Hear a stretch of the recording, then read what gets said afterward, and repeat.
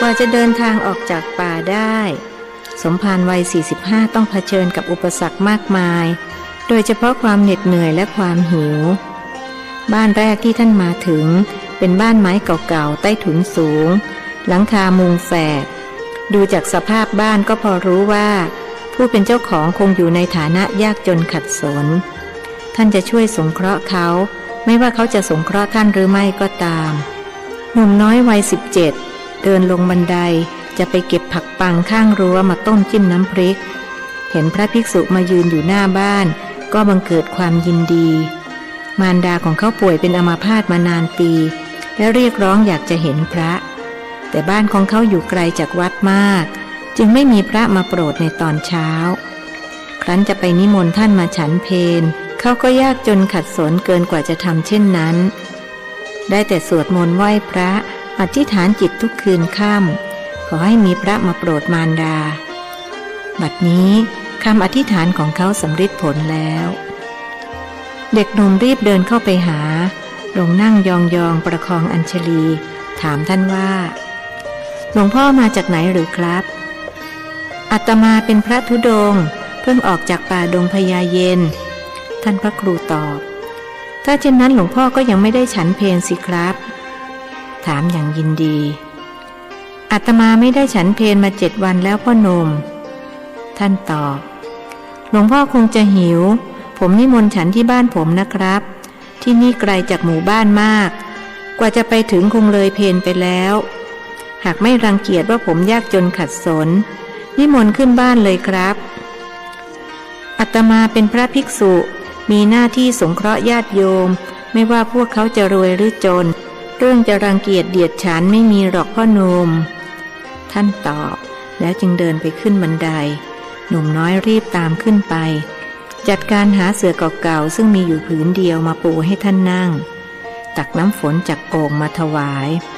ปากร้องบอกมารดาซึ่งนอนห่างจากที่นั้นประมาณวาหนึ่งว่าแม่จ๋าพระมาโปรดเราแล้วเอ็งว่าอะไรนะไอ้หนูหญิงอายุราว50ถามพลางหันหน้ามาทางลูกชายครั้นเห็นพระนางจึงยกมือทั้งสองขึ้นในท่าประนมพระธุดงค์มาโปรดเราแล้วจ้ะแม่ได้พบพระแล้วฉันไหว้หลวงพ่อจ้ะต้องขออภัยที่ฉันต้องนอนพูดกับท่านแม่ผมเป็นอัมพาตลุกไม่ได้มาหลายปีแล้วครับหนุ่มน้อยกราบเรียนท่านพระครูจึงขยับเข้าไปใกล้แล้วถามว่าโยมอยู่กับลูกชาย2 คนเท่านั้นหรือจ้ะหลวงพ่อพวกบ้านฉันก็ตายไปเมื่อ3 ปีก่อนฉันมีลูก5 คนเป็นผู้หญิง4มีครอบครัวไปหมดแล้วเหลือแต่ลูกชายคนเล็กเขาบอกจะไม่ยอมมีเมียกลัวว่าลูกสะใภ้จะรังเกียจฉันจ้ะเราจนครับหลวงพ่อแม่จ๋าคุยกับหลวงพ่อไปพลางๆก่อนนะหนูจะไปทำเพลมาถวายท่านหลวงพ่อไม่ได้ฉันเพลมา7 วันแล้วเขาบอกมารดาแล้วจึงลุกออกไปเตรียมอาหารที่ในครัวด้วยเกรงจะไม่ทันเพลลูกสาวโยมเขาพากันมาเยี่ยมบ่อยไหมท่านพระครูถามไม่มาเลยจ้ะหลวงพ่อเขามาครั้งสุดท้ายตอนงานศพพ่อเขานี่ก็3 ปีแล้วยังไม่เห็นใครมาสักคนนางตอบตามจริงแล้วเขาส่งเงินทองมาให้บ้างหรือเปล่าท่านถามอีกไม่ได้ส่งจ้าแบบนี้ก็ใช้ไม่ได้นะสิคนที่ไม่กตัญญูต่อพ่อแม่ทำมาหากินไม่ขึ้นนะอาตมาไม่อยากให้ลูกๆของโยมเป็นอย่างนั้นเขาคงไม่ว่างกันนะจ๊ะหลวงพ่อนางแก้ตัวแทนลูกๆไม่ว่างก็ต้องทำให้ว่างนี่อะไรต้อง2 ปี3 ปียังไม่มาหาแม่กันเลยโยมกับลูกชายนี้ลำบากแย่หรือจะทำยังไงได้ล่ะจ๊ะหลวงพ่อฉัน2 คนแม่ลูกลำบากมากทีเดียวบางวันต้องอดมื้อกินมื้อลูกชายฉันเขาดีเหลือเกิน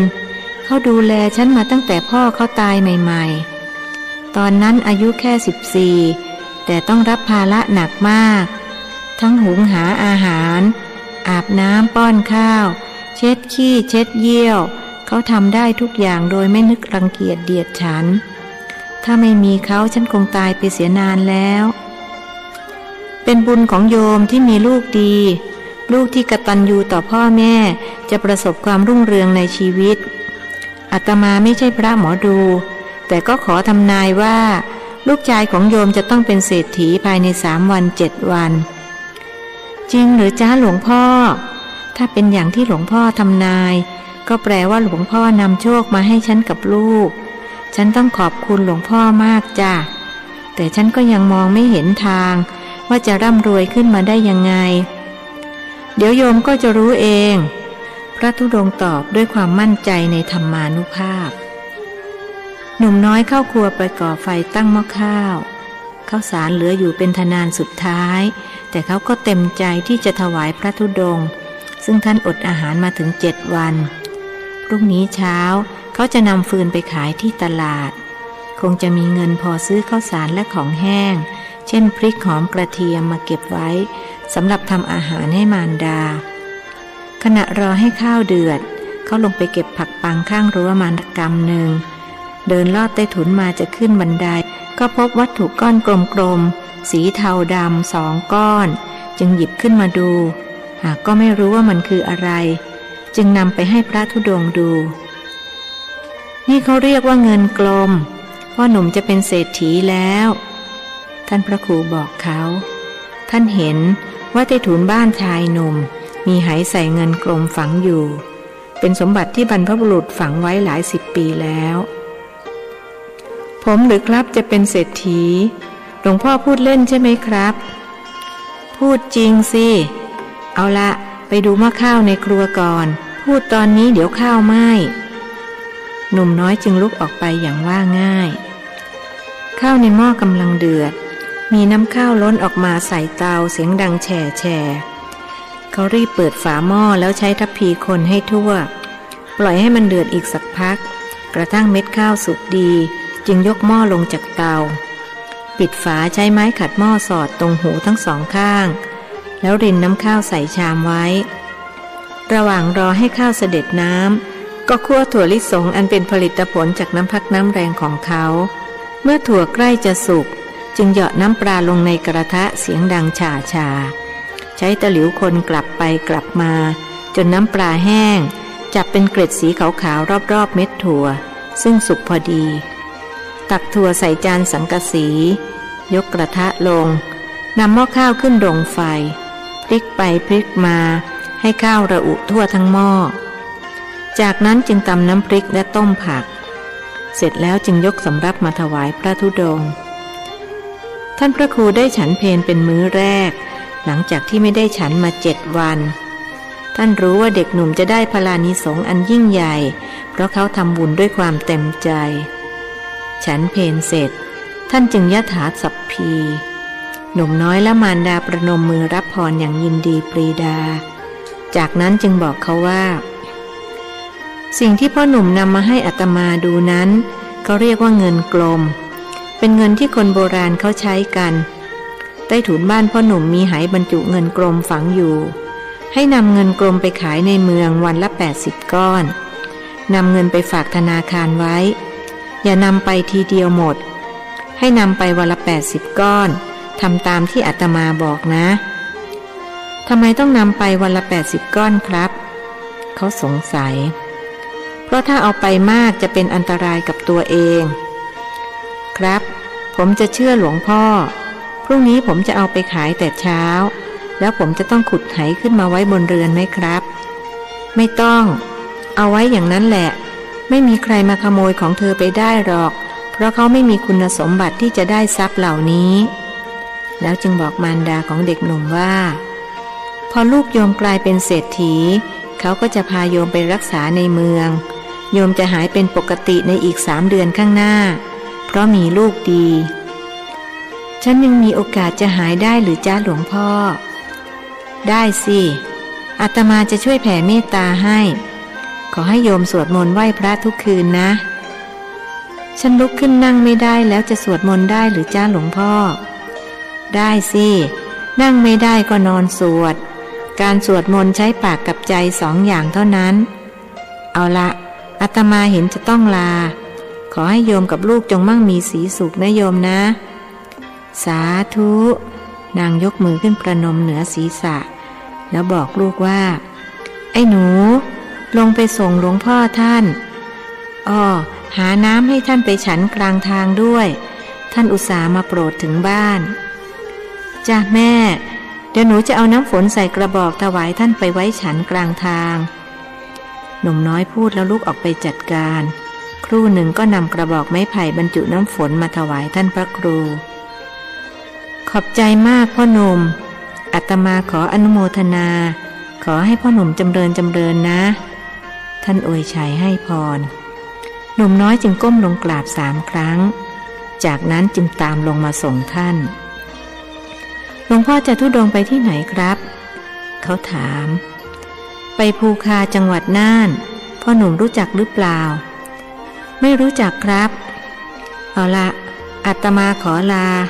พ่อหนุ่มดูแลแม่ให้ดีนะครับหลวงพ่อเขารับคำและก้มลงกราบ3 ครั้งอีกคราท่านเดินลับพุ่มไม้ไปแล้วจึงขึ้นมาบนเรือนเห็นเงินกลม2 ก้อนวางอยู่ก็นึกขึ้นได้ว่าควรจะถวายท่านไว้เป็นที่ระลึกจึงหยิบเงินกลมมากำไว้แล้วรีบลงบันไดวิ่งตามท่านไปวิ่งไปจนเหนื่อยก็ยังไม่มีวี่แววว่าจะพบท่านยืนหอบแฮกๆอยู่กลางทางพลางพูดกับตัวเองว่าสงสัยพระธุดงค์องค์นี้จะเป็นเทวดาแปลงมาหากเป็นมนุษย์คงจะเดินได้ไม่เร็วขนาดนี้คิดแล้วก็มีอันขนลุกสู้ไปทั่วทั้งตัวเกิดความกลัวอย่างบอกไม่ถูกเขาหันหลังกลับแล้ววิ่งเต็มกำลังประเดี๋ยวหนึ่งก็มานั่งหอบแฮกๆอยู่บนเรือนแม่จ๋าหลวงพ่อองค์นี้คงไม่ใช่มนุษย์ธรรมดาหรอกจ้า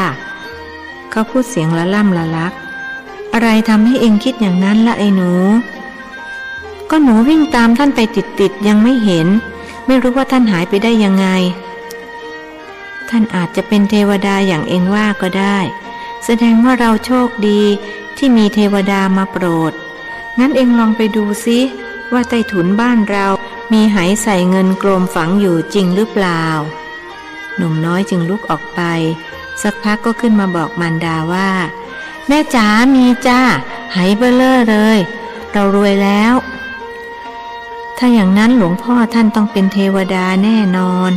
เจ้าประคุณเป็นบุญเหลือเกินอยู่ๆก็มีเทวดามาโปรดถึงบ้าน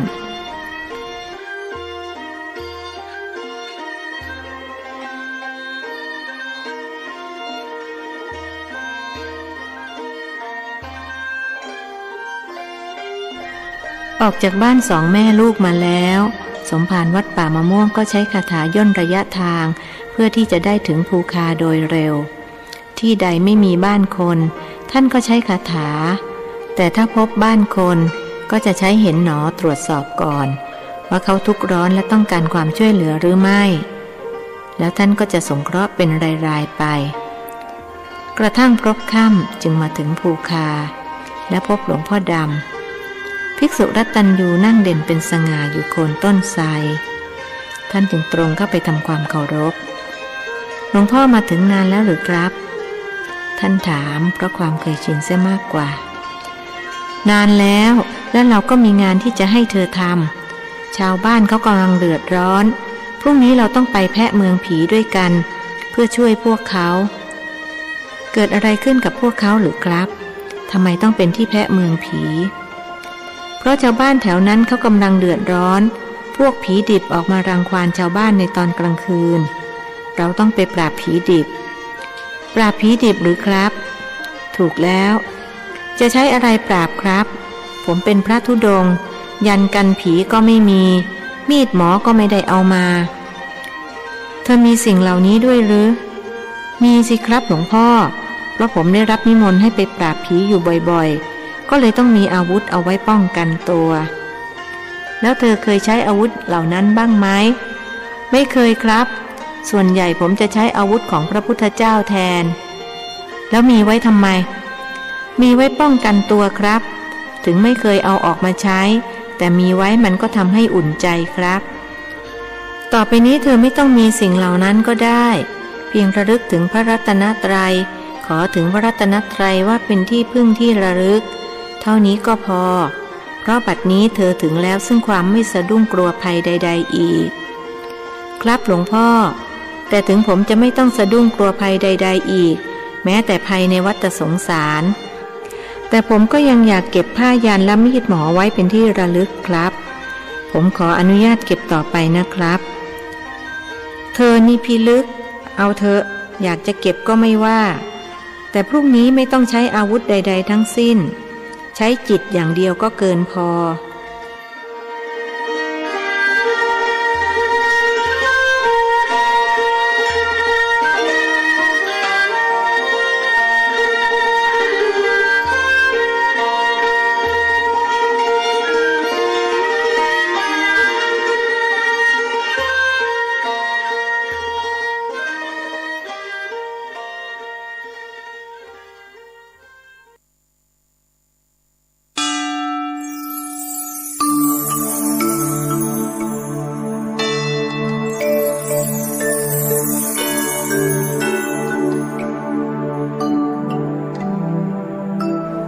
บทที่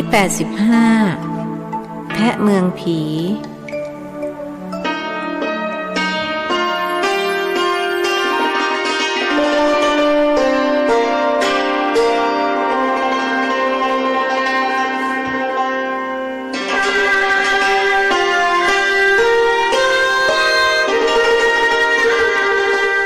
สมภารวัดป่ามะม่วงพำนักอยู่ในป่าอันเป็นอาณาบริเวณของภูคาตลอดราตรี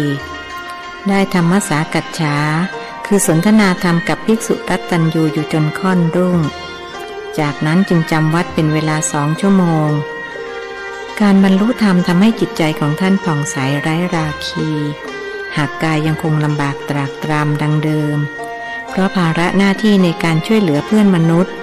ทำให้ท่านไม่มีเวลาหาความสุขสบายทางกาย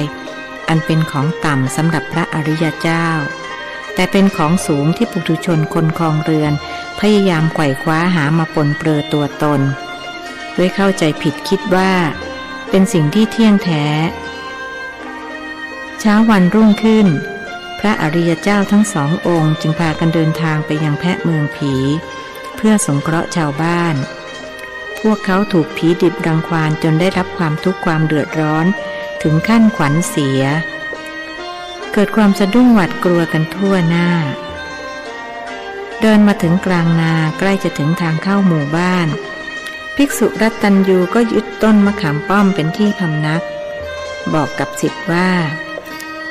เธอเข้าไปในหมู่บ้านคนเดียวเถอะพวกเขาจะนิมนต์เธอฉันอาหารแล้วเล่าถึงปัญหาที่เกิดขึ้นเพื่อให้เธอช่วยแก้จงพาพวกเขามาพบเราที่นี่จะได้ไปปราบผีดิบด้วยกันปัญหาใหญ่ของพวกเขาในเวลานี้ก็คือถูกผีดิบรังควานแล้วหลวงพ่อไม่ฉันหรือครับ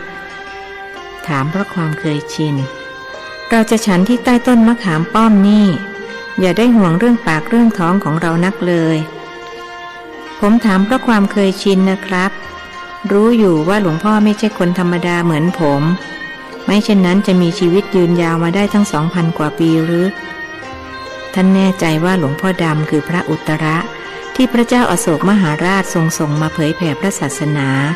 ยังดินแดนสุวรรณภูมิเมื่อปีพุทธศักราช234ซึ่งนับถึงบัดนี้ก็เป็นเวลานานถึง 2,281 ปีแล้วรีบไปเถอะพวกชาวบ้านเขาคอยความช่วยเหลืออยู่หลวงพ่อดำพูดตัดบทด้วยไม่ต้องการให้ศิษย์สนใจเรื่องที่ไม่ควรสนใจท่านจะเป็นใครมาจากไหนไม่สำคัญเท่ากับว่าบัดนี้ท่านได้ผู้ช่วยที่จะช่วยกันเผยแผ่หลักธรรมคำสอนขององค์สมเด็จพระสัมมาสัมพุทธเจ้าไปสู่หมู่มนุษย์เพื่อยังสันติสุขให้เกิดขึ้นในโลกนี่คือปณิธานอันแน่วแน่ของพระอริยเจ้าทั้งหลายท่านพระครูเดินเข้าไปในหมู่บ้านแต่ผู้เดียวตามคำสั่งของอาจารย์ท่านสังเกตว่าบ้านเรือนส่วนใหญ่สร้างด้วยไม้สักเพราะถิ่นนี้อุดมไปด้วยไม้มีค่านานาพันธุ์น่าแปลกตรงที่หน้าบ้านของแต่ละหลังจะมีท่อนไม้ขนาดใหญ่เท่าต้นขาทำเป็นรูปอวัยวะเพศชายตรงปลายทาสีแดงวางนอนไว้บนหลัก2 หลัก หันปลายที่มีสีแดงออกไปทางทิศหน้าบ้านท่านอยากทราบเหตุผลว่าพวกเขาทำเช่นนี้เพราะอะไรครั้นใช้เห็นหนอเข้าตรวจสอบจึงได้รู้ว่านั่นเป็นวิธีการแก้ปัญหาของพวกเขาท่อนไม้ที่ทำเป็นรูปอวัยวะเพศชายเป็นเสมือนเครื่องรางของขลังที่จะขับไล่พูดผีปีศาจที่มารังควานให้พ่ายแพ้หนีไปท่านรู้ว่านั่นไม่ใช่วิธีการแก้ปัญหาที่ถูกต้องเลยเห็นพระธุดงค์เดินเข้าหมู่บ้านมาประชาชนต่างพากันดีใจด้วยหวังว่าท่านจะมาแก้ปัญหาให้พวกเขาได้คนเป็นผู้ใหญ่บ้านนิมนต์ท่านไปที่เรือนตนซึ่งปลูกด้วยไม้สักทั้งหลังและฝีมือประณีตงดงามกว่าหลังอื่นๆนิมนต์ทุเจ้าครับนิมนต์ฉันที่บ้านผมเลยนะครับผู้ใหญ่บ้านวัย50เศษเชื้อเชิญด้วยภาษาพระปนภาษาถิ่นหาเสื่อมาปูให้ท่านนั่งตักน้ำฝนใส่ขันเงินมาถวายแล้วเรียกภรรยาและลูกสาวลูกชายมากราบท่านภิกษุอาคันตุกะรู้สึกแปลกใจที่ลูกชาย2 คนของผู้ใหญ่บ้านทาปากทาเล็บสีแดงทั้งคู่ส่วนลูกสาว3 คนและภรรยาของเขากลับไม่ได้ใช้สีสันแต่งแต้มปากและเล็บแต่ประการใดโยมผู้ใหญ่หมู่บ้านนี้เขานิยมให้ผู้ชายแต่งหน้าทาปากกันหรือท่านถามผู้ใหญ่บ้านเพิ่งจะสังเกตว่าปากและเล็บของบุรุษวัย50เศษก็เป็นสีแดงเรื่อๆที่พอจะดูออกว่าไม่ใช่สีธรรมชาติมันมีที่มาครับทุเจ้าเขาบอกท่านพระครูแล้วบอกภรรยาและลูกสาว3 คนเข้าครัวไปเตรียมอาหารมาถวายท่านส่วนลูกชาย2 คนนั่งอยู่กับผู้เป็นพ่อเล่าให้อาตมาฟังหน่อยได้ไหมได้ครับทุเจ้าคือว่าหมู่บ้านผมกำลังถูกผีอีแก้วผีนางแก้วรังควานกับผีนางแก้วมันกัดคอดูดเลือดกินแล้วมันก็เลือกกินแต่ป้าจ่ายในหมู่บ้านผมถูกผีนางแก้วกินคืนละคน2 คนเล่นเอาหมู่ผมหวาดกลัวไปต้อยๆกันเลยต้องหาวิธีป้องกันด้วยการแต่งตัวเป็นแม่หญิงนอกจากทาเล็บทาปากแล้วเวลานอนหมู่ผมก็ต้องเอาสิ้นมานุ่งมันจะได้คิดว่าหมู่ผมเป็นแม่หญิงเรียกว่าหลอกผีนางแก้วอย่างนั้นใช่ไหมครับทุเจ้ามันอยากมาหลอกหมู่ผมก็ต้องหลอกมันห้องแล้วคิดว่าผีเขาไม่รู้หรือผีโง่กว่าคนหรืออย่างไรมันคงบอกหู้หรอกครับทุเจ้าว่าคนที่แต่งตัวเป็นแม่หญิงยังบอกเคยถูกมันกินแต่อีกหน่อยเขาก็ต้องรู้ความลับไม่มีในโลกพวกโยมแก้ปัญหาไม่ถูกจุดเหมือนกินละมุดถูกเม็ดแต่เอาเธออาตมาจะช่วยถึงอาตมาจะไม่ใช่พ่อมดหมอผีแต่ก็ช่วยพวกโยมได้วิธีแก้ปัญหาที่ถูกจะต้องใช้วิธีของพระพุทธเจ้าที่ทรงสอนไว้ในหลักอริยสัจสี่การจะแก้ปัญหาได้ต้องรู้ต้นตอของปัญหาแล้วก็แก้ที่ต้นตอนั้นพูดตามภาษาพระคือเราต้องรู้เหตุแล้วก็ดับเหตุนั้นเสียเมื่อเหตุดับผลก็ดับแต่พวกโยมมาดับที่ปลายเหตุจึงแก้ปัญหาไม่ได้เอาเถอะเดี๋ยวอาตมาจะพาไปหาหลวงพ่อองค์หนึ่งท่านเก่งมากสามารถแก้ปัญหาได้ทุกเรื่องแล้วท่านอยู่ไหนครับตุ๊เจ้าอยู่กลางทุ่งโน่นท่านพักอยู่ใต้ต้นมะขามป้อมย่าอย่างท่านบอกเข้ามาในหมู่บ้านครับผมจะไปนิมนต์ท่านเข้ามาฉันในหมู่บ้านนะครับไม่ต้องหรอกท่านฉันของท่านเองได้เอาละเป็นอันว่าเสร็จแล้วอาตมาจะพาไปให้ท่านช่วยโยมวางใจได้ท่านทราบว่าพวกโยมกำลังมีปัญหาเรื่องถูกผีดิบรังควานที่โยมเรียกว่าผีนางแก้วนั่นแหละผีดิบหรือครับลูกชายผู้ใหญ่บ้านถามขึ้นพร้อมกันด้วยท่าทางตระหนกและหวาดกลัวไม่ต้องกลัวหรอกหนูรับรองว่าหลวงปู่ช่วยได้ต่อไปพวกผู้ชายในหมู่บ้านจะไม่ต้องนุ่งผ้าถุงนอนแล้วก็ไม่ต้องแต่งหน้าทาเล็บอีกเรื่องความสวยความงามต้องยกให้ผู้หญิงเขาส่วนผู้ชายต้องเข้มแข็งและกล้าหาญเป็นผู้นำที่ดีไม่ใช่มาแต่งตัวเป็นผู้หญิงท่านถือโอกาสเทศนอกธรรมาส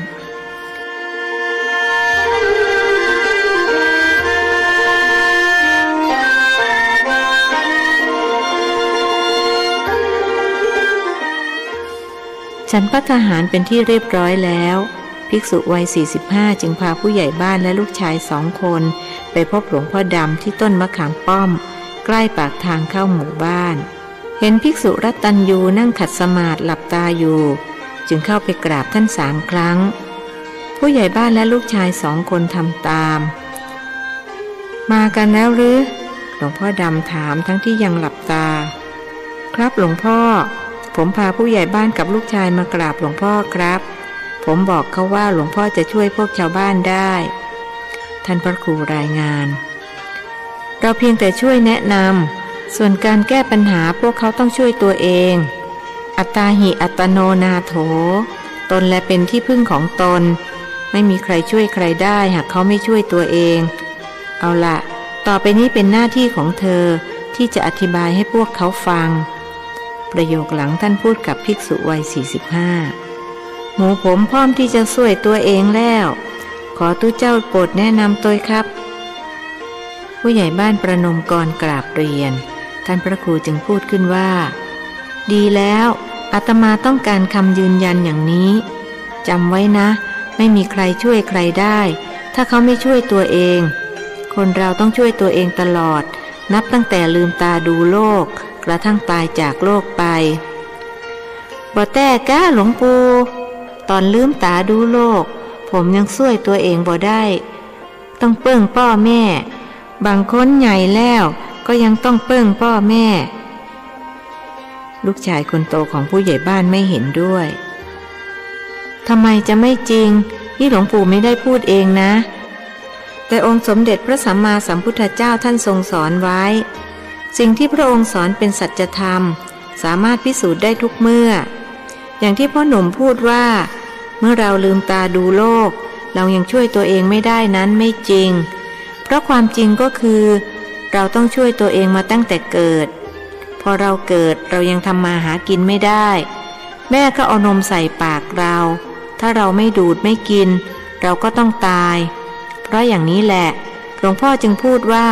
เราต้องช่วยตัวเองตั้งแต่เกิดจนตายท่านเปลี่ยนจากหนูมาเป็นพ่อหนุ่ม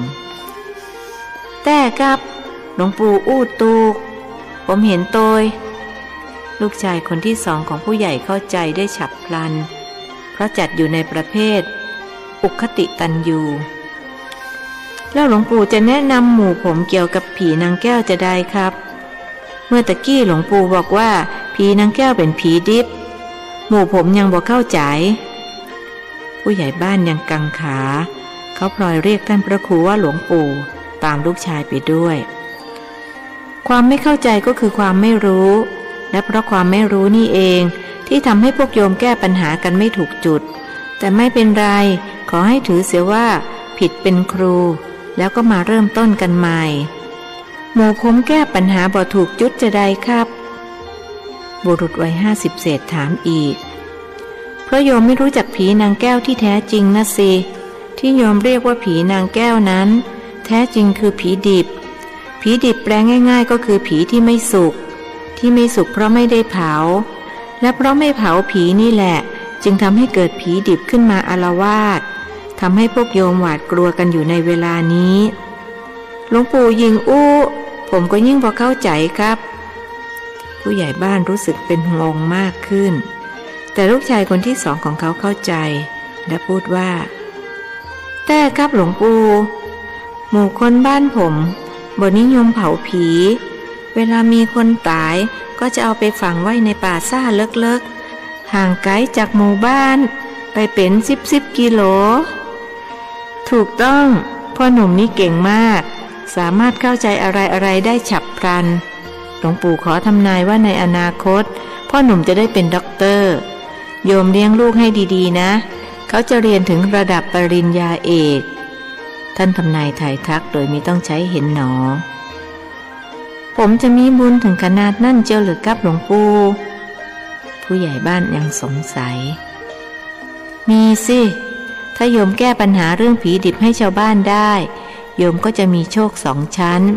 โชคชั้นที่1คือโยมจะได้เลื่อนจากผู้ใหญ่บ้านมาเป็นกำนันโชคชั้นที่2คือลูกจะได้เป็นด็อกเตอร์คำทำนายของท่านพระครูทำให้ผู้ใหญ่บ้านใจพองคับอก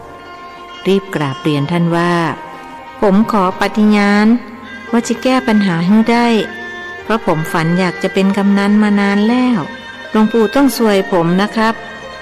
บอกแล้วอย่างไรเราว่าโยมต้องช่วยตัวเองอาตมาเพียงแต่แนะนำเท่านั้นถ้าจะอ้านหลวงปู่กรุณาแนะนำมาเลยครับว่าจะฮื้อผมทำจะได้ใจเย็นๆโยมผู้ใหญ่ช้าๆได้พระ2 เล่มงามก็อย่างที่อาตมาพูดไว้เมื่อกี้นี้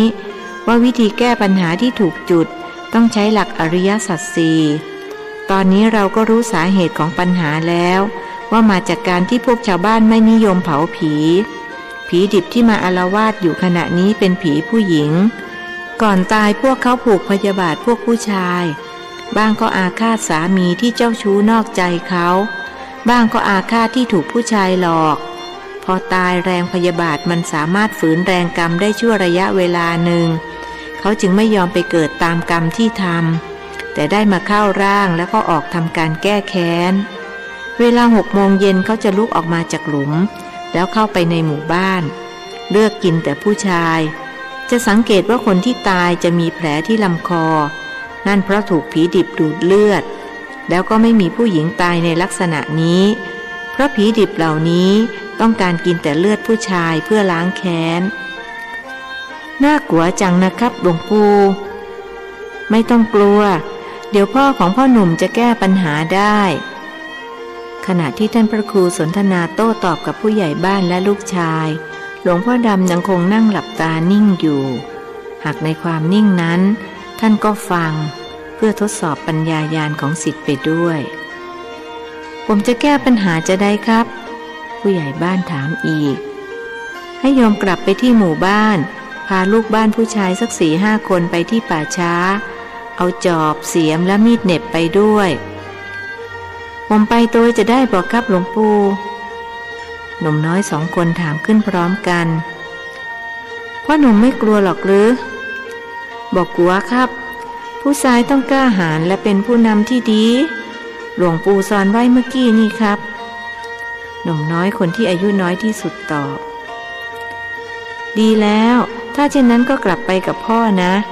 แล้วพบกันที่ป่าช้าผมขอไปกับหลวงปู่ได้ก่อนครับเขาต่อรองไม่ได้หรอกหลวงปู่เดินเร็วเดี๋ยวจะหลงกันแสดงว่าหลวงปู่มีคาถาย่นระยะทางเอาไว้ผมใหญ่กว่านี้หลวงปู่สอนให้ผมตัวนะครับคนฉลาดพูดชอดทั้งที่รู้ว่าบิดาและพี่ชายไม่เข้าใจเรื่องที่เขาพูดตกลงถ้าพ่อหนุ่มอยากเรียนจริงๆหลวงปู่ก็จะสอนให้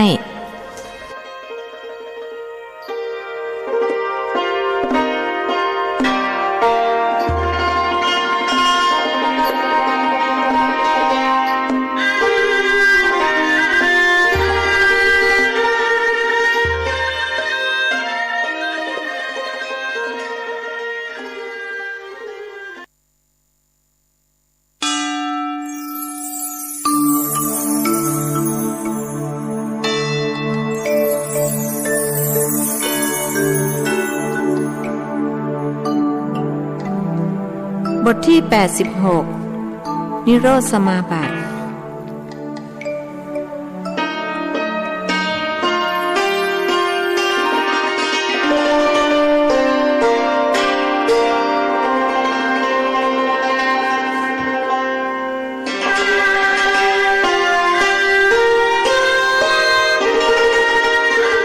ผู้ใหญ่บ้านพาลูกชายรุ่นหนุ่มทั้ง2 คนกลับไปยังหมู่บ้าน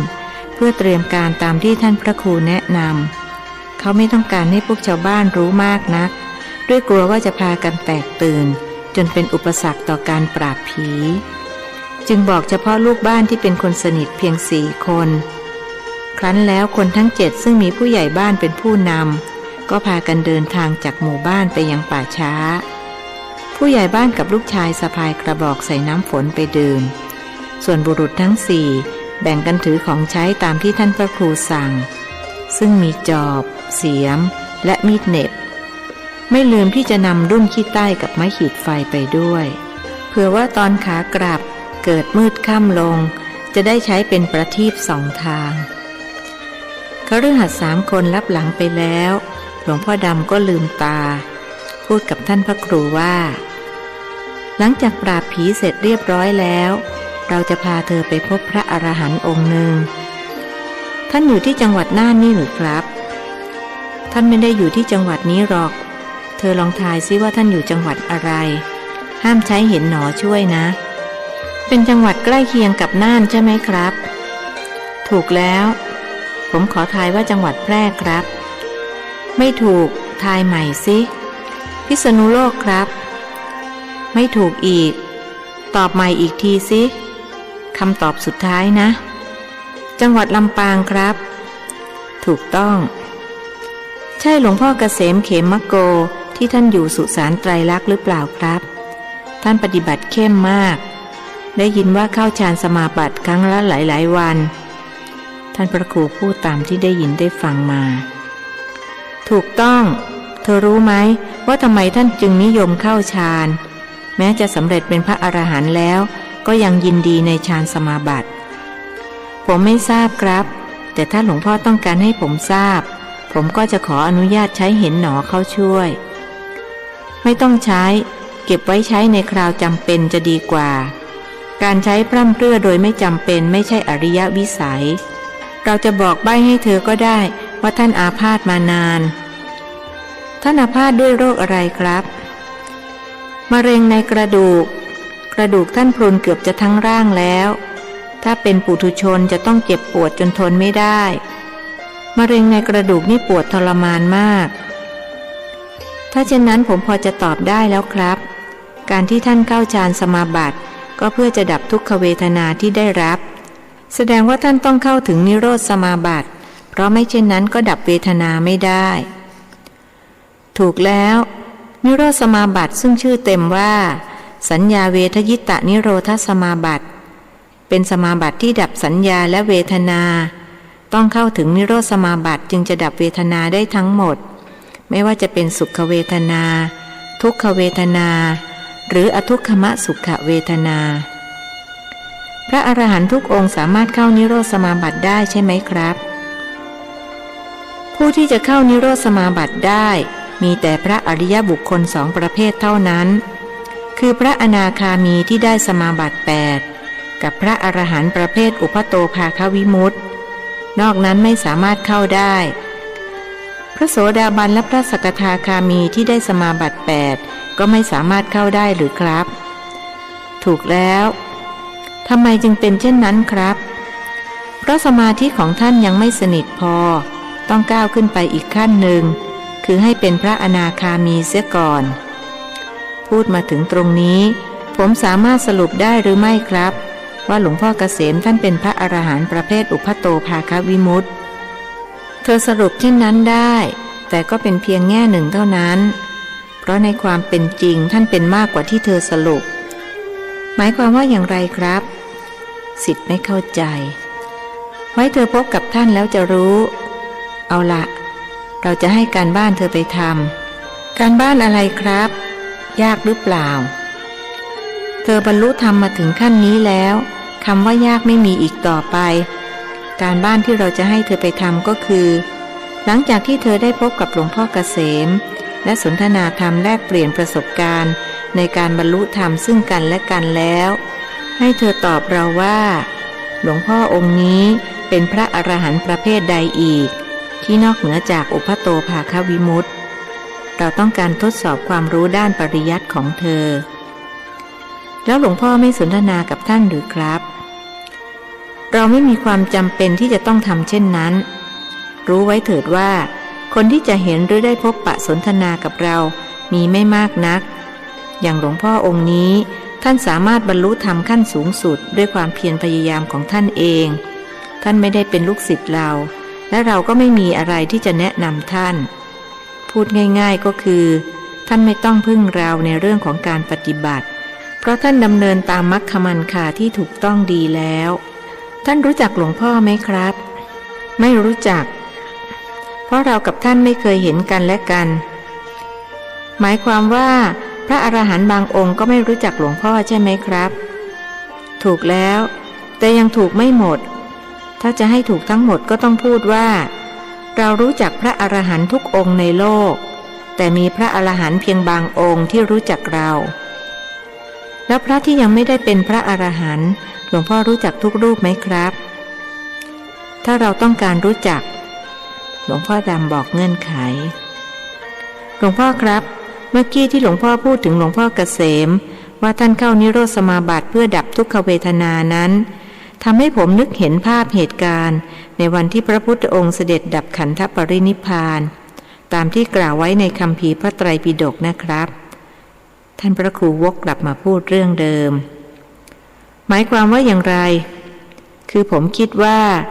ที่พระพุทธองค์ทรงเข้านิโรธสมาบัติเพราะมีพระประสงค์จะดับทุกขเวทนาใช่หรือเปล่าครับถูกแล้วทรงกระทำปรินิพพานบริกรรมด้วยอนุปุพวิหารสมาบัติทั้ง9ทรงเข้าปฐมฌานทุติยฌานตติยฌานจตุตฌาน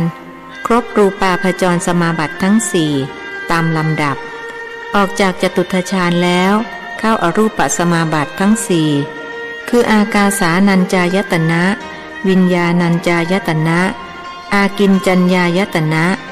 เนวสัญญานาสัญญายตนะตามลำดับออกจากเนวสัญญานาสัญญายตนะสมาบัติทรงเข้าสัญญาเวทยิตนิโรธสมาบัติอยู่ในนิโรธสมาบัติตามการที่พระองค์ทรงกำหนดแล้วเสด็จออกจากนิโรธสมาบัติเข้าสู่เนวสัญญานาสัญญายตนะจนถึงปฐมฌานเป็นปฏิโลมถอยหลัง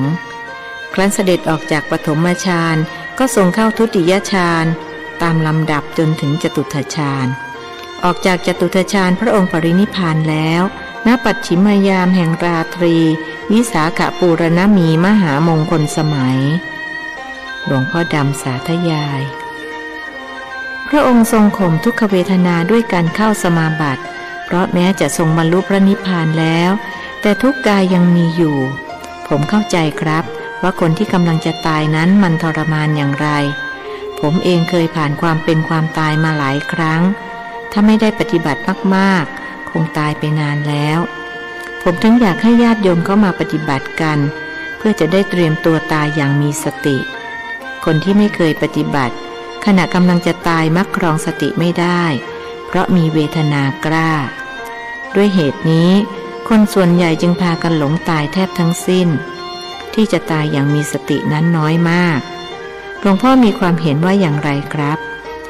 ศิษย์ถามอาจารย์เรื่องนี้เราไม่มีความเห็นหรอกเพราะไม่มีประสบการณ์ก็เรายังไม่เคยตายนี่นะครับคงจะมีหลวงพ่อองค์เดียวในโลกที่อยู่นานกว่าใครๆผมมีความเชื่อส่วนตัวว่าหลวงพ่อมีอายุไม่ต่ำกว่า 2,000 ปีท่านพยายามพูดเรียบเคียงเพื่อจะทราบอายุที่แท้จริงของหลวงพ่อดำหากก็ต้องผิดหวังเพราะภิกษุรัตตัญญูมิได้พูดว่ากระไรไปที่ป่าช้ากันเถอะป่านนี้พวกโยมคงใกล้ถึงแล้วหลวงพ่อดำพูดหลังจากที่นิ่งอยู่อึดใจใหญ่ครับผมพร้อมแล้วจากนั้นอาจารย์กับศิษย์ก็ใช้คาถาย่นระยะทางโดยต่างองค์ต่างใช้ประเดี๋ยวหนึ่งก็มาถึงป่าช้า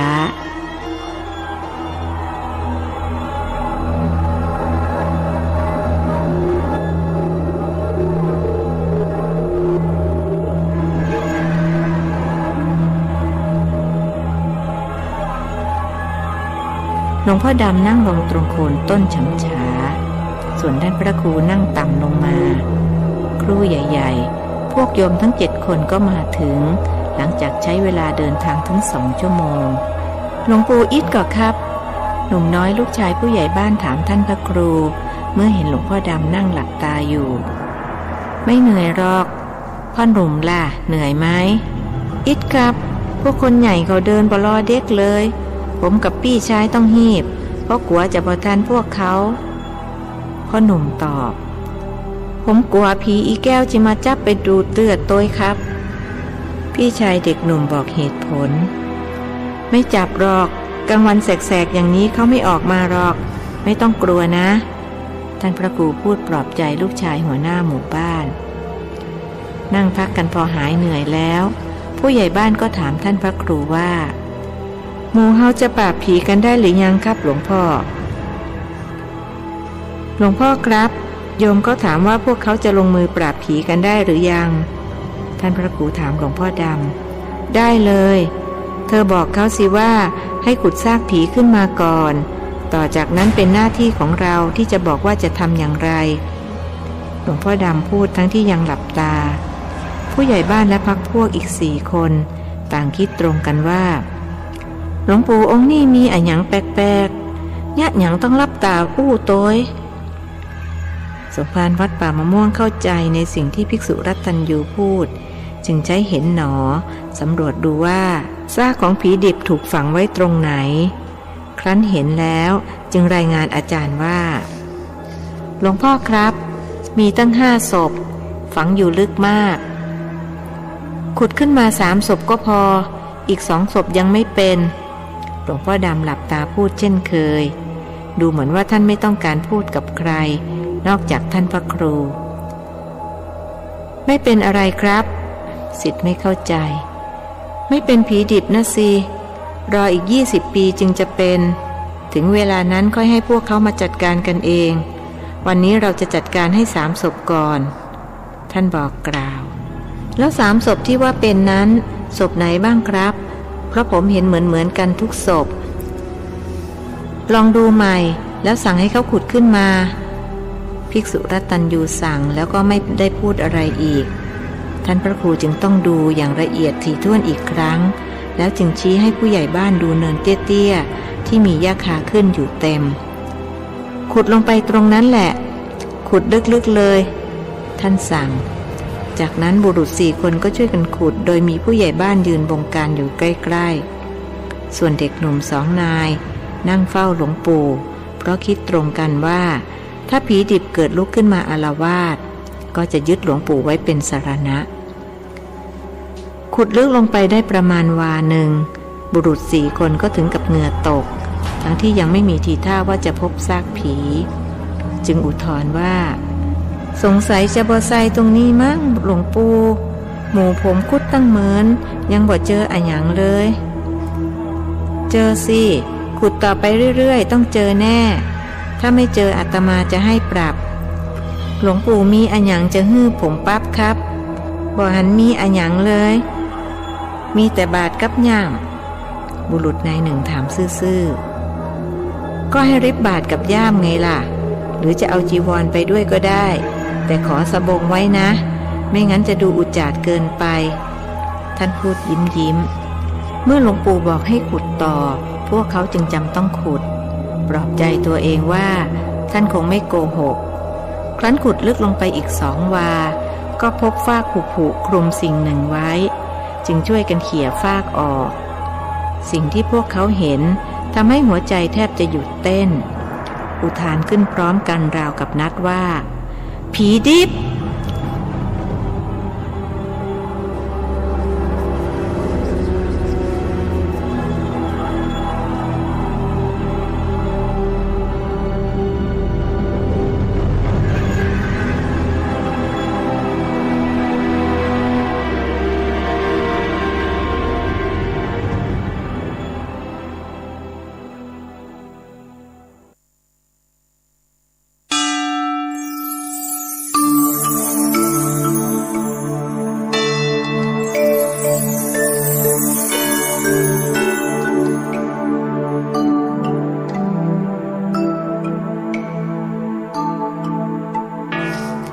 บทที่87ผีดิบพ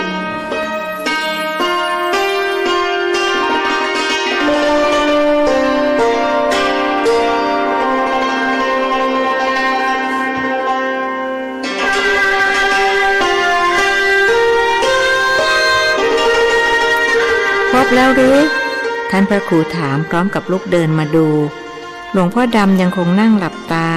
เหมือนไม่รับรู้อะไรทั้งสิ้นน่าเกลียดน่ากลัวจังเลยครับหลวงปู่บุรุษ1 ใน 4ตะโกนขึ้นมาหนุ่มน้อย2 คนซึ่งลุกตามท่านพระครูมาติดครั้นเห็นซากศพก็ถึงกับเอามือปิดหน้าหลวงปู่ครับมันจะลุกขึ้นมากินหมูผมก็ครับคนพี่ถามยังดีที่เสียงไม่ดังเท่าไรเพราะหากคนทั้ง4ที่อยู่ในหลุมได้ยินเข้าคงต้องหัวใจวายตายกันเดี๋ยวนั้น ด้วยว่าหนีไม่ทันไม่ต้องกลัวพ่อหนุ่มท่านบอกหนุ่มน้อยแล้วจึงบอกคนทั้ง4ที่อยู่ในหลุมว่าเอาขึ้นมาวางข้างบนช่วยกันหามขึ้นมาไม่ต้องกลัวนะอาตมารับรองความปลอดภัย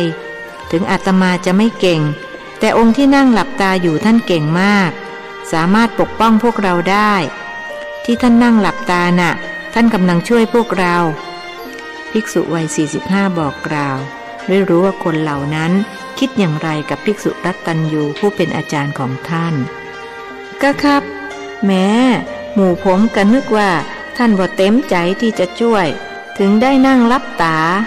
สะอั้นก็ขออภัยที่คิดว่าท่านมีอะหยังแปลกๆคงบ่บาปนะครับคนร่างสูงกว่าเพื่อนพูดเอาเถอะในเมื่อคิดแล้วก็แล้วไปทีหลังอย่าคิดก็แล้วกันเมื่อก่อนตอนอาตมายังไม่คุ้นกับท่านก็เคยคิดแบบเดียวกับพวกโยมนี่แหละแต่เดี๋ยวนี้เลิกคิดแล้วท่านใจดีมากนะแล้วท่านก็เต็มใจช่วยเหลือพวกโยมเอาละช่วยกันหามซากผีขึ้นมาได้แล้วไม่ต้องกลัวอะไรทั้งสิ้นได้กำลังใจจากท่านพระครูเช่นนั้นคนทั้ง4ก็ช่วยกันหามศพขึ้นมาจากหลุมแต่เนื่องจากศพนั้นหนักมากผู้ใหญ่บ้านกับลูกชายอีก2 คนจึงต้องเข้าไปช่วยกว่าจะนำผีขึ้นจากหลุมได้ก็ทุลักทุเลเต็มทีแล้วก็เล่นเอาคนทั้ง7เหนื่อยหอบไปตามๆกันเมื่อนำศพขึ้นมาวางข้างปากหลุมแล้วบรรพชิต1 องค์กับคฤหัสถ์7 คนก็นั่งดูสิ่งที่วางอยู่ตรงหน้าหลวงพ่อดำมิได้ลืมตาดูหากท่านพระครูก็รู้ว่าท่านเห็นเพราะท่านดูด้วยตาปัญญามิใช่ด้วยตาเนื้อร่างที่ถูกนำขึ้นมาวางข้างปากหลุมนั้นดูน่าเกลียดน่ากลัว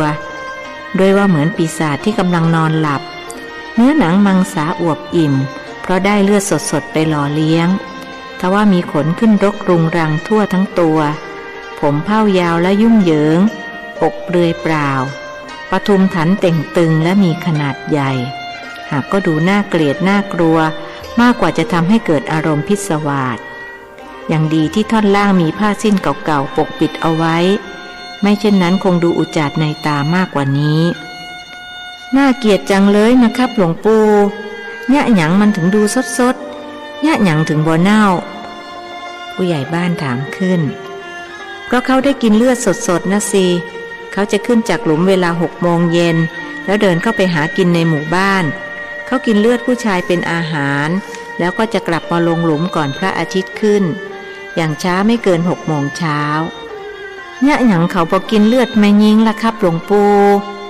ลูกชายคนเล็กของผู้ใหญ่บ้านถามใช้สรรพนามแทนผีว่าเขาเหมือนที่ท่านพระครูใช้เพราะเขาไม่ได้มีกรรมกับผู้หญิงนะสิพ่อหนุ่มผีดิบเหล่านี้เขาตายขณะที่จิตมีโลภะและโทสะที่ว่ามีโลภะเพราะเขาหึงหวงและห่วงสามีและสามีก็เจ้าชู้นอกใจเขาทำให้เขาโกรธจึงตายแบบผูกอาฆาตพยาบาทความอาฆาตพยาบาทนี้มีกำลังแรงมากจนสามารถฝืนแรงกรรมได้เพราะฉะนั้นแทนที่เขาจะไปเกิดตามกรรมที่เขาทำเอาไว้ก็เลยยังไม่ไปเกิดแต่มาอาศัยร่างเป็นที่แก้แค้นเห็นไหมว่าเขาจะเลือกทำร้ายแต่พวกผู้ชายเคยเห็นผู้หญิงถูกเขาดูดกินเลือดหรือเปล่า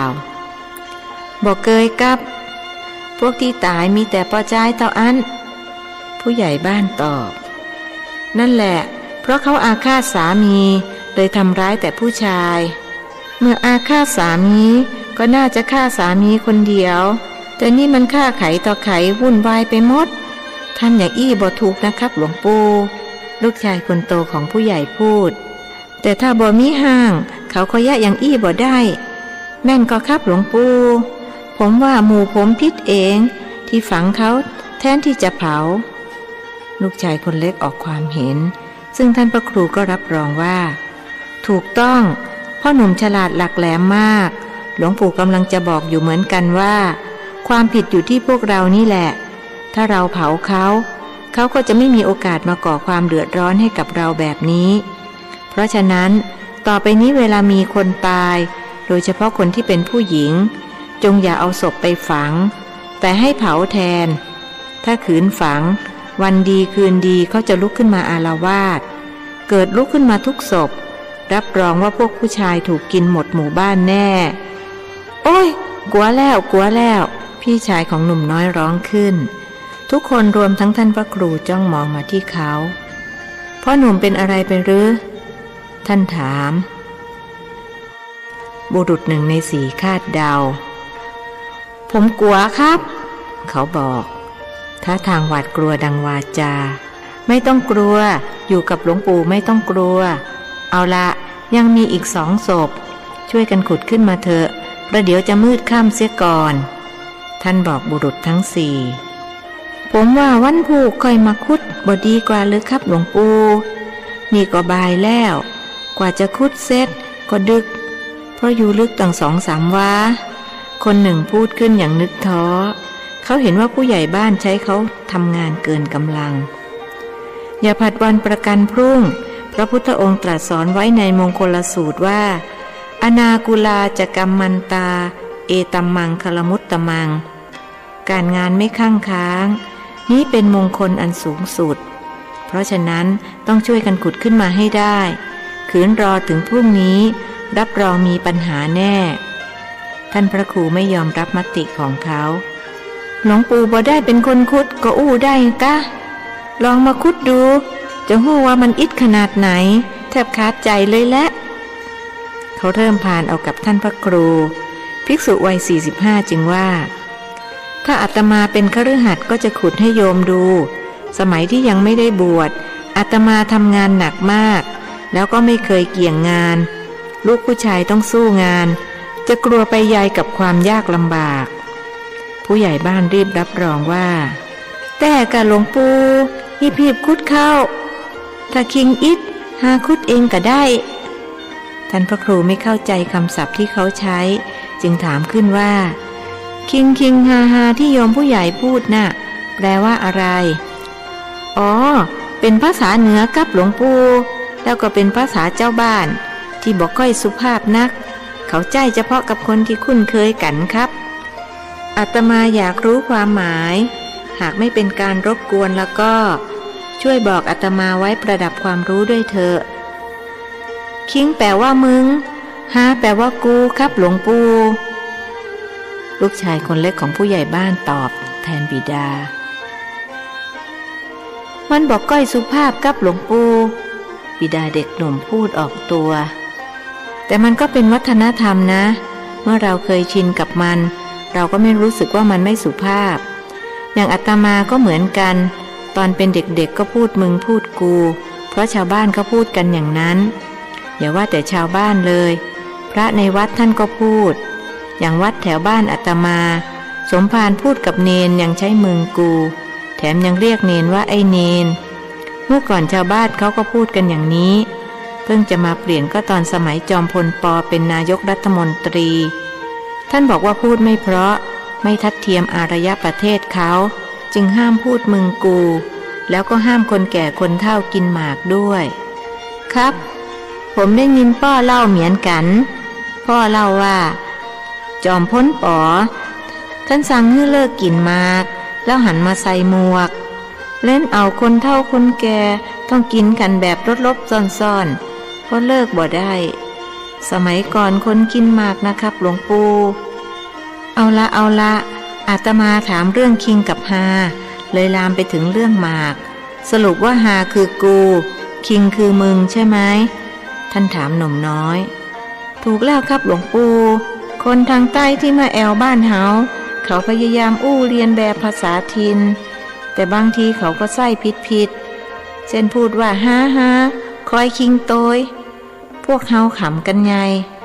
แปลว่าอะไรล่ะหลวงปู่แปลไม่ได้ท่านถามหนุ่มน้อยคนที่ท่านเห็นแววฉลาดเฉลียวของเขาจนแน่ใจว่าเขาจะได้เรียนถึงระดับปริญญาเอกแปลว่ากูคอยมึงด้วยที่ถูกต้องอู้ว่าคิงคอยหาโตยครับหนุ่มน้อยอธิบายมัวคุยกันอยู่นั่นแหละเดี๋ยวงานก็ไม่เสร็จหรอกเป็นเสียงของภิกษุรัตตัญญูที่นั่งหลับตาอยู่โคนต้นฉำฉาทุกคนหันไปมองรวมทั้งท่านพระครูด้วย หลวงพ่อครับศพอยู่ลึกตั้ง3 วาหลวงพ่อช่วยให้อยู่ตื้นๆหน่อยนะครับท่านพระครูหาวิธีช่วยพวกเขาท่านรู้ว่าหลวงพ่อดำช่วยได้เพราะเรื่องอย่างนี้ดูเล็กน้อยมากสำหรับภิกษุรัตตัญญูองค์นี้คราวนี้ขุดไปเม็ดเดียวก็พบแล้วหลวงพ่อดำบอกจะแต้กล้าหลวงปู่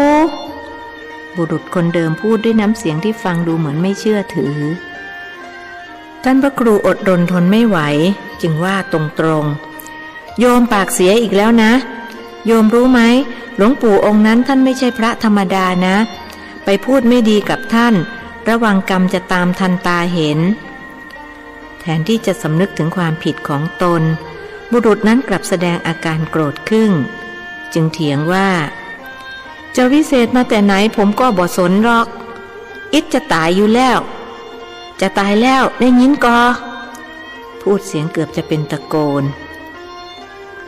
คำปุ้นผู้ใหญ่บ้านเรียกชื่อเขาด้วยเสียงอันดังบุรุษนั้นจึงได้สติ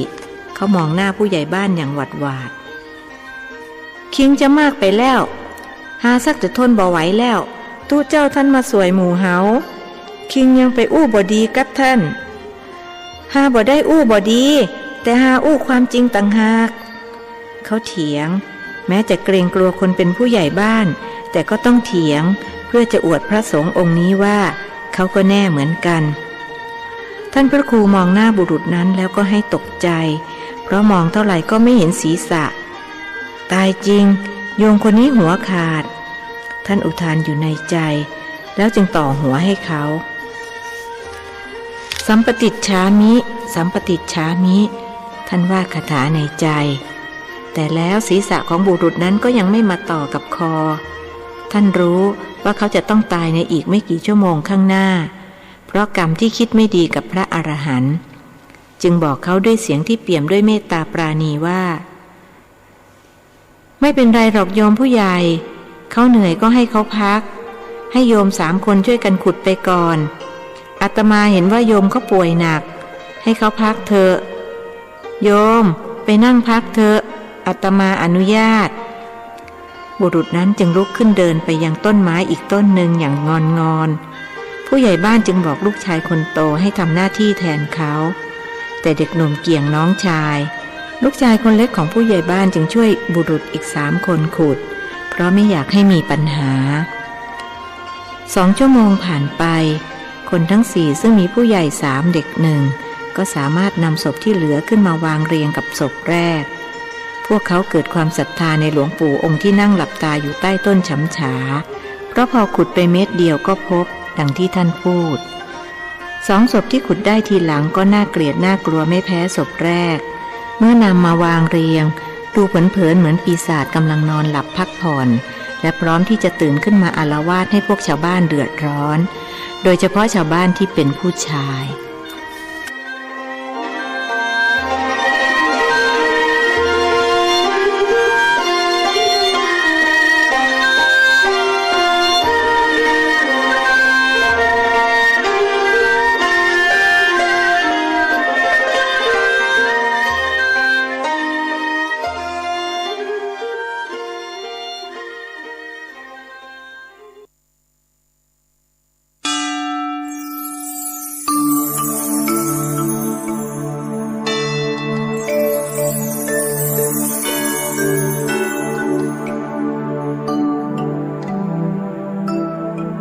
บทที่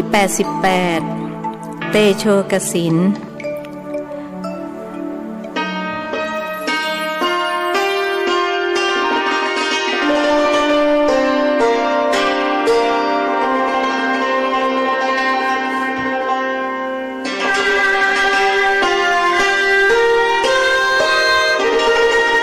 ายคำปุ้นหลบไปนั่งอยู่ใต้ต้นสักนั่งไปนั่งมาก็เกิดง่วงจึงเอาผ้าขาวม้าที่เคียนพุงไว้มาปูนอนใช้แขนข้างขวาหนุนศีรษะต่างหมอนมือข้างซ้ายก่ายหน้าผากเหมือนคนเจ้าทุกข์ลมเย็นๆพัดมาต้องกายช่วยให้คลายความเหนื่อยล้าแล้วก็เลยหลับพลอยไปในเวลาอันรวดเร็วปล่อยให้พรรคพวกเพื่อนฝูงช่วยกันขุดผีอีแก้วอย่างเอาเป็นเอาตายโดยมีพระ1 องค์คอยบงการ อีกองค์ก็เอาแต่นั่งหลับหูหลับตาหน้าเบื่อหน่ายเขาไม่ชอบพระเป็นทุนเดิมอยู่แล้วจึงไม่ร่วมใสศรัทธาแม้ท่านจะบอกว่ามาช่วยก็ตามแท้จริงนิสัยส่วนตัวของเขานั้นเป็นคนเห็นแก่ตัวอย่างร้ายกาจและเพราะความเห็นแก่ตัวนี้เองที่ทำให้หาคู่ครองมาเป็นทองแผ่นเดียวกันไม่ได้ต้องครองโสดมากระทั่งอายุเข้าปีที่2526 ย่อนจนพ่อแม่พี่น้องรู้สึกอ่อนหนาระอาใจนอกจากเห็นแก่ตัวแล้วเขายังเป็นคนเกียจคร้านการงานหนักไม่เอาเบาไม่สู้เพื่อนเขากำลังทำงานกันงกแต่ตัวเขากลับหลบมานอนช่างเห็นแก่ตัวเสียนี่กระไรนั่งพิจารณาผีดิบกันอยู่ครู่หนึ่งผู้ใหญ่บ้านก็ถามท่านพระครูว่าจะทำอย่างไรกับพวกมันดีครับภิกษุวัย45จึงถามหลวงพ่อดำว่าหลวงพ่อครับโยมเขาถามว่าจะทำอย่างไรกับ3 ศพนี่เผาหลวงพ่อในป่าตอบท่านพระครูจึงบอกให้พวกเขาช่วยกันไปหาหญ้าและไม้แห้งมาทำเป็นเชื้อเพลิงคนทั้ง6ต่างช่วยกันอย่างขมีขมันด้วยกลัวว่าจะค่ำมืดเสียก่อนประมาณ10 นาทีหลังจากนั้นร่างของผีดิบก็ถูกปกคลุมมิดชิดด้วยหญ้าและไม้แห้งคนที่มีไม้ขีดเตรียมพร้อมที่จะจุดไฟเดี๋ยวก่อนโยมขอเวลาให้อาตมาถามหลวงพ่อท่านก่อนสมภารวัดป่ามะม่วงห้ามไว้แล้วจึงถามภิกษุรัตตัญญูว่าหลวงพ่อครับเผาได้เลยใช่ไหมเผาได้หลวงพ่อดำตอบโดยไม่ลืมตาเช่นเคยต้องสวดชยันโตหรือเปล่าครับท่านพระครูถามอีกไม่ต้องเมื่อท่านตอบมาอย่างนี้ภิกษุวัย45จึงบอกคนที่กำลังจะจุดไม้ขีดว่าเอาละโยมจุดไฟเผาได้เลยบุรุษนั้นจึงจัดการจุดไม้ขีดทว่าจุดเท่าไรก็ไม่ติดเสียงเขาบ่นงึมงำว่าสงสัยจะกำไม้ขีดไว้นานจนเปียกเหงื่อเลยจุดบ่ติดบนอันหยังฮีบจุดเข้าเดี๋ยวจะค่ำมันจุดบ่ติดนะปุใหญ่อันหยังถึงบ่ติดล่ะไหนส่งมาให้หาสิเมื่อบุรุษนั้นส่งกลักไม้ขีดมาให้ผู้ใหญ่บ้านจึงหยิบไม้ขีดออกมาจากกลักก้านหนึ่งแล้วจุดหากก็ไม่มีไฟปรากฏออกมาอีกเช่นกันย่าหยังบ่ติดแหมล่ะหรือว่ามันจื้นบ่เป็นหยังใช้ไฟแช็กของ5ก็ได้พูดพลางเอามือล้วงเข้าไปในกระเป๋ากางเกงหยิบไฟแช็กออกมาแล้วจุดทว่าก็จุดไม่ติดท่านพระครูรู้ว่านั่นเป็นการต่อต้านของผีดิบที่พากันหวงร่างหากร่างของพวกเขาถูกเผาทำลายไปก็หมดทางทำมาหากินจึงต้องต่อสู้ป้องกันจนถึงที่สุดหลวงพ่อครับพวกเขาต่อต้านไม่ยอมให้เผาร่างของเขาครับใช้ทั้งไม้ขีดและไฟแช็กก็ยังจุดไม่ติดท่านพระครูกราบเรียนหลวงพ่อที่นั่งหลับตาเพื่อจะให้ท่านเป็นผู้ตัดสินใจว่าจะทำอย่างไรต่อไปใช้เตโชกสินเผาภิกษุรัตตัญญูแนะนำท่านให้เผาด้วยเตโชกสินสมภารวัดป่ามะม่วงบอกคนทั้ง6เมื่อเห็นพวกเขาทำหน้างงเตโชกสินอยู่ที่ไหนครับผู้ใหญ่บ้านถามเขาไม่รู้จักเตโชกสินเช่นเดียวกับลูกบ้านทั้ง3อยู่ที่อาตมากับหลวงพ่อที่นั่งอยู่ใต้ต้นฉำฉานั่นท่านพระครูตอบจะอั้นหลวงปู่ก็เอาเตโชกสินออกมาเถอะครับหมู่ผมจะได้ซ้ายกันจัดการบุรุษหนึ่งเอ่ยขึ้นต้องให้หลวงปู่องค์นั่นเอาออกมาโตยหรือเปล่าครับผู้ใหญ่บ้านถามไม่ต้องหรอกใช้ของอาตมาคนเดียวก็พอแล้วพวกโยมก็ไม่ต้องทำอะไรนั่งดูเฉยๆนะห้ามพูดห้ามคุยสงสัยอะไรก็อดใจไว้อย่าเพิ่งถามจนกว่าอาตมาจะเผาศพเหล่านั้นเสร็จเข้าใจหรือเปล่าท่านชี้แจงแก่คนทั้ง6หลวงปู่จะจ่ายอำนาจจิตเผาจ่ายก็ครับลูกชายคนเล็กของผู้ใหญ่บ้านถามเขาเป็นคนเดียวที่พอจะรู้เรื่องถูกแล้วพ่อหนุ่มเอาละพากันนั่งนิ่งๆนะอาตมาจะลงมือละแล้วท่านจึงนั่งในท่าคูบัลลังก์ ขาขวาทับขาซ้ายมือขวาทับมือซ้ายตั้งกายตรงดำรงสติมั่นบริกรรมว่าเตโชเตโชอยู่ในใจแม้จะไม่มีไฟตรงหน้าสำหรับเพ่งหากท่านก็สร้างมันขึ้นมาในมโนนึกเมื่อจิตตั้งมั่นเป็นสมาธิก็บังเกิดไฟลุกขึ้นและไหม้ลุกลามอย่างรวดเร็ว5 นาทีให้หลังซากผีดิบก็หายไปไม่เหลือไว้ให้เห็นแม้กระดูกไฟมอดลงแล้วหนุ่มน้อยจึงพูดขึ้นว่าหลวงปู่เก่งเหลือเกินพ่อดูผีไหม้หมดเลยนี่ถ้าเผาด้วยไฟธรรมดากระดูกจะบ่ไหม้แม่นก่อครับเขาตั้งข้อสังเกตถูกแล้วพ่อหนุ่ม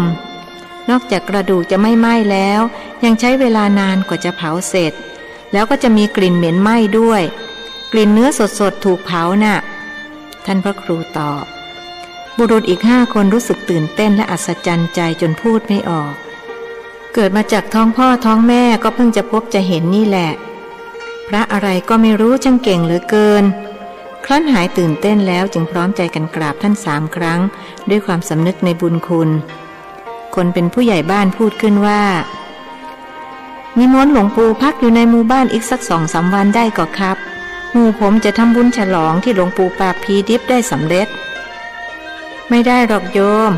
อาตมาเป็นพระธุดงค์รับนิมนต์โยมไม่ได้หรอกขอให้โยมไปนิมนต์พระที่วัดในหมู่บ้านแทนก็แล้วกันการทำบุญเป็นสิ่งดีอาตมาขออนุโมทนาแล้วหลวงปู่จะไปธุดงค์ที่ไหนต่อครับไปลำปางอาตมาตั้งใจว่าจะไปกราบหลวงพ่อเกษมเขมโกที่สุสานไตรลักษณ์โยมรู้จักท่านไหมหมู่ผมนับถือท่านทุกคนดีแล้วท่านเป็นพระสุปฏิปันโนที่น่าเคารพเลื่อมใสเมื่อโยมนับถือท่านก็ต้องหมั่นทำความดีนะโยมนะครับหลวงปู่หมู่ผมจะบ่ลืมบุญคุณหลวงปู่เลยหากหมู่ผมคิดถึงหลวงปู่จะไปปะได้ที่ไหนครับเขาถามท่านพระครูจึงบอกชื่อและที่ตั้งของจังหวัดที่ท่านจำพรรษาอยู่จากนั้นจึงถามหลวงพ่อดำว่าหลวงพ่อครับทุกอย่างเรียบร้อยแล้วจะเดินทางไปลำปางได้หรือยังครับได้แล้วเธอล่วงหน้าไปก่อนประเดี๋ยวเราจะตามไปพระในป่าตอบโดยไม่ยอมลืมตาถ้าเช่นนั้นอาตมาลาโยมก่อนนะเก็บข้าวเก็บของแล้วพากันกลับไปยังหมู่บ้านได้แล้วกราบหลวงปู่ท่านเสียก่อนคนทั้ง6จึงหันหน้าไปทางต้นฉำฉาแล้วกราบหลวงพ่อดำพร้อมกันคนเป็นผู้ใหญ่บ้านพูดว่าขอบคุณหลวงปู่จัดนะครับที่ช่วยหมู่ผมครั้นเห็นท่านไม่ตอบจึงพากันเก็บจอบเสียมและมีดเหน็บท่านพระครูเดินนำหน้าไปก่อนแล้วพวกเขากำลังจะออกเดินทางก็ได้ยินเสียงร้องมาจากทางต้นสักว่าช่วยต้อยหาถูกงูคบเสียงหน้าคำพูดนี่กับพ่อลูกชายคนเล็กของผู้ใหญ่บ้านพูดขึ้นหายตกตะลึงกันแล้วคนทั้ง6จึงวิ่งไปยังต้นสักที่นายคำปุ้นนอนหลับอยู่อสรพิษตัวหนึ่งออกจากรูไปหาอาหารกินครั้นกลับมาพบคนนอนขวางรูอยู่จึงกัดที่ต้นแขนข้างซ้ายของชายคนนั้นนายคำปุ้นตื่นขึ้นก็ร้องโวยวายอสรพิษตัวนั้นตกใจจึงเลื้อยหนีเข้าป่าไปเกิดอะไรขึ้น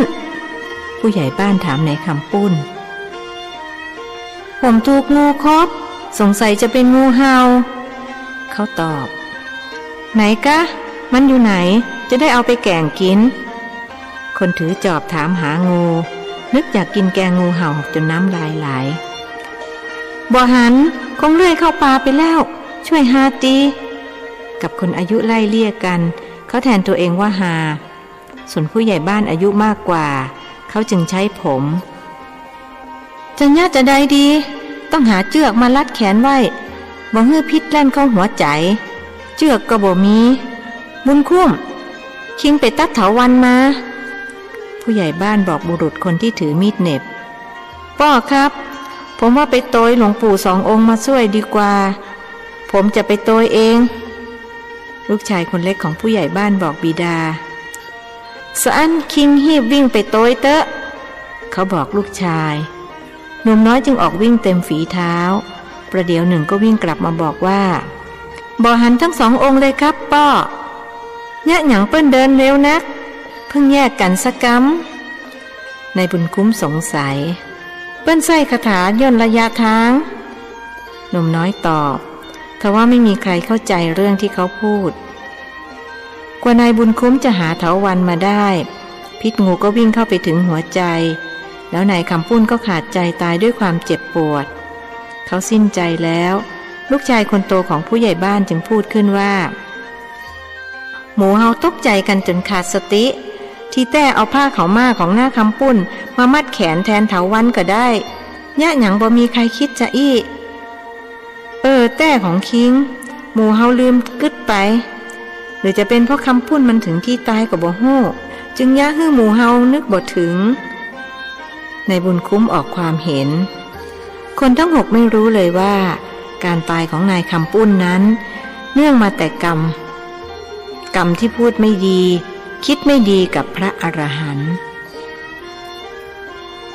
เมื่อท่านพระครูเดินเข้าเขตจังหวัดลำปางก็พบหลวงพ่อดำนั่งขัดสมาธิอยู่ที่ใต้ต้นสัตบันจึงเดินเข้าไปหานั่งลงกราบ3 ครั้งแล้วเอ่ยถามหลวงพ่อมาถึงนานแล้วหรือครับนานหรือไม่นานก็ถึงก่อนเธอแล้วกันอาจารย์ตั้งใจยวนถึงก่อนผมนานไหมครับศิษย์ตั้งใจยั่วคิดว่าได้ยั่วอาจารย์จะทำให้หายเหนื่อยได้อยากรู้ก็ไปหาคำตอบเอาเองสิที่นี่ไม่มีคำตอบให้ต่อหน้าคนอื่นหลวงพ่อดำมักพูดน้อยต่อเมื่ออยู่2 ต่อ 2กับศิษย์ท่านก็จะพูดไม่น้อยเลยทีเดียวไม่มีให้แต่มีขายใช่ไหมครับคือถ้าขอไม่มีให้แต่ถ้าซื้อมีขายศิษย์ยังคงยั่วเธอเห็นเราเป็นพ่อค้าหน้าเลือดไปแล้วหรืออย่างไรคิดอกุศลกับเราแบบนั้นระวังบาปกรรมตามทันคงไม่ทันหรอกครับเพราะผมล่องหนหายตัวได้จะล่องหนหายตัวหรือจะเหาะเหินเดินอากาศได้ก็หนีกรรมไปไม่พ้นลืมแล้วหรือพระพุทธวจนะที่พระพุทธองค์ตรัสเตือนไว้ตรัสเป็นภาษาอะไรครับไทยหรืออังกฤษศิษย์ยั่วอีกตรัสเป็นภาษาจิตซึ่งจะแปลเป็นภาษาอังกฤษหรือไทยได้ทั้งนั้น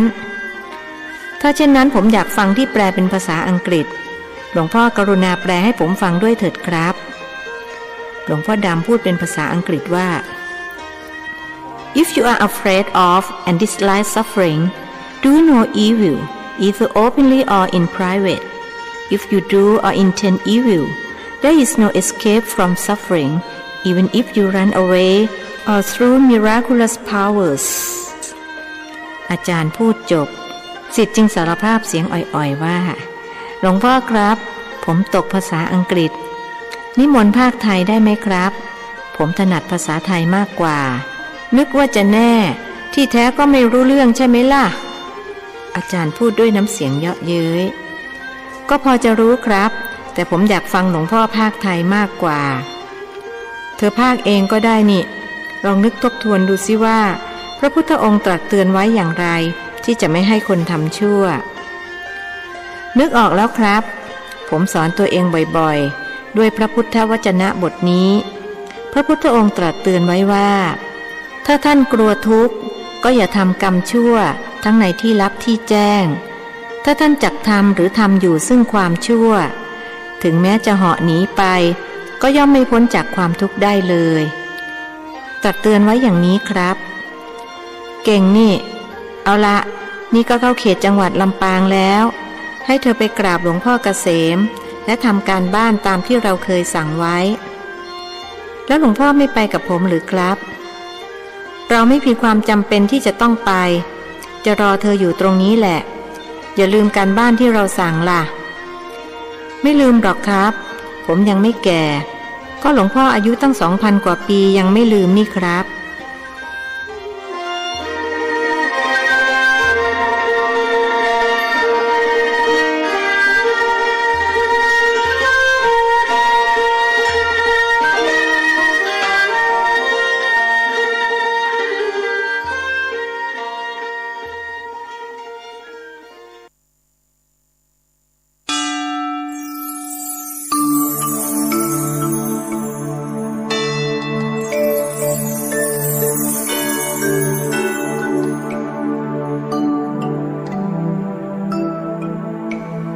บทที่ 89 หลวงพ่อเกษม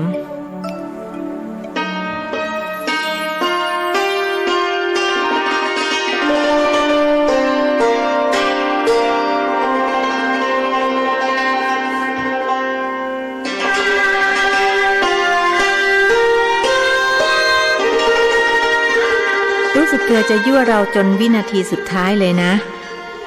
เอาสิมีอะไรจะพูดหรือจะยั่วอีกก็ว่าเสียให้หมดไปแล้วจะไม่ได้พูดไม่ได้ยั่วหลวงพ่อดำพูดประชดก็ยั่วหลวงพ่อแล้วผมมีความสุขนี่ครับแต่เอาเถอะถ้าหลวงพ่อไม่สบอารมณ์ผมก็จะหยุดพูดหยุดยั่วจะเปลี่ยนเป็นถามแทนผมขออนุญาตถามนะครับเธอจะถามอะไรก็ถามได้เลยเราอนุญาตคือผมจะถามเรื่องผีดิบนะครับในภูมิ31เราจะจัดเข้าไว้ในภูมิไหนครับแต่ที่แน่ๆคือต้องเป็นทุกขติภูมิอย่างแน่นอนเธอคิดว่าภูมิไหนดีล่ะอาจารย์ย้อนถามถ้าให้ผมคิดผมก็จะคิดว่าอยู่ในภูมิอสุรกายครับเธอมีเหตุผลอะไรจึงคิดเช่นนั้นเพราะทุกขติภูมิหรืออบายภูมิมีอยู่4ได้แก่นรกเปรตอสุรกายและเดรัจฉานผีดิบไม่จัดอยู่ในนรกหรือเปรตเพราะพวกสัตว์นรกและพวกเปรตเป็นโอปปาติกะส่วนพวกผีดิบมีร่างกายที่เป็นกายเนื้อแต่เป็นกายที่ไม่มีวิญญาณครองจึงไม่ใช่เดรัจฉานวิญญาณจะเข้าร่างเฉพาะตอนที่ออกไปหากินเท่านั้นผมจึงจัดพวกเขาไว้ในภูมิอสุรกายหลวงพ่อว่าผมคิดถูกไหมครับเธอคิดว่าเธอคิดถูกหรือเปล่าล่ะหลวงพ่อในป่ายั่วบ้างผมก็คิดว่าผมคิดไม่ผิดหรอกครับถ้าเป็นหลวงพ่อจะคิดว่าอย่างไรครับเราก็คงคิดอย่างที่เธอคิดนั่นแหละเพราะความจริงมันก็เป็นอย่างนั้นแล้วเราก็ไม่เคยคิดอะไรที่ผิดไปจากความจริงครับทีนี้ผมก็หมดข้อสงสัยแล้วเห็นจะต้องกราบลาหลวงพ่อไปก่อน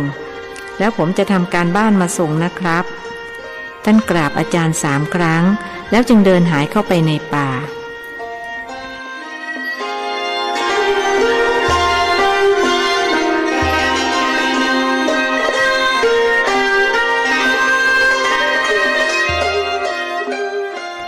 หลวงพ่อเกษมเพิ่งสงน้ำเสร็จครั้นเห็นภิกษุอาคันตุกะเดินมาก็รู้ด้วยวรปัญญาว่าอาคันตุกะรูปนี้ไม่ใช่พระธรรมดาเพราะถ้าท่านเป็นพระธรรมดาลูกศิษย์จะไม่ยอมให้เข้ามาโดยง่ายอย่างน้อยเขาก็ต้องมาเรียนให้ท่านทราบเสียก่อนท่านไม่ได้รับแขกมานานแล้วเพราะคนที่มาน้อยคนนักจะมาขอธรรมะส่วนใหญ่จะมาขอหวยประชาชนคนไทยชอบเล่นหวยกันเหลือเกินมีทั้งหวยรัฐบาลที่ถูกกฎหมายและหวยเอกชนที่ผิดกฎหมายซึ่งตำรวจปราบแล้วปราบอีกก็ยังไม่หมดไม่สิ้นเลยต้องทำเอาหูไปนาเอาตาไปไร่เสียบ้างท่านพระครูคุกเข่ากราบเบญจางคประดิษฐ์3 ครั้งแล้วกล่าวว่าผมพระภิกษุเจริญถิตธรรมโมจากวัดป่ามะม่วงมากราบหลวงพ่อครับพระครูเจริญที่กำลังเดินธุดงค์อยู่กับหลวงปู่เทพลูกอุดรนั่นเองหลวงพ่อเกษมพูดเหมือนกับรู้จักท่านและอาจารย์ของท่านหลวงพ่อรู้จักผมกับหลวงพ่อดำหรือครับคุณคิดว่าผมรู้จักหรือเปล่าล่ะผู้อาวุโสกว่าย้อนถามคงรู้นะครับและที่สำคัญคือหลวงพ่อรู้ว่าหลวงพ่อดำคือหลวงปู่เทพโลกอุดรซึ่งเรื่องนี้ผมเองไม่ค่อยแน่ใจสงสัยอยู่เหมือนกันว่าท่านต้องเป็นหลวงปู่เทพโลกอุดรแล้วผมก็สงสัยมากไปกว่านั้นสงสัยว่าหลวงปู่เทพโลกอุดรคือพระอุตระซึ่งเป็นพระธรรมทูตที่พระเจ้าอโศกมหาราชทรงส่งมาเผยแผ่พระพุทธศาสนายังดินแดนสุวรรณภูมิเมื่อพ.ศ. 234ใช่ไหมถามตรงกับข้อสงสัยของท่านพระครูทำไมหลวงพ่อทราบภิกษุวัย45รู้สึกแปลกใจทำไมผมจะไม่ทราบล่ะแต่พระธรรมทูตที่พระเจ้าอโศกมหาราชทรงส่งมายังดินแดนสุวรรณภูมิมี2 องค์นะครับหลวงพ่อผู้อ่อนวัยกว่าท้วง ถูกแล้วท่านมากัน2 องค์หนึ่งชื่อพระโสนะพระธรรมทูตองค์นี้ท่านไปเผยแผ่ในพม่าส่วนพระอุตระท่านเผยแผ่ในไทยทุกวันนี้ท่านก็ยังอยู่กับพวกเราแต่คนเห็นท่านยากเพราะท่านจะไม่ให้ใครเห็นนอกเสียจากบุคคลผู้นั้นมีบุญวาสนาจริงๆคุณเป็นผู้มีบุญวาสนามากนะขอบคุณครับหลวงพ่อครับผมแปลกใจอยู่เรื่องหนึ่งคือก่อนผมมาผมถามหลวงพ่อดำซึ่งบัดนี้ผมแน่ใจแล้วว่าท่านคือหลวงปู่เทพโลกอุดรผมถามท่านว่าหลวงพ่อรู้จักท่านหรือเปล่าท่านตอบว่าไม่รู้จักแต่ทำไมหลวงพ่อรู้จักท่านล่ะครับผมชักงงเสียแล้วสิสมภารวัดป่ามะม่วงรู้สึกกังขาพระอรหันต์จะพูดปดได้อย่างไรกันหลวงพ่อเกษมรู้ความคิดของภิกษุอาคันตุกะจึงกล่าวว่าไม่ต้องงงที่ท่านบอกว่าผมไม่รู้จักท่านนั้นท่านหมายถึงว่าผมไม่เคยเห็นท่านตอบคุณไม่ใช่หรือว่าที่ท่านไม่รู้จักเพราะท่านกับผมไม่เคยเห็นกันและกันพระอรหันต์ไม่พูดปดหรอกคุณอย่าคิดว่าพระอรหันต์จะพูดปดนั่นสิครับแหมพระอรหันต์พูดปดไม่ได้แต่พูดให้คนงงได้ผมงงไปหมดแล้วนะครับนี่อย่าเพิ่งงงเอาละคุณมาเหนื่อยนิมนต์สงน้ำให้สบายกายสบายใจก่อนแล้วค่อยมาคุยกันท่านชี้ไปที่ตุ่มน้ำลายมังกรใบใหญ่ที่ตั้งอยู่หน้าห้องสุขาขอบพระคุณครับผมชักรู้สึกเหนียวตัวอยู่เหมือนกันไม่ได้ส่งน้ำมา3 วันแล้วนี่ถ้าเป็นพราหมณ์รับรองบาปท่วมตัวเลยนะครับพวกพราหมณ์เขาถึงต้องอาบน้ำล้างบาปกันเขาว่าบาปกรรมที่ทำสามารถล้างออกได้ด้วยน้ำบาปที่ทำตอนเช้าล้างออกตอนเย็นบาปที่ทำตอนเย็นล้างออกตอนเช้าเขาจึงอาบน้ำล้างบาปกันวันละ2 ครั้งเช้าเย็นถ้าน้ำสามารถล้างบาปได้จริงพวกกุ้งหอยปูปลามันก็บริสุทธิ์กว่าพวกเรานะครับหลวงพ่อเพราะมันอยู่ในน้ำนั่นสิเมื่อพราหมณ์มาถามพระพุทธเจ้าว่าศาสนาของพระองค์มีการอาบน้ำล้างบาปหรือไม่พระพุทธองค์ตรัสตอบว่ามีการล้างบาปแต่ไม่ได้ใช้น้ำศาสนาของเราใช้ศีลล้างบาป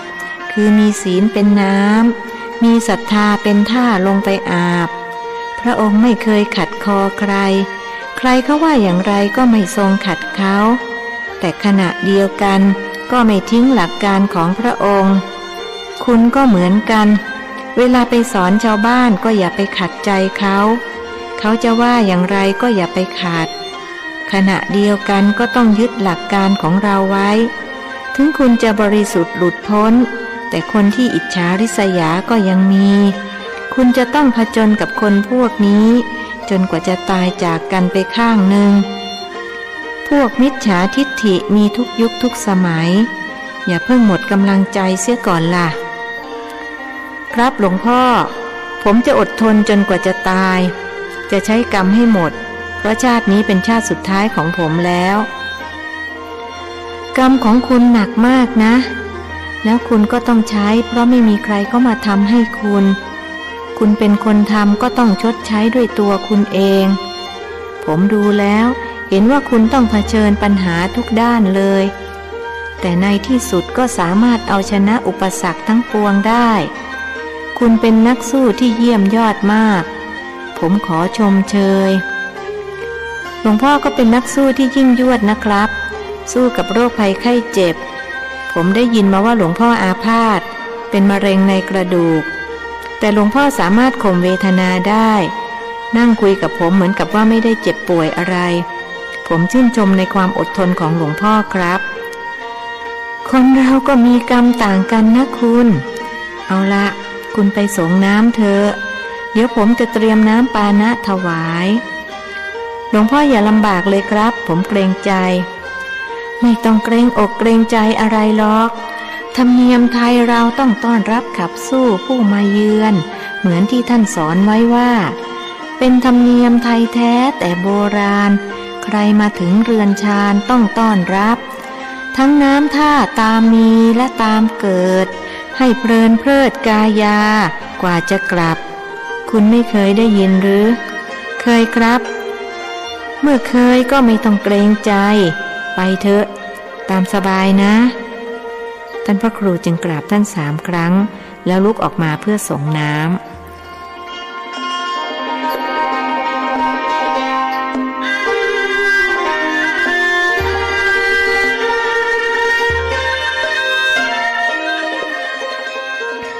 สมภารวัดป่ามะม่วงใช้เวลาส่งน้ำ10 กว่านาทีครองผ้า3 ผืนเรียบร้อยแล้วจึงกลับมานั่งที่เดิมหลวงพ่อเกษมมิได้ลุกไปไหนหากเบื้องหน้าท่านมีน้ำผลไม้วางอยู่2 แก้ว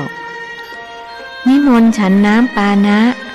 พูดพร้อมกับส่งแก้วบรรจุน้ำผลไม้ให้ส่วนอีกแก้วหนึ่งท่านฉันเป็นเพื่อนอาคันตุกะท่านพระครูเริ่มตั้งคำถามในใจหลวงพ่อองค์นี้ท่านต้องเป็นพระอภิญญาอย่างแน่นอนดูเถอะนั่งอยู่เฉยๆก็มีน้ำปานะมาวางอยู่ตรงหน้าแสดงว่าท่านต้องเสกมาเพราะถ้าลูกศิษย์เอามาถวายก็ต้องนำมาแก้วเดียวคิดดังนี้แล้วจึงยกแก้วน้ำขึ้นดื่มอย่าไปสนใจเรื่องเล็กๆน้อยๆเลยคืนนี้คุณพักที่นี่ก็แล้วกัน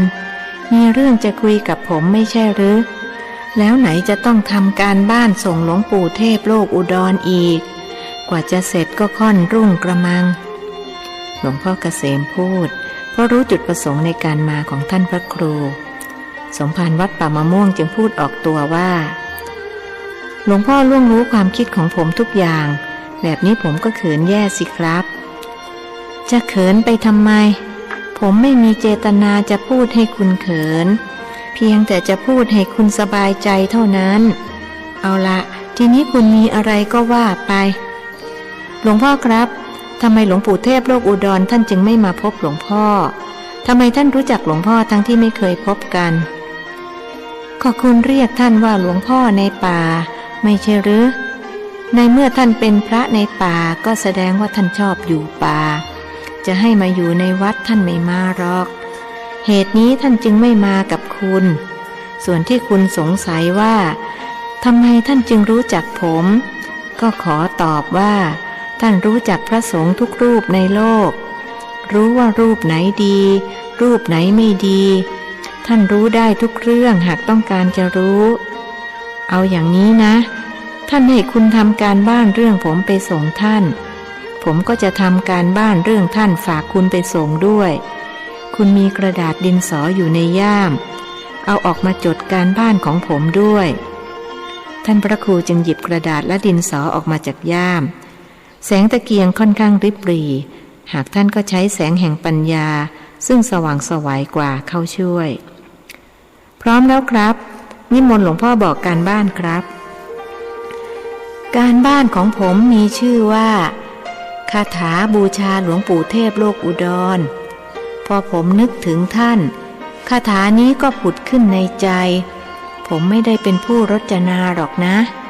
มีคนเขารจนาไว้นมนานแล้วอยู่ๆก็ผุดขึ้นมาในความคิดแล้วผมก็จำได้ทุกตัวอักษรคุณพร้อมแล้วก็จดได้เลยก่อนถึงตัวคาถาให้เขียนว่าตั้งนะโม3 จบ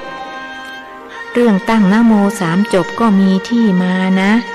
เกิดที่สุสานไตรลักษณ์ของผมนี่เองคุณอยากฟังไหมล่ะอยากฟังครับหลวงพ่อกรุณาเล่าให้ผมฟังเพื่อประดับความรู้ด้วยเถิดครับแต่ถึงคุณไม่อยากฟังผมก็ต้องเล่าเพราะคุณต้องมีหน้าที่สอนญาติโยมเขาส่วนผมเลิกสอนแล้วสังขารไม่อำนวยหนึ่งอีกอย่างหนึ่งคือคนสมัยนี้เขาไม่ต้องการเรียนรู้ไม่สนใจเรื่องการพัฒนาตนสิ่งที่เขาสนใจคือวัตถุเขาอยากได้วัตถุไม่อยากได้ธรรมะสมัยที่ผมยังแข็งแรงผมเคยสอนนะแต่เชื่อไหมคนที่มาน่ะเขามาขอหวยกันมาขอเลขเด็ดผมพูดอะไรออกไปเขาตีเป็นตัวเลขหมดพากันไปเล่นหวยใต้ดินบ้างบนดินบ้างพ พอถูกก็เหมาเอาว่าผมขลังเลยยกขโยงกันมาใหญ่ผมเห็นท่าไม่ดีก็เลยงดรับแขกแต่ถ้ามีคนมาขอธรรมะผมให้นะถ้าขอหวยไม่ให้แล้วเกี่ยวข้องกับนโมอย่างไรครับท่านพระครูชวนวกเข้าหาเรื่องเดิมคือมีนายอำเภอคนหนึ่งเขาพาลูกน้องมาถวายสังฆทานแต่เขาไม่รู้เรื่องพิธีกรรมเลยกล่าวคำถวายก็ไม่เป็นผมจึงบอกเขาว่าให้ตั้งนะโม3 จบก่อนถวายเขาก็ทำตามเขาว่าอย่างไรคุณรู้ไหมหลวงพ่อเฉลยดีกว่าครับเขาว่านะโมนะโมนะโม3 จบจริงๆผมทั้งขำทั้งสังเวชใจผู้นำไม่รู้เรื่องพิธีกรรมแล้วจะนำเขาได้อย่างไรผมว่าคนแบบในอำเภอคนนี้ยังมีอีกมากนะมากมายมหาศาลเลยครับหลวงพ่อผมเป็นพยานได้อย่างที่วัดของผมก็เหมือนกันคนนี้เป็นอธิบดีนะครับมาแบบเดียวกับนายอำเภอเลยผมบอกให้ว่านะโม3 จบเขาก็ว่านะโมนะโมนะโมผมก็จดจำไว้ว่านี่คือข้อบกพร่องของพระสงฆ์ที่รู้แต่จะรับแต่ไม่รู้จักให้พระสงฆ์จะต้องให้ด้วยนะครับไม่ใช่รู้จักรับอย่างเดียวผมรู้ตระหนักในเรื่องนี้ดีก็เลยถือโอกาสสอนอธิบดีเสียเลยถ้าเขาจะโกรธและไม่มาวัดผมอีกเลยผมก็ไม่สนใจเพราะถ้าเราให้ของแท้แต่เขาไม่ยอมรับอยากจะรับของปลอมผมก็ต้องตามใจเขาแล้วหลวงพ่อทำอย่างไรกับนายอำเภอคนนั้นครับผมก็ทำอย่างคุณทำนั่นแหละคือสอนเขาแต่นายอำเภอคนนั้นเขาทิฐิสูงเขาโกรธผมหาว่าฉีกหน้าเขาคนเราลองได้มีทิฐิก็จบกันผมก็เลยปล่อยเขาไปปลอบใจตัวเองว่ากัมมุนาวัตตีโลโกสัตว์โลกย่อมเป็นไปตามกรรม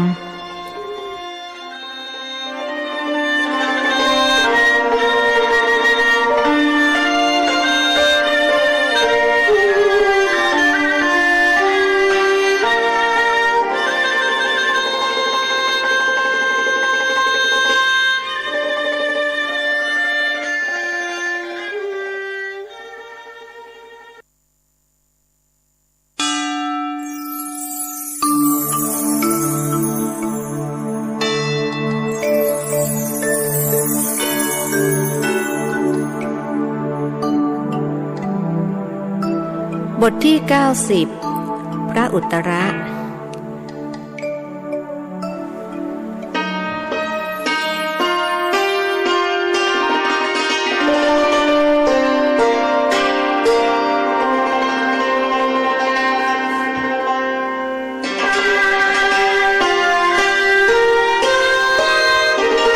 หลวงพ่อครับผมจดลงในกระดาษแล้วครับตั้งนะโม3 จบนะโมในที่นี้หมายถึงนะโมตัสสะภะคะวะโตอะระหะโตสัมมาสัมพุทธัสสะครับ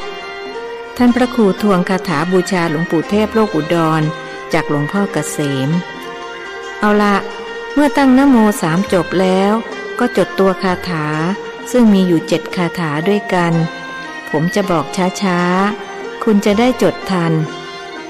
แล้วท่านจึงบอกให้ท่านพระครูจดลงในกระดาษดังนี้โย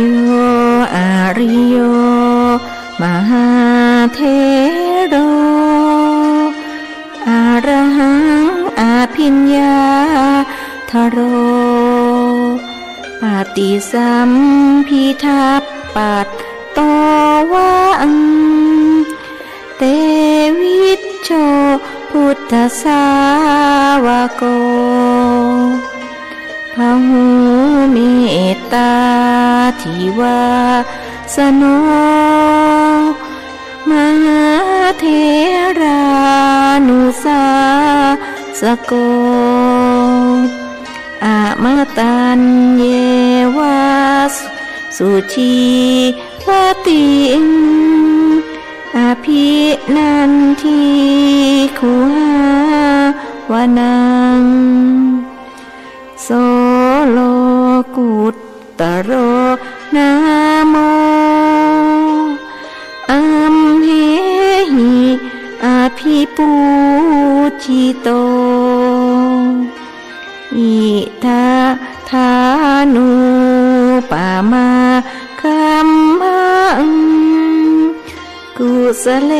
โนนิโยชยเยปุตตะเมวะอาปิยังเทสิงมัคคะพลังวะเทสติงปารมาสารี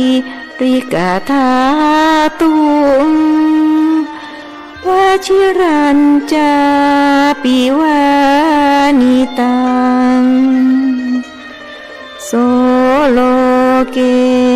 จะอุปปันโนเอเกเนวะหิตังกโรอายังโนโคปุญญาลาโภอัปปมัตโตภเวตโพสาธุกันตังอนุกริตสามังยังวะเรนะสุภาสิตังโลกุตโรจะมหาเทโรเทวตานรปูจิโตโลกุตระคุณังเอตังอาวันทามิตังสตามหาเทรานุภาเวนังสุขังโสทีภวันตุเมท่านพระครูจดเสร็จแล้วจึงอ่านทวนให้หลวงพ่อเกษมฟังอีกครั้งหนึ่งผู้สูงวัยกว่าชมว่าดีมากจดได้ไม่ขาดตกบกพร่องเลยคุณอ่านแล้วเชื่อเหมือนที่ผมเชื่อหรือเปล่าว่าหลวงปู่เทพลูกอุดรคือพระอุตตระที่มาเผยแผ่พระศาสนายังดินแดนสุวรรณภูมิกับพระโสนะผมเชื่อตั้งแต่ยังไม่ได้อ่านนะครับหลวงพ่อแต่ว่าไม่มั่นใจสักเท่าไหร่พอผมเดินธุดงค์กับท่านได้ใกล้ชิดท่านก็ยิ่งรู้สึกว่าท่านมีอะไรหลายอย่างที่ไม่เหมือนคนธรรมดาผมไม่เคยเห็นท่านฉันภัตตาหารเห็นแต่บาทของท่านก็เลยคิดว่าท่านต้องเป็นพระอุตตระก่อนหน้านี้คุณได้รับรู้เรื่องราวของท่านหรือครับตอนผมบวชใหม่ๆผมเคยไปพบท่านที่จังหวัดขอนแก่นซึ่งปัจจุบันพื้นที่บริเวณนั้นถูกน้ำท่วมเพราะเขาสร้างเขื่อนอุบลรัฐขึ้นผู้ใหญ่บ้านที่พาผมไปอายุ84ปีเดี๋ยวนี้เสียชีวิตไปแล้วหากยังอยู่ก็คงอายุ105ปีแล้วท่านจึงเล่าเรื่องราวแต่หนหลังให้หลวงพ่อเกษมฟังตั้งแต่ต้นจนจบพร้อมทั้งลงความเห็นว่ารูปร่างหน้าตาของท่านขณะนี้กับที่ผมเห็นเมื่อ20ปีก่อนไม่ผิดกันเลยแม้แต่น้อยผมดำสนิทไม่มีงอกแม้แต่เส้นเดียวและที่สำคัญคือท่านรู้อดีตรู้อนาคตโดยเฉพาะเรื่องราวในอดีตท่านบอกผมว่าท่านเคยให้กรรมฐานสมเด็จพระเจ้าตากสินมหาราชอันนั้นเป็นเรื่องธรรมดาของท่านคุณเองก็รู้อดีตรู้อนาคตเหมือนกันไม่ใช่หรืออันนี้ก็เป็นเรื่องธรรมดาของคุณธรรมะเป็นปัจจัตตังดังที่พระพุทธองค์ตรัสไว้ใครประพฤติใครปฏิบัติก็สามารถรู้ได้เฉพาะตนเรื่องอย่างนี้ทั้งคุณทั้งผมก็ทราบกันดีอยู่แล้วแต่ต่อไปในอนาคตพระสงฆ์องค์เจ้าเขาจะไม่นิยมปฏิบัติกันไม่อบรมกายไม่อบรมจิตเขาก็เลยเข้าไม่ถึงธรรมยิ่งไปกว่านั้นเขายังไปติดในวัตถุหลงไหลในราบสักการะเมื่อเป็นเช่นนี้เขาเองก็ไม่เข้าถึงจุดหมายของชีวิต แล้วก็ไม่สามารถนำประชาชนเข้าถึงได้เรียกว่าไม่ได้ทั้งอัตตหิตสมบัติและปรหิตปฏิบัติแล้วก็เลยพากันเวียนว่าย วกวนอยู่ในสงสารสาครไม่มีวันถึงฝั่งได้หลวงพ่อครับผมอยากทราบคำแปลของคาถาบูชาหลวงปู่เทพโลกอุดรครับหลวงพ่อจะกรุณาแปลให้ผมฟังได้หรือเปล่าครับผู้อ่อนวัยกว่ายังสนใจเรื่องคาถาได้สิถ้าเป็นแต่ก่อนผมคงแปลไม่ได้เพราะไม่เคยเรียนหลังจากที่ผมบรรลุธรรมผมอ่านออกแปลได้พูดได้ตั้ง7 ภาษาผมเองก็อธิบายไม่ได้ว่าทำไมถึงเป็นเช่นนั้น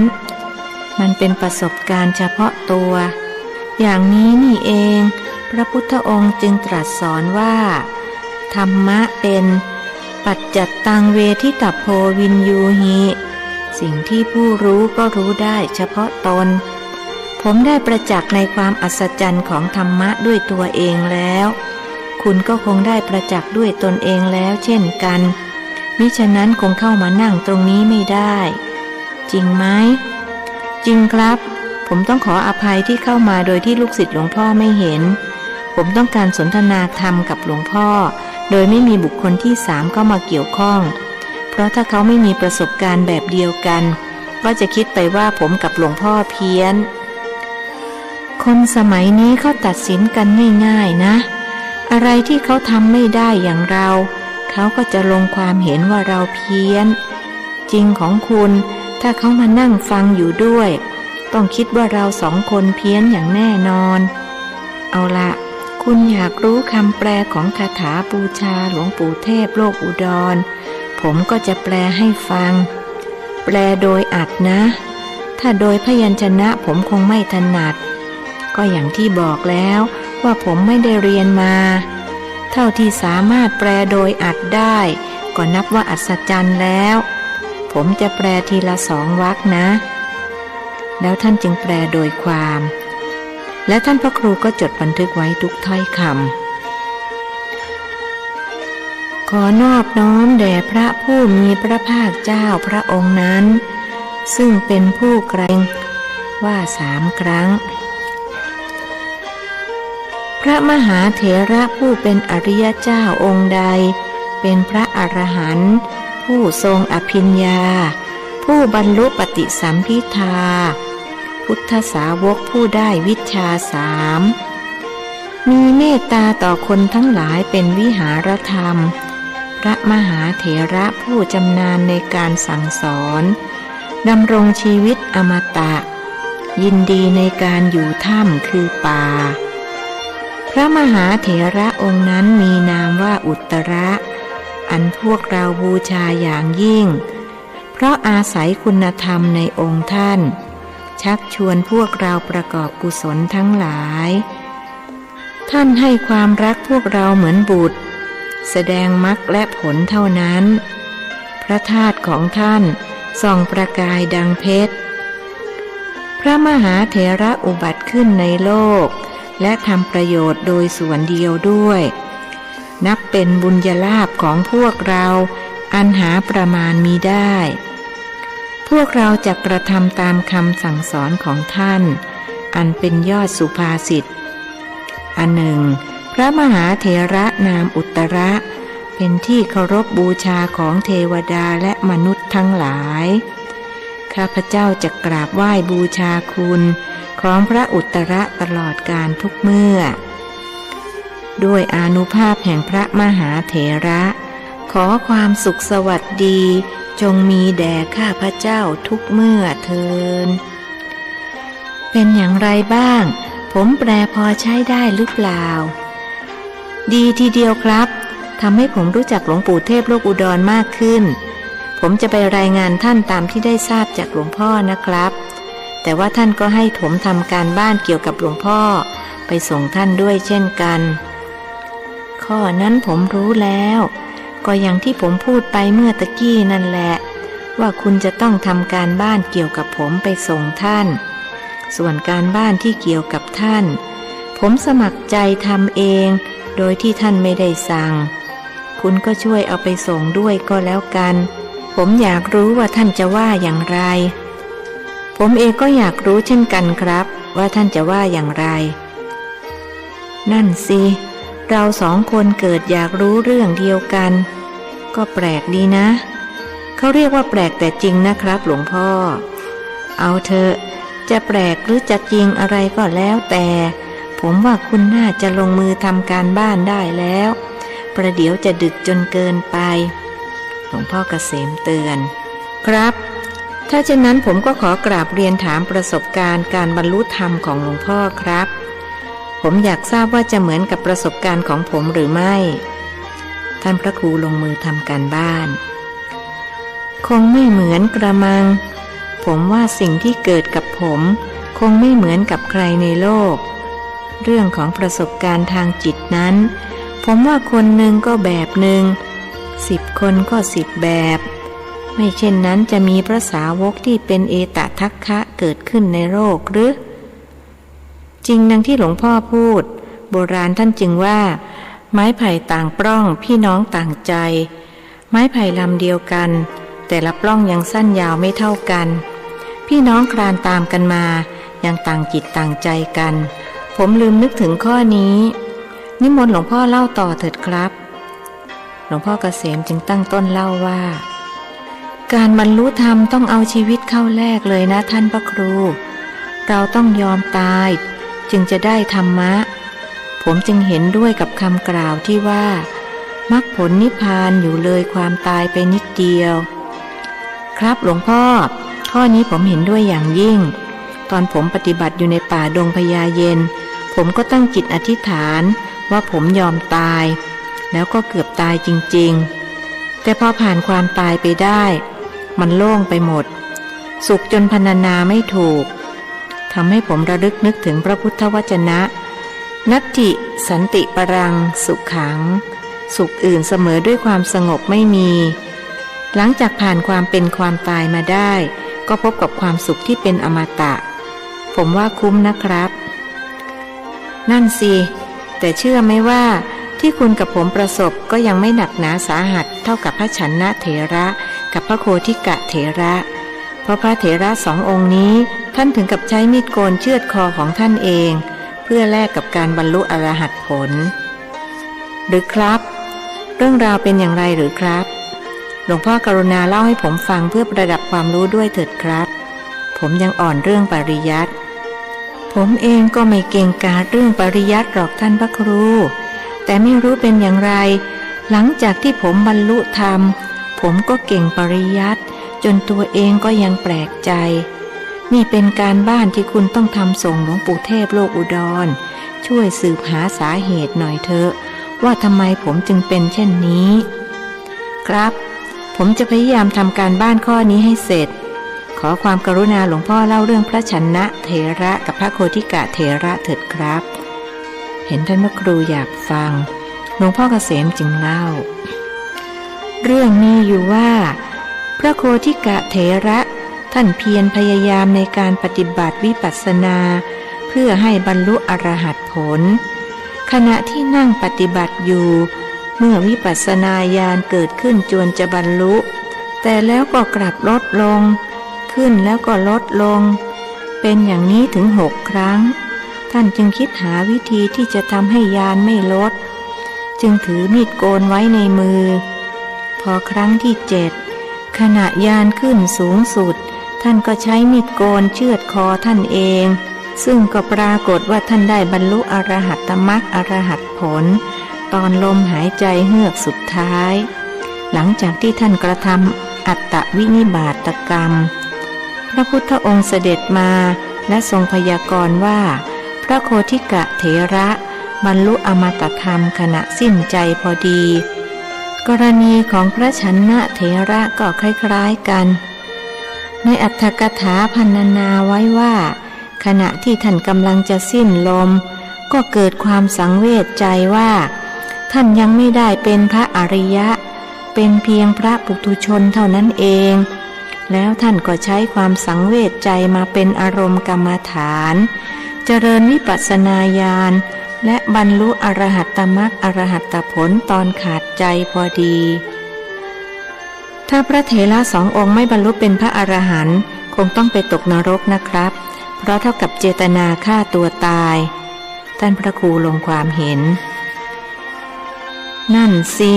ผมว่าท่านเสี่ยงมากเกินไปโชคดีที่บรรลุไม่เช่นนั้นก็ต้องเป็นอย่างที่คุณว่ามา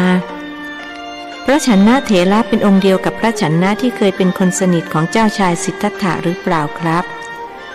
คนละองค์หลังท่านดื้อว่านอนสอนยากเรียกว่าขาดโสวจัสตาอันเป็นมงคลข้อที่28ในมงคล38ข้อพระพุทธองค์มีรับสั่งให้ลงพรหมทานแก่พระฉันนะตอนหลังท่านจึงรู้สำนึกและเดินทางรอนแรมไปหาครูบาอาจารย์ให้สอนแต่เพราะความดื้อรั้นและทรนงของท่านทำให้ไม่มีใครอยากสอนหรืออยากเสวนาด้วยในที่สุดท่านเดินทางไปถึงเมืองโกสัมพีและได้พบกับพระอานนท์ซึ่งพำนักอยู่ที่โคสิตารามพระอานนท์ท่านมีอัธยาศัยเอื้อเฟื้อชอบช่วยเหลือผู้อื่นจึงยอมสอนให้เพราะตอนนั้นท่านก็บรรลุอรหัตผลแล้วคุณรู้ไหมพระอานนท์ท่านบรรลุอรหัตผลตั้งแต่เมื่อไรผู้เล่าถามผู้ฟังหลังพุทธปรินิพพาน3 เดือนครับถูกแล้วพระฉันนะท่านดื้อดึงมีทิฏฐิมานะมากจึงไม่สามารถบรรลุอรหัตผลในช่วงที่พระพุทธองค์ทรงดำรงพระชนชีพอยู่ต่อเมื่อมาพบกัลยาณมิตรคือพระอานนท์ท่านจึงสามารถบรรลุธรรมสูงสุดได้หลังจากที่ปรับปรุงตัวเองเสียใหม่คุณเห็นหรือยังว่าโสวจัสตานั้นมีความสำคัญมากผู้ที่จะบรรลุอมตะธรรมจะต้องเป็นคนว่านอนสอนง่ายครับหลวงพ่อผมเห็นแล้วทีนี้ก็ขอนิมนต์หลวงพ่อเล่าประสบการณ์การบรรลุอมตะธรรมของหลวงพ่อเถิดครับก็อย่างที่พูดมานั่นแหละว่าจะต้องเอาชีวิตเข้าแลกแต่ก่อนอื่นผมขอถามคุณก่อนว่าอะไรหนักในโลกนี่เป็นคำถามที่พระพุทธองค์ทรงใช้บ่อยที่สุดผมขอตอบว่าขันธ์5หนักในโลกครับแล้วผมก็มีประสบการณ์มาแล้วตอนปฏิบัติอยู่ในป่าดงพญาเย็นขนาดเปลือกตาของผมยังหนักจนลืมไม่ขึ้นรู้สึกเหมือนถูกหินทับไว้ถูกแล้วผมก็กำลังจะบอกคุณว่าตอนที่สภาวะธรรมขึ้นสูงนั้นศีรษะของผมหนักราวกับภูเขาสัก10 ลูกมาทับไว้มันหนักและเจ็บปวดรวดร้าวราวกับจะระเบิดผมก็ท่องในใจว่าอดทนหนออดทนหนอแต่ความหนักและความเจ็บปวดรวดร้าวก็ไม่เบาคลายพอรู้ว่าจะทนไม่ไหวแล้วผมก็กลั้นใจพูดกับตัวเองว่าตายเป็นตายเท่านั้นแหละ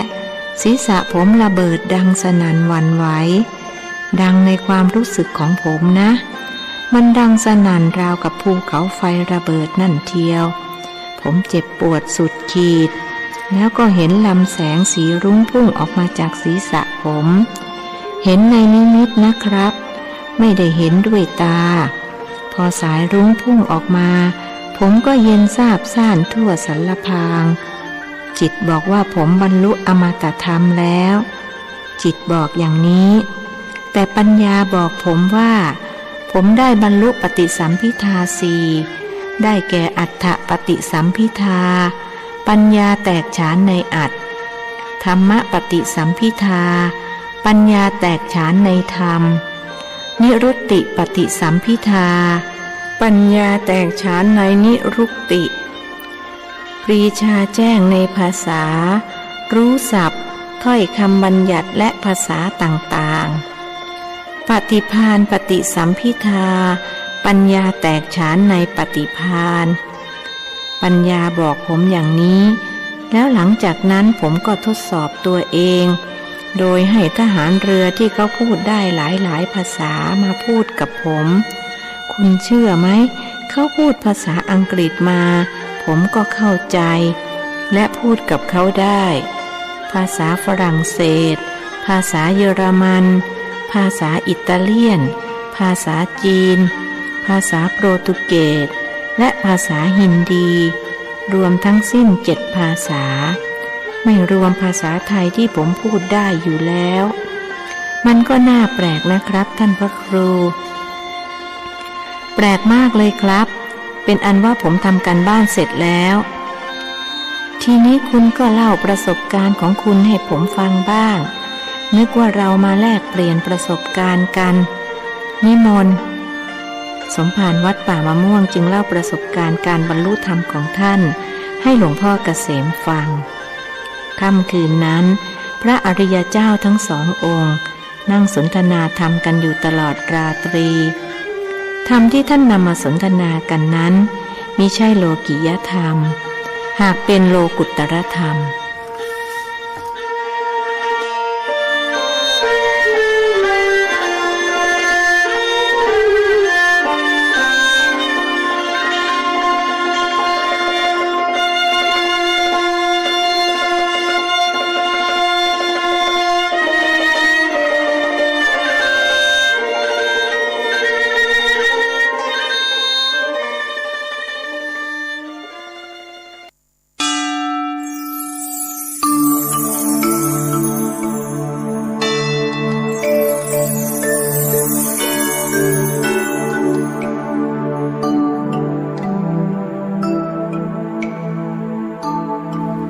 บทที่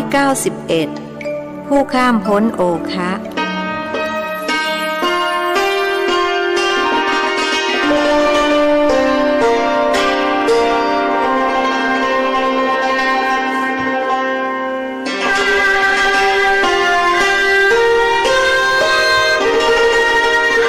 การสนทนาธรรมของพระภิกษุ2 องค์ยุติลงตอนตี 4อันเป็นเวลาของการทำวัดเช้าแม้จะผ่านการบรรลุธรรมขั้นโลกุตระหากก็ยังต้องบำเพ็ญสมณกิจตามวินัยบัญญัติเพราะพระวินัยเป็นระเบียบภายนอกที่มองเห็นได้ส่วนความหลุดพ้นเป็นคุณธรรมภายในที่ผู้เข้าถึงเท่านั้นจะรู้และเข้าใจด้วยเป็นสิ่งที่เรียกว่าปัจจัตตังคือรู้ได้เฉพาะตนผู้ที่ยังไม่หลุดพ้นยังเข้าไม่ถึงหารู้หาเข้าใจได้ไม่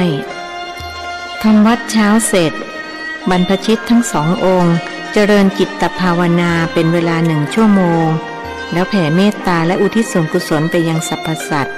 ซึ่งเป็นเพื่อนเกิดแก่เจ็บตายที่ยังเวียนว่ายอยู่ในสงสารสาครจากนั้นท่านพระครูจึงออกบิณฑบาตโปรดสัตว์อันเป็นกิจวัตรที่จะขาดเสียมิได้ส่วนหลวงพ่อเกษมไม่ได้ออกบิณฑบาตมาตั้งแต่อาพาธด้วยโรคมะเร็งในกระดูกโรคร้ายนี้ทำให้ท่านต้องเจ็บปวดแสนสาหัสมานานนับปีแม้จนบัดนี้ก็ยังไม่ทุเลาเบาคลายอย่างไรก็ตามการปฏิบัติถึงขั้นโลกุตระทำให้ท่านสามารถทนต่อทุกขเวทนาได้จึงสามารถยังจิตให้ผ่องใสแม้กายจะได้รับความทุกข์ทรมาน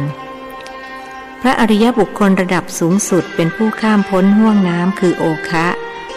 เพราะละอาสวะ4มีกามาสวะภวาสวะทิฏฐาสวะ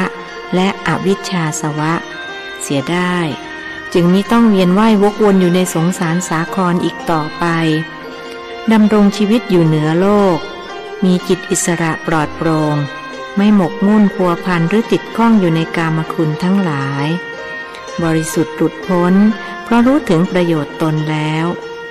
ภาระหน้าที่ต่อตนไม่มีอีกมีแต่หน้าที่ที่จะต้องช่วยเหลือเกื้อกูลผู้อื่นต่อไปตราบลมหายใจยังมีอยู่ฉันเช้าแล้วสมภารวัดป่ามะม่วงก็กราบลาหลวงพ่อเกษมเพื่อกลับไปหาหลวงพ่อในป่าผมขออนุโมทนากับท่านพระครูที่มีโอกาสศึกษาหาความรู้และประสบการณ์อย่างอิสระส่วนผมไม่มีโอกาสอีกแล้วเพราะสังขารร่างกายไม่อำนวยการเดินธุดงค์ทำให้ได้ความรู้และประสบการณ์หลายหลากสมัยที่ผมถือธุดงควัตร เคยพบกับหลวงพ่อเทศรังสีท่านก็เล่าประสบการณ์ของท่านให้ผมฟังถ้าคุณไม่รีบผมอยากจะถ่ายทอดเผื่อว่าคุณไปพบปัญหาแบบเดียวกันจะได้หาวิธีแก้ได้เร็วขึ้นพอจะมีเวลาให้ผมสัก10 นาทีไหมมีครับหลวงพ่อผมไม่รีบร้อนแล้วผมก็อยากฟังหลวงพ่อเล่าด้วยครับผู้อ่อนวัยกว่าพูดอย่างนอบน้อมเอาละถ้าเช่นนั้นผมก็จะขอเล่าย่อๆคุณฟังไว้เผื่อจะเป็นประโยชน์กับการเดินธุดงค์ในครั้งนี้คือหลวงพ่อเทศท่านเล่าให้ผมฟังว่าช่วงที่ท่านถือธุดงควัตรต้องเผชิญกับอุปสรรคต่างๆมากมายจนแทบจะเอาชีวิตไม่รอดไหนจะพวกสัตว์ป่าที่ดุร้ายไหนจะพวกพูดผีปีศาจท่านเคยถูกผีโป่งลองดีมานั่งเฝ้าท่านตลอดคืนท่านก็ใช้คาถาไล่ผีมาไล่มันก็ไม่ยอมไปนั่งตาขมึงทึงอยู่นั่นแหละตัวมันทั้งดำทั้งใหญ่น่ากลัวมากพอหมดคาถาไล่ผีท่านก็สวด7 ตำนานแล้วก็สวด12 ตำนานมันก็ยังไม่ขยับขยื่นท่านก็คิดว่าคราวนี้คงจะเสียท่าผีโป่งเสียแล้วคงต้องตายแน่ท่านก็ปลงตกแล้วก็คิดว่าไหนจะตายก็ขอบังสุกุลให้ตัวเองแล้วท่านจึงท่องบทบังสุกุลตายอนิจจาวัตสังขาราอุปาทะวยธัมมิโนอุปัชชิตวานิรุชชันติเตสังวูปสมโมสุโคเท่านั้นแหละเจ้าผีโป่งก็ลุกขึ้นหันหลังเดินสวบออกไปทันทีท่านก็เลยเรียนรู้ด้วยตนเองว่าปังสุกุลตายใช้เป็นคาถาไล่ผีโป่งได้มันก็น่าแปลกดีนะคุณนะครับหลวงพ่อเจ้าผีโป่งตนนั้นมันอาจจะคิดว่าหลวงพ่อเทศท่านคงจะบังสุกุลตายให้มันก็ได้เลยรีบหนีไปเสียจะได้ไม่ต้องตายอีกเป็นครั้งที่2ตายจากคนมาเป็นผีครั้งหนึ่งแล้วพอตายจากผีจะไปเป็นอะไรก็ยังไม่รู้เลยหนีไปดีกว่าผมว่ามันคงคิดอย่างนี้นะครับก็อาจจะเป็นได้จริงของคุณที่ว่าคนตายเขาเรียกว่าผีแต่ผีตายนี่ผมเองก็ไม่รู้ว่าจะเรียกอะไรเหมือนกันถ้าผมเป็นเจ้าผีโป่งตนนั้นก็คงจะงงอย่างที่คุณว่าเลยหนีไปตั้งหลักก่อนดีกว่าแต่ผมว่าการที่หลวงพ่อท่านเผชิญกับผีเช่นนี้ก็ดีเหมือนกันนะครับอย่างน้อยๆก็ได้พิสูจน์ว่าในโลกนี้ยังมีสิ่งลี้ลับมหัศจรรย์อีกมากมายที่มนุษย์ยังค้นไม่พบผมหมายถึงคนที่ยังไม่ได้ปฏิบัตินะครับเมื่อเขามาปฏิบัติเขาก็จะได้รู้ในสิ่งที่คนปกติไม่รู้อีกประการหนึ่งการที่หลวงพ่อท่านต้องเผชิญกับพูดผีปีศาจเช่นนี้ก็ทำให้ท่านอยู่อย่างไม่ขาดสติคือมีสติอยู่ตลอดเวลาขาดสติเมื่อไรเมื่อนั้นก็อาจเป็นอันตรายถึงชีวิตได้ผมว่ามีประโยชน์นะครับประโยชน์มีแน่เพราะท่านสามารถช่วยเหลือพวกสัตว์ในภพภูมิอื่นที่กำลังตกทุกข์ได้ยากด้วยท่านเล่าให้ผมฟังว่าหลังจากที่ท่านไล่ผีโป่งได้แล้วคืนถัดมาท่านก็ได้โปรดสัตว์นรก3 ตนซึ่งมาปรากฏให้เห็นในนิมิตปรากฏแบบไหนครับแล้วท่านช่วยได้อย่างไรปรากฏเป็นผู้หญิงรูปร่างหน้าตาสวยงามแต่ไม่นุ่งผ้าพากันมายืนต่อหน้าท่านแล้วค่อยๆเดินผ่านไปตอนแรกท่านคิดว่าเป็นพวกนางไม้มาทดสอบจิตของท่านว่ายังหมกมุ่นในกามคุณอยู่หรือไม่ท่านก็เฉยๆไม่รู้สึกยินดียินร้ายในความสวยงามของพวกนางครั้นแล้วผู้หญิง3 คนนั้นก็มายืนต่อหน้าท่านอีกมือชี้ที่อวัยวะเพศของตนซึ่งมีหนอนชอนชัยยั่วเยี้ยไปหมด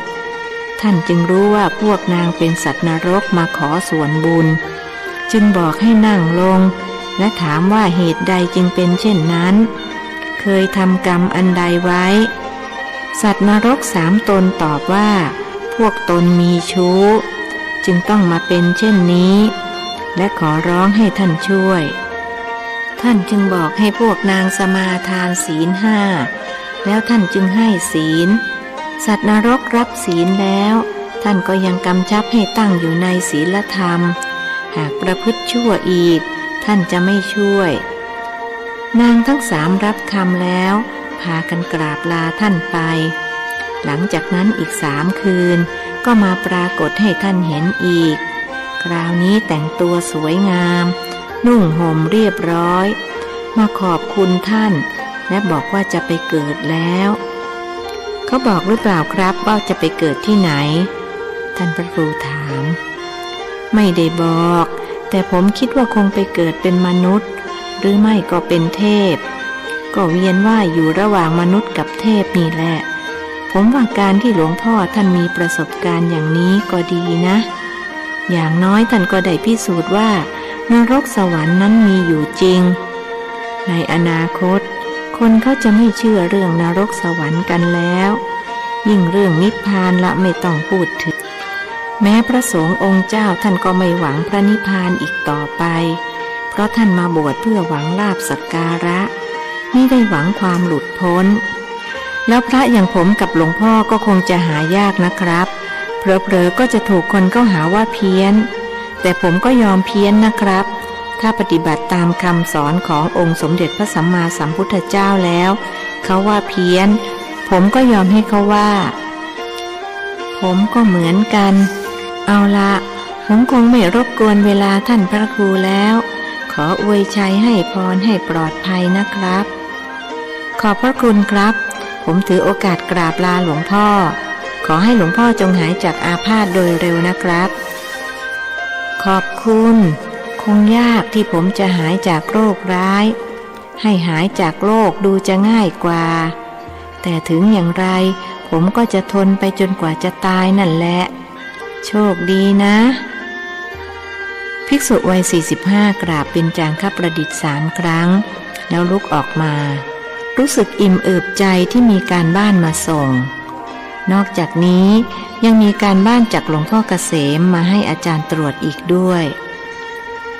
หลวงพ่อในป่านั่งขัดบัลลังก์อยู่ใต้ต้นสักท่านพระครูเข้าไปคุกเข่ากราบเบญจางคประดิษฐ์3 ครั้งเห็นอาจารย์ยังไม่ลืมตาจึงรายงานว่าหลวงพ่อครับผมทำการบ้านมาส่งแล้วครับรู้แล้วหลวงพ่อดำพูดทั้งที่หลับตาหลวงพ่อช่วยตรวจด้วยครับว่าถูกหรือผิดไม่เห็นจะต้องตรวจถ้าเธอคิดว่าถูกก็ถูกสำหรับเธอแล้วถูกสำหรับหลวงพ่อด้วยหรือเปล่าครับสำหรับเราจะถูกหรือผิดเราก็ไม่อยากรู้เพราะไม่มีประโยชน์อันใดฉะนั้นอย่าได้มาเซ้าซี้ครับผมไม่เซ้าซี้ก็ได้แต่ว่าผมมีเรื่องที่จะกราบเรียนหลวงพ่อครับเป็นเรื่องสำคัญมากสำหรับผมเรื่องที่ผมสงสัยมานานมากแล้วผมก็ได้คำตอบจากหลวงพ่อเกษมท่านฝากผมมาเป็นการบ้านให้หลวงพ่อช่วยตรวจครับคราวนี้หลวงพ่อดำลืมตาพูดเสียงเฉียบขาดว่าอย่าพูดเรื่องนี้อีกเราไม่ต้องการให้ใครรู้ว่าเราเป็นใครมาจากไหนเพราะจะทำให้เกิดความยึดมั่นผูกติดในตัวบุคคลแทนที่จะสนใจเรื่องการปฏิบัติธรรมอย่าลืมว่าพระศาสนาไม่ได้อยู่เพื่อพระพุทธเจ้าหรือเพื่อพระอรหันตสาวกแม้พระพุทธองค์หรือพระสาวกก็มิได้อยู่เพื่อพระองค์เองหรือเพื่อตัวท่านเองแต่อยู่เพื่อพหุชนะหิตายะพหุชนะสุขายะโลกานุกรรมปายะเพื่อประโยชน์สุขแก่มหาชนเพื่อเกื้อกูลแก่โลกหมายความว่าพระศาสนาพระพุทธเจ้าและพระอรหันตสาวกทั้งหลายมีอยู่เพื่อประโยชน์สุขแก่มหาชนอันนี้เป็นจุดหมายของพระพุทธศาสนาเพราะฉะนั้นการเป็นชาวพุทธจึงมีหน้าที่ปฏิบัติธรรมไม่ใช่มาแสวงหาว่าพระองค์โน้นองค์นี้เป็นใครมาจากไหนแต่มันฝืนความรู้สึกของชาวบ้านนะครับหลวงพ่ออย่างเรื่องของหลวงปู่เทพโลกอุดรนี่ใครๆก็พากันสืบเสาะอยากรู้เรื่องราวของท่าน ผมไม่เห็นว่าจะเสียหายตรงไหนเสียหายสิเป็นเรื่องเสียหายมากทีเดียวเพราะจะทำให้เกิดความยึดติดในตัวบุคคลแทนที่จะยึดธรรมะการยึดติดกับตัวบุคคลทำให้เสียเวลาและโอกาสโดยสภาวะธรรมจริงๆแล้วแม้ธรรมก็ไม่พึงยึดแต่ผู้จะละธรรมได้จะต้องข้ามพ้นโอคะเสียก่อนคือเมื่อยังปฏิบัติอยู่ก็ต้องอาศัยธรรมเป็นเครื่องนำสู่ความหลุดพ้นต่อเมื่อหลุดพ้นแล้วก็ไม่จำเป็นต้องยึดเพราะสัพเพธัมมาอนัตตาธรรมทั้งหลายปราศจากตัวตนที่เที่ยงแท้เรื่องนี้พระพุทธองค์ทรงอุปมากับบุคคลที่ต้องการข้ามฝั่งเขาจำเป็นต้องอาศัยเรือหรือแพเป็นพาหนะนำข้ามแต่เมื่อถึงฝั่งแล้วก็พึงละเรือหรือแพนั้นเสียไม่ต้องแบกไปด้วยธรรมะก็เช่นกันเมื่อปฏิบัติถึงขั้นโลกุตระแล้วก็เป็นอันต้องปล่อยวางไม่ยึดติดแม้ในธรรมที่เราพูดมานี้ไม่ใช่เราคิดขึ้นเองนะแต่เป็นคำทรงสอนขององค์สมเด็จพระสัมมาสัมพุทธเจ้าพระองค์ตรัสว่าสัพเพธัมมานาลังอภินิเวสายะธรรมทั้งปวงไม่ควรยึดมั่นถือมั่นเพราะฉะนั้นเราจึงขอห้ามเธอว่าไม่ให้ไปพูดกับใครๆเกี่ยวกับเราจะเป็นใครมาจากไหนไม่สำคัญแต่ถ้ามีคนมาถามลับๆหลวงพ่อจะให้ผมตอบพวกเขาว่าอย่างไรเธอก็ตอบไปตามตรงว่าเธอไม่รู้ว่าเราเป็นใครมาจากไหนเพราะเราไม่ได้บอกเธอแต่ถ้ามีคนมาเซ้าซี้มากๆเธอก็บอกเขาว่าถ้ารู้เขาจะต้องตายนะเกิดเขาบอกว่ายอมตายล่ะครับถ้าเขาพูดอย่างนั้นเธอก็เล่าให้เขาฟังได้แล้วเขาจะตายไหมครับตายสิพอเขารู้เรื่องราวของเราเขาก็จะต้องตายในวันนั้นตายโดยที่ยังไม่ทันเล่าให้คนอื่นฟังหลวงพ่อแช่งเขาหรือครับแบบนี้หลวงพ่อก็บาปนะสิครับท่านพระครูรู้สึกกังขาเราไม่ได้แช่งแล้วเราก็ไม่บาปเพราะเราอยู่เหนือบุญเหนือบาปภาษาฝรั่งเขาเรียกว่า beyond good and evil แล้วภาษาจีนว่าอย่างไรครับถามเพราะอยากยั่วว่าอย่างไรก็อย่ารู้เลยเอาละเราจะขอพยากรณ์ว่าในอนาคตคนจะพากันอยากรู้เรื่องของเรากันมากขอให้เธอปิดเป็นความลับอย่าแพร่งพรายให้ผู้ใดรู้คนที่หัวเซ็งลี้หน่อยก็จะเอาเรื่องของเราไปหากินบางคนก็จะแต่งประวัติของเราว่ามาจากที่โน่นที่นี่บางคนก็อวดรู้ถึงขนาดไปเขียนประวัติเราว่าเรามีลูกมีเมียคนอ่านที่ขาดปัญญาก็จะเชื่อตามนั้นแล้วคนก็จะคุยโอ้อวดกันว่ารู้จักเราบ้างเคยเป็นลูกศิษย์เราบ้างใครๆก็อ้างว่ารู้จักเราแทบทั้งนั้นมีแต่หมากับแมวเท่านั้นที่ไม่รู้จักเพราะมันพูดไม่ได้ถ้ามันพูดได้มันจะบอกว่ารู้จักหลวงพ่อไหมครับเราตอบไม่ได้เพราะเราไม่ได้เป็นหมาเป็นแมวเธอล่ะคิดว่ามันจะบอกอย่างนี้ไหมผมตอบไม่ได้เพราะผมก็ไม่ได้เป็นหมาเป็นแมวศิษย์ไม่ยอมหลงกลเอาละถ้าเช่นนั้นก็ยุติเรื่องนี้กันได้แล้วประเดี๋ยวจะได้เดินทางต่อแล้วหลวงพ่อฉันพัดหรือยังครับท่านพระครูถามเมื่อไม่เห็นบาทของอาจารย์แขวนอยู่เมื่อไรเธอจะเลิกถามเรื่องการกินการนอนของเราเสียทีนะช่างไร้สาระเสียเหลือเกินอาจารย์ตำหนิผมถามแต่เรื่องกินเรื่องนอนไม่ได้ถามสักหน่อยศิษย์บ่นอุบอิบไม่ต้องบ่นเอาละเตรียมออกเดินทางกันได้แล้วแต่ขอบอกไว้ก่อนนะว่าเธอยังต้องผจญกับความเป็นความตายอีกนานับประการถ้าไม่แน่จริงรับรองว่าเอาชีวิตไม่รอดต้องมีสติรู้ตัวทั่วพร้อมอยู่ตลอดเวลาเผลอสติเมื่อไรเจ๊งแน่ท่านพูดไทยปนจีนไม่เจ๊งหรอกครับผมมีหลวงพ่อคอยช่วยอยู่อย่างนี้จ้างก็ไม่เจ๊งอย่าหวังพึ่งเราพระพุทธองค์ตรัสสอนให้พึ่งตัวเองอัตตาหิอัตโนนาโถโกหินาโถปโรสิยาจำไว้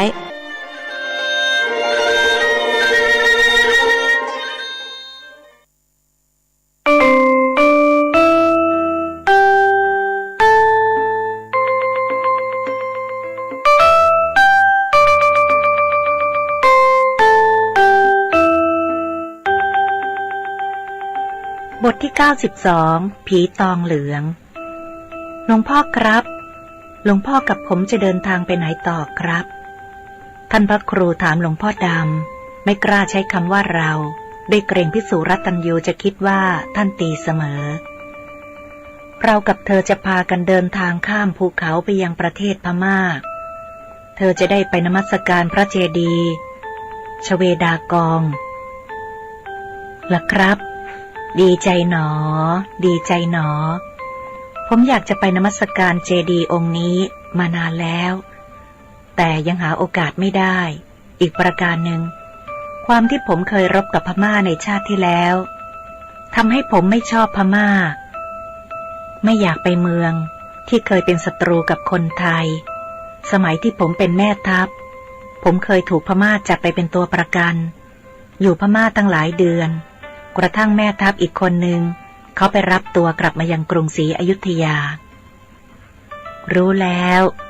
และชาตินี้แม่ทัพคนนั้นก็เกิดมาเป็นผู้หญิงเธอจะได้ตอบแทนบุญคุณเขาเพราะพ่อแม่เขาจะมาขอร้องให้เธอไปรับลูกเขากลับมาเช่นกันรับมาจากไหนครับคงไม่ใช่จากพม่านะครับผมไม่อยากไปเมืองพม่าอีกผมหมายถึงว่าไปโดยที่ไม่มีหลวงพ่อไปนะครับไม่ต้องไปถึงพม่าหรอกแค่จังหวัดชายแดนตากเหรอครับหรือว่าเชียงรายไม่ใช่ตากแล้วก็ไม่ใช่เชียงรายถ้าเช่นนั้นก็กาญจนบุรีผมจะไปรับเขาที่กาญจนบุรีใช่ไหมครับเอาเถอะถึงเวลานั้นเธอก็จะรู้เองแต่เวลาเนี้ยเตรียมตัวเดินทางได้แล้วและขอย้ำอีกครั้งว่าศึกครั้งนี้ใหญ่หลวงนักจะใหญ่หลวงหรือใหญ่น้อยอย่างไรผมก็ไม่กลัวครับเพราะผมมีครูบาอาจารย์อยู่ใกล้ชิดสมภารวัดป่ามะม่วงพูดอย่างไม่พลั่นพลึงเราบอกแล้วไงว่าให้พึ่งตัวเองอัตหิอัตโนนาโถโกหินาโถปะโรสิยาจำพระพุทธวจนะบทนี้ไว้ให้ดีอย่าคิดว่าครูบาอาจารย์จะช่วยเธอได้เสมอไปต้องช่วยตัวเองก่อนและเมื่อตะกี้เธอพูดว่าใหญ่หลวงหรือใหญ่น้อยคำว่าใหญ่น้อยฟังทะแม่งหูยังไงฉบกลทำไมไม่ใช้คำว่าเล็กน้อยเพราะใหญ่หลวงก็น่าจะคู่กับเล็กน้อยหรือว่าเธอตกภาษาไทยหลวงพ่อดำรู้สึกกังขาหาไม่ได้ครับผมเป็นคนเก่งภาษาไทยชนิดหาตัวจับยากขนาดศาสตราจารย์ทางด้านภาษาไทยยังสู้ไม่ได้เรื่องจริงนะครับศิษย์คุยเคืองด้วยตั้งใจจะยั่วอาจารย์อาจจะจริงสำหรับเธอแต่คงไม่จริงสำหรับเราไหนลองอธิบายให้เราฟังหน่อยสิว่าทำไมเธอถึงได้ใช้คำว่าใหญ่หลวงคู่กับใหญ่น้อยอาจารย์ต้องการคำตอบก็ผมใช้แบบเดียวกับชาวบ้านเขาใช้นะครับแบบไหนชาวบ้านเขาใช้กันแบบไหนคำตอบของศิษย์ดูเหมือนจะยิ่งให้อาจารย์งงมากขึ้นเขาใช้คำว่าหลวงคู่กับน้อยครับเช่นเขาเรียกเมียคนหัวปีว่าเมียหลวงเมียคนถัดมาก็เรียกว่าเมียน้อยไม่ว่าจะถัดมากี่คนก็จัดว่าเป็นเมียน้อยทั้งหมดถ้าคนหัวปีก็ต้องคู่กับคนสุดท้องสิถึงจะถูกอาจารย์นึกสนุกบ้างก็แล้วแต่จะตีความครับสรุปว่าหลวงพ่อทราบเหตุผลแล้วนะครับว่าทำไมผมจึงใช้คำว่าใหญ่น้อยทำไมไม่ใช้คำว่าเล็กน้อยก็พอทราบแต่เราอยากขอเตือนเธอว่าอย่าไปตามอย่างชาวบ้านมากนักเพราะเธอเป็นนักบวชไม่ใช่ชาวบ้านเข้าใจไหมเข้าใจครับศิษย์ตอบเสียงอ่อยเพราะเข้าใจแจ่มแจ้งว่าถูกอาจารย์ตำหนิเขาแล้วเข้าใจก็ดีแล้วออกเดินทางได้พบกันบนยอดเขาที่ชายแดนนะชายแดนไหนครับก็ชายแดนไทยพม่านะสิไม่น่าถามศิษย์ถูกอาจารย์ตำหนิเป็นคำรบสอง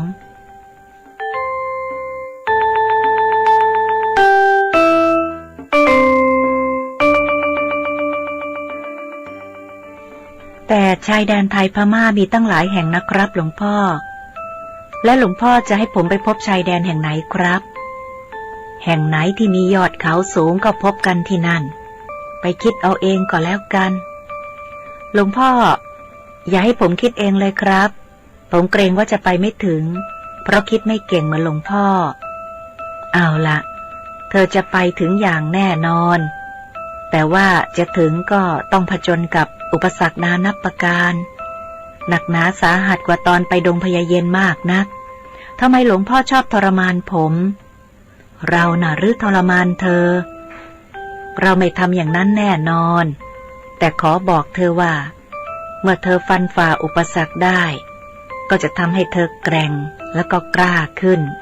อย่าลืมว่ามารไม่มีบารมีไม่เกิดเอาละออกเดินทางได้แล้วใช้คาถาย่นระยะทางได้หรือเปล่าครับตามใจจะใช้คาถาอะไรก็ตามใจแต่ว่ากว่าจะพบเราเธอต้องปักกลดอยู่ที่เชิงเขา1 คืนก่อนตอนเดินขึ้นเขาห้ามใช้คาถาให้เดินอย่างมีสติเหมือนกับเวลาเดินจงกรมเข้าใจหรือยังเข้าใจแล้วครับถ้าเช่นนั้นผมขอกราบลาผมจะออกเดินทางเดี๋ยวนี้ท่านกราบเบญจางคประดิษฐ์3 ครั้งแล้วออกเดินทางคิดว่ารับตาอาจารย์แล้วจึงจะใช้คาถาย่นระยะทางที่ได้ร่ำเรียนมาจากหลวงพ่อเดิมขอให้โชคดีส่วนเราจะนั่งพักอยู่ที่นี่สักค่อนราตรีแล้วจึงจะไปรอเธอที่บนยอดเขาหลวงพ่อดำบอกลูกศิษย์ท่านพระครูหยุดเดินหันมาถามว่าหลวงพ่อจะใช้คาถาย่นระยะทางใช่ไหมครับเราไม่จำเป็นต้องใช้คาถาย่นระยะทางถ้าเช่นนั้นหลวงพ่อคงหายตัวไปหรือไม่ก็ดำดินไปไม่ใช่ทั้ง2 อย่างผมรู้แล้วหลวงพ่อจะเหาะไปที่หลวงพ่อบอกว่าจะพักอยู่ตรงนี้สักค่อนราตรีแล้วจะไปก็แปลว่าหลวงพ่อจะรอให้คนเขากลับกันก่อนจะได้ไม่มีใครเห็นตอนที่หลวงพ่อเหาะสมภารวัดป่ามะม่วงคาดคะเนเมื่ออาจารย์ของท่านไม่พูดว่ากระไรท่านก็ยิ่งมั่นใจในสิ่งที่ท่านพูดนั้นถูกต้องทุกประการ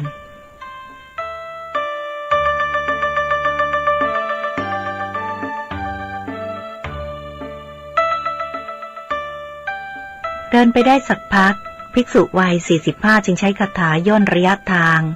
และมาถึงเขาโดยที่ไม่รู้สึกเหนื่อยท่านจัดการหาที่ปักกลดเพราะอาจารย์สั่งให้พักอยู่ที่เชิงเขาคืนหนึ่งก่อนแล้วจึงเดินไปพบท่านบนยอดเขายังไม่ทันจะมืดท่านก็ต้องผจญกับป่าซึ่งเป็นพวกเดียวกับผีตองเหลืองยังไม่ทันจะมืดท่านจ้องผจญกับคนป่าซึ่งเป็นพวกเดียวกับผีตองเหลืองพวกนั้นกรูกันเข้ามาและใช้หน้าไม้ยิงมายังท่านโดยประสงค์จะเอาเนื้อไปกินเป็นอาหารแต่เมื่อลูกดอกที่ยิงมาไม่อาจทำอันตรายท่านได้เลยพากันตื่นตกใจวิ่งเข้ามาหมอบอยู่เบื้องหน้าคิดว่าท่านเป็นเจ้าป่าเจ้าเขาที่สามารถดลบันดาลเพศภัยให้แก่พวกเขาได้ตัวสั่นงันงกด้วยความกลัวว่าจะถูกลงโทษคนเป็นหัวหน้าพูดด้วยภาษาที่ฟังไม่รู้เรื่องท่านต้องใช้วรปัญญาจึงรู้ว่าเป็นคำขอขมาลาโทษภิกษุวัย45ยิ้มอย่างปราณีจะรอยคนป่าเหล่านั้นจะมีบุญเพราะพวกเขาเกิดประทับใจในรอยยิ้มของท่านและคิดตรงกันว่าเจ้าป่าเจ้าเขาองค์นี้ยิ้มสวยเหลือเกินท่าทางท่านคงจะใจดีคนเป็นหัวหน้าจึงพูดว่าข้าต้องขออภัยที่ไม่รู้ว่าท่านเจ้าป่าผู้ดูแลขุนเขาแห่งนี้คิดว่าท่านเป็นมนุษย์ที่พวกข้าจะนำไปเป็นอาหารได้ท่านพระครูเข้าใจในสิ่งที่เขาพูดเพราะใช้วรปัญญาหากก็มีปัญหาว่าท่านพูดภาษาของเขาไม่ได้ครั้นจะพูดภาษาของท่านพวกเขาก็จะไม่เข้าใจเห็นจะต้องใช้ภาษามือซึ่งนิยมใช้สอนคนใบ้แต่คนป่าเหล่านี้ไม่ใช่คนใบ้ท่านจึงต้องใช้ภาษาจิตอีกภาษาหนึ่งซึ่งจะสามารถสื่อสารกับพวกเขาได้แล้วจึงสอนพวกเขาด้วยภาษามือบวกภาษาจิต มีใจความว่าการที่พวกเขาเกิดมาเป็นคนป่าในพงไพรมิได้พบกับความเจริญเฉกเช่นมนุษย์ทั้งหลายก็นับว่าโชคร้ายพออยู่แล้วหากพวกเขากระทำบาปโดยการกินเนื้อมนุษย์ก็จะทำให้เกิดในที่ที่ยิ่งเลวไปกว่าเช่นไปเกิดในนรกต้องถูกโทษทันอย่างแสนสาหัสอันเป็นวิบากจากกรรมชั่วที่พวกเขาได้กระทำทำไมพวกข้าจึงกินเนื้อมนุษย์ไม่ได้หัวหน้าคนป่าถามท่านพระครูใช้ภาษาจิตบวกภาษามือตอบว่าเพราะมนุษย์เป็นสัตว์โลกที่ฝึกได้พระพุทธเจ้าเป็นศาสดาของเราทั้งหลายตรัสสอนว่าทันโตเศรษโธมนุษย์เสสุในหมู่มนุษย์คนประเสริฐคือคนที่ฝึกแล้วท่านไม่กินเนื้อมนุษย์หรอกหรือเนื้อมนุษย์อร่อยมากนะหัวหน้าคนป่ายังคงคิดว่าท่านเป็นเจ้าป่าผู้ดูแลขุนเขาแห่งนี้ท่านจึงสื่อสารกับพวกเขาว่าท่านเป็นสาวกของพระศาสดาพระศาสดาของท่านตรัสห้ามสาวก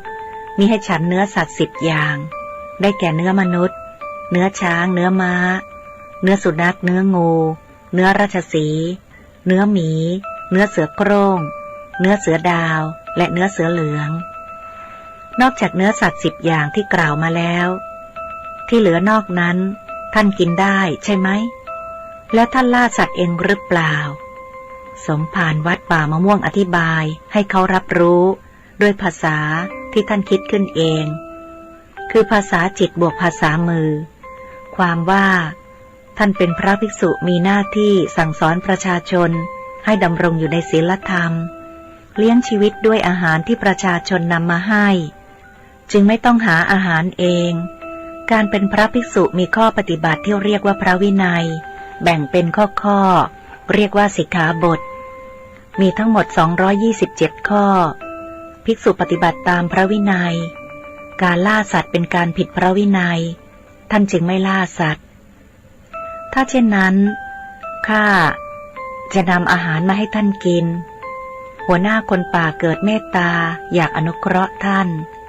นจึงขอบใจเขาแล้วก็ชี้แจงว่าท่านไม่สามารถรับความอนุเคราะห์ของเขาได้เพราะเลยเวลาฉันอาหารไปแล้วพระภิกษุต้องฉันก่อนเที่ยงเลยเที่ยงไปแล้วฉันไม่ได้แล้วท่านมีลูกเมียหรือเปล่าเขาถามอีกท่านตอบว่าภิกษุคือนักบวชซึ่งนักบวชในศาสนาของท่านต้องประพฤติพรหมจรรย์มีลูกเมียไม่ได้หัวหน้าคนป่ารู้สึกศรัทธาในท่านพระครูมากได้สนทนากับท่านจนเป็นที่พอใจและเมื่อทราบว่าท่านจะพำนักอยู่ในป่าแห่งนี้จึงถามว่าท่านไม่กลัวหรือป่าแห่งนี้น่ากลัวมากกลางคืนเต็มไปด้วยสัตว์ร้ายเสือสิงกระทิงแรดช้างป่าและงูเงี้ยวเขี้ยวขอท่านควรจะขึ้นไปนอนบนเขาภิกษุวัย45ตอบว่าท่านมีวิชาที่จะป้องกันภัยจากสัตว์เหล่านั้นได้ขอพวกเขาอย่าได้เป็นห่วงท่านถ้าเช่นนั้นพรุ่งนี้พวกข้าพเจ้าจะนำอาหารมาให้ท่านกินจะไม่มีเนื้อสัตว์10 อย่างที่ท่านบอกมาเขาคิดว่าจะขุดเผือกขุดมันหาผลไม้มาให้ท่านจากนั้นจึงพากันลากลับ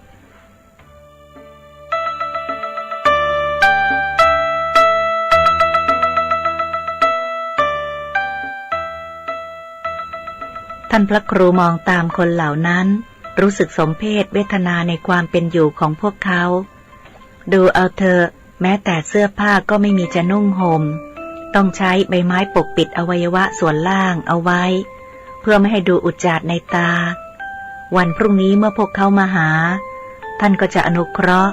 โดยให้สมาทานศีลและรับไตรสรณคมอย่างน้อยก็ช่วยพวกเขาให้มีความเป็นอยู่ดีขึ้นสัตว์10 ชนิดซึ่งรวมมนุษย์ด้วยก็จะไม่ถูกล่าไปเป็นอาหารและที่สำคัญคือชาติต่อไปพวกเขาจะไม่ต้องเกิดมาเป็นคนป่าอีกหากปฏิบัติตามในสิ่งที่พระพุทธองค์ทรงสอนความมืดโรยตัวเข้ามาปกคลุมอาณาบริเวณอากาศเริ่มหนาวเย็นมากขึ้นท่านจึงเข้าไปในกรดและนั่งบำเพ็ญภาวนาทันใดนั้นก็มีเสียงสวบสาบอยู่ภายนอกท่านดูด้วยตาปัญญา ก็เห็นงูเหลือมตัวหนึ่งมานอน รอจังหวะที่จะกลืนท่านเข้าท้องเป็นภักษาหาร นึกถึงตอนเป็นเด็กก็ได้ยินพวกผู้ใหญ่เขาเล่าให้ฟังว่างูเหลือมมันกลืนวัวกลืนควายเป็นตัวท่านก็เชื่อว่ามันสามารถกลืนพระผอมๆอย่างท่านได้โดยไม่ยากวิธีป้องกันคือต้องสวดขันธปริตจึงเริ่มด้วยบทขัดตำนานขันธปริตดังนี้สัพพาสีวิสาชาตินังสัพพะมันตาคัตถังวิยะยันนาเตสิวิสังโครังเสสัญจาปิปริสยังอนาเขตตัมหิสัพพัทธะสัพพหาสัพพปานินังสัพพโสปินิวาเรติปริตันตัมพนามเหแปลว่าพระปริตอันใดย่อมยังพิษอันร้ายแรงแห่งงูร้ายทั้งหลายให้ฉิบหายไปดุจยาวิเศษอันประกอบด้วยมนทิพย์อันหนึ่งพระปริตอันใดย่อมห้ามกันอันตรายอันวิเศษของสัตว์ทั้งสิ้นโดยประการทั้งปวงในอาณาเขตในที่ทั้งหมดในการทุกเมื่อเราทั้งหลายสวดพระปริตอันนั้นเทินขึ้นบทขัดเสร็จแล้วภิกษุวัย45จึงสวดขันธปริตซึ่งมีจำนวนคาถาทั้งสิ้น5คาถาสวดกลับไปกลับมาอยู่หลายรอบเจ้างูเหลือมตัวมหึมาจึงค่อยๆเลื้อยออกไปอย่างเชื่องช้าครั้นเจ้างูเหลือมไปแล้วอสรพิษอื่นๆนับร้อยตัวก็เลื้อยผ่านกรดท่านไปโดยไม่ได้ทำอันตรายแต่ประการใดการเป็นดังนี้ก็ด้วยอานุภาพแห่งขันธปริตของพระพุทธองค์โดยแท้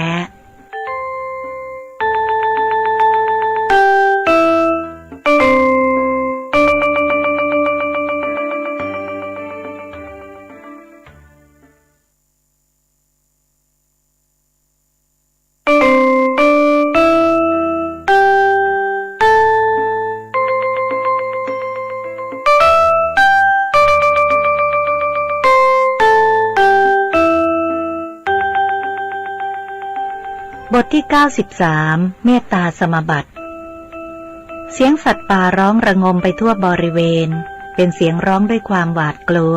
ตระหนกตกใจบางก็ร้องด้วยความเจ็บปวดที่ถูกสัตว์ใหญ่กว่าล่าเป็นอาหารเหยื่อทั้งหลายจะส่งเสียงร้องครวญครางจนกว่าจะขาดใจตายแต่เสียงครวญครางนั้น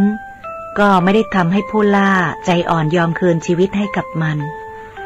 ขึ้นชื่อว่าผู้ล่าไม่ว่าจะเป็นสัตว์เดรัจฉานหรือมนุษย์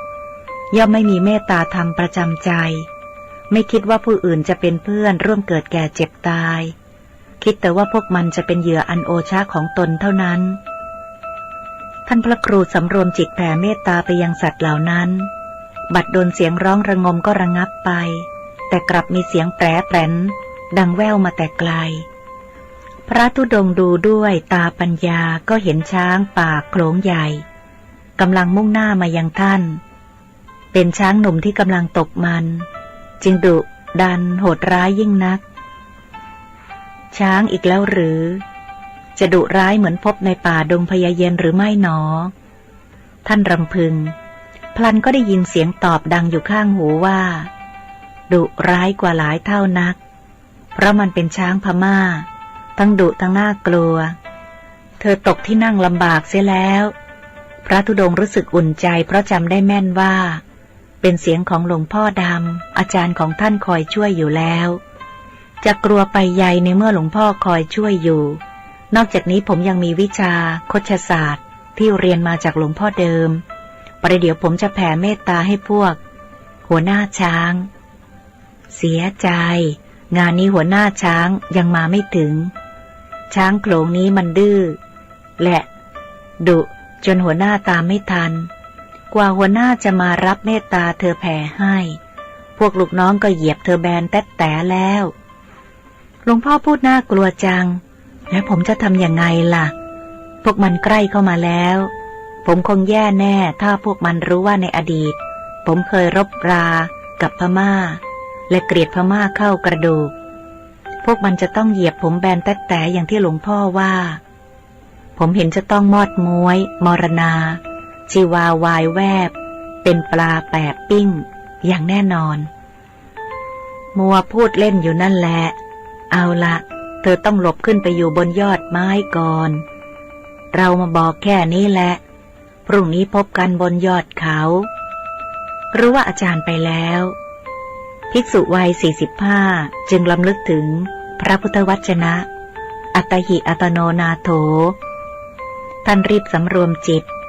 เข้ารูปฌานทั้งสี่ด้วยวายโยกสินที่ฝึกมาอย่างดีออกจากฌานสี่ตามลำดับ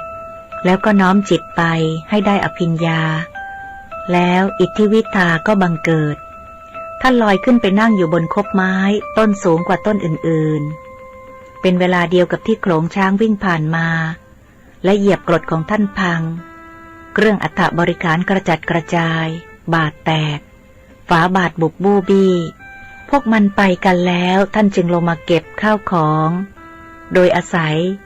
อาโลกสินเข้าช่วยทำให้มีแสงสว่าง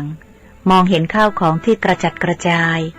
กรดถูกช้างเหยียบขาดเป็นรูโหว่ท่านต้องนั่งเย็บอยู่เกือบครึ่งชั่วโมงจึงเรียบร้อย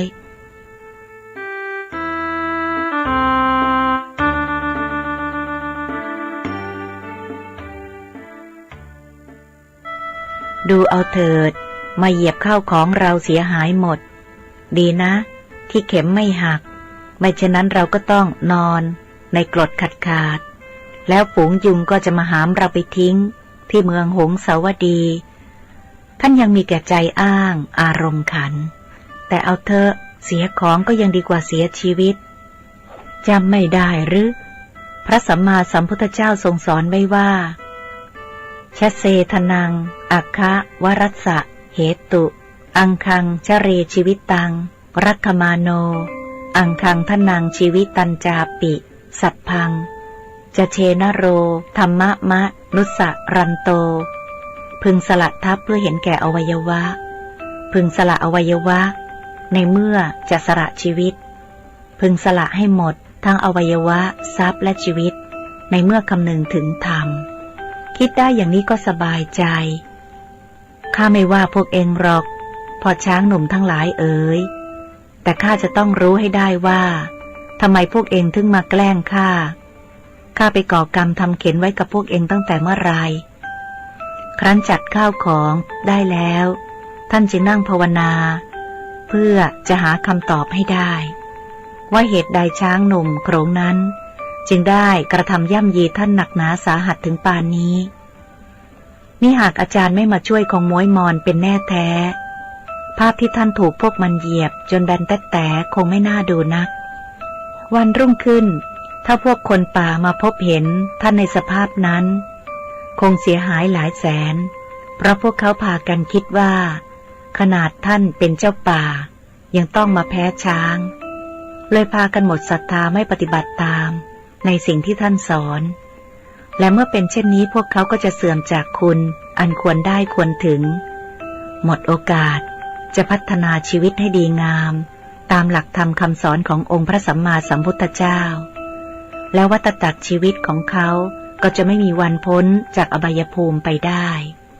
พระธุดงค์วัย45นั่งเจริญอานาปานสติด้วยการกำหนดรู้อาการพองยุบของท้องยามหายใจเข้าออกจนจิตตั้งมั่นแล้วจึงเข้าออกรูปฌานตั้งแต่ปฐมฌานไปจนถึงจตุตถฌานด้วยอานาปานสติกรรมฐานออกจากจตุตถฌานแล้วน้อมจิตไปได้อภิญญาบัดดลนั้นจตุปปาตญาณบังเกิดขึ้นท่านได้เห็นกรรมของช้างโขลงนั้นแล้วในอดีตชาติพวกมันเคยเป็นทหารพม่าและเคยทำสงครามกับไทยหลายครั้งกระทั่งตายในสนามรบขณะตายจิตมีโมหะจึงมาเกิดเป็นเดรัจฉานจากคนพม่ากลายเป็นช้างพม่าไปความที่เคยเป็นเจ้ากรรมในเวรกันจึงบังเอิญมาทำข้าวของท่านเสียหายโดยที่พวกมันไม่รู้เท่ากับได้พากันสร้างอกุศลวิบากโดยไม่ได้ตั้งใจอุปมาทารกไร้เดียงสาเอื้อมมือไปจับไฟถึงจะไม่รู้ว่าไฟร้อนก็ต้องถูกไฟไหม้มือฉะนั้นทราบดังนี้แล้วท่านพระครูจึงแผ่เมตตาให้พวกมันแม้ในอดีตที่เคยเกลียดพม่าแต่เมื่อท่านถือเพศบรรพชิต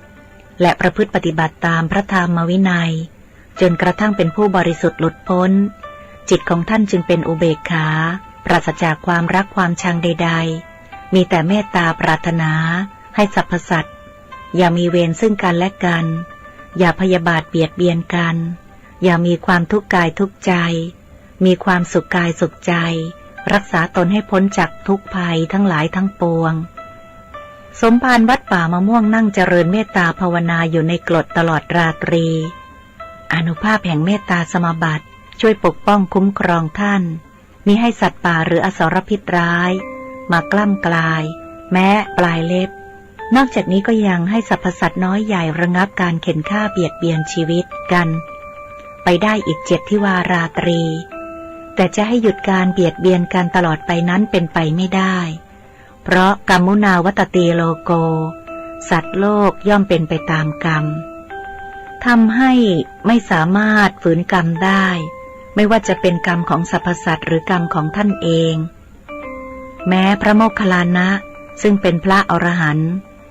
เป็นผู้ทรงอภิญญาก็ยังอยู่ภายใต้กฎแห่งกรรมเหนือฟ้ายังมีฟ้าแต่ไม่มีอะไรเหนือกฎแห่งกรรมไปได้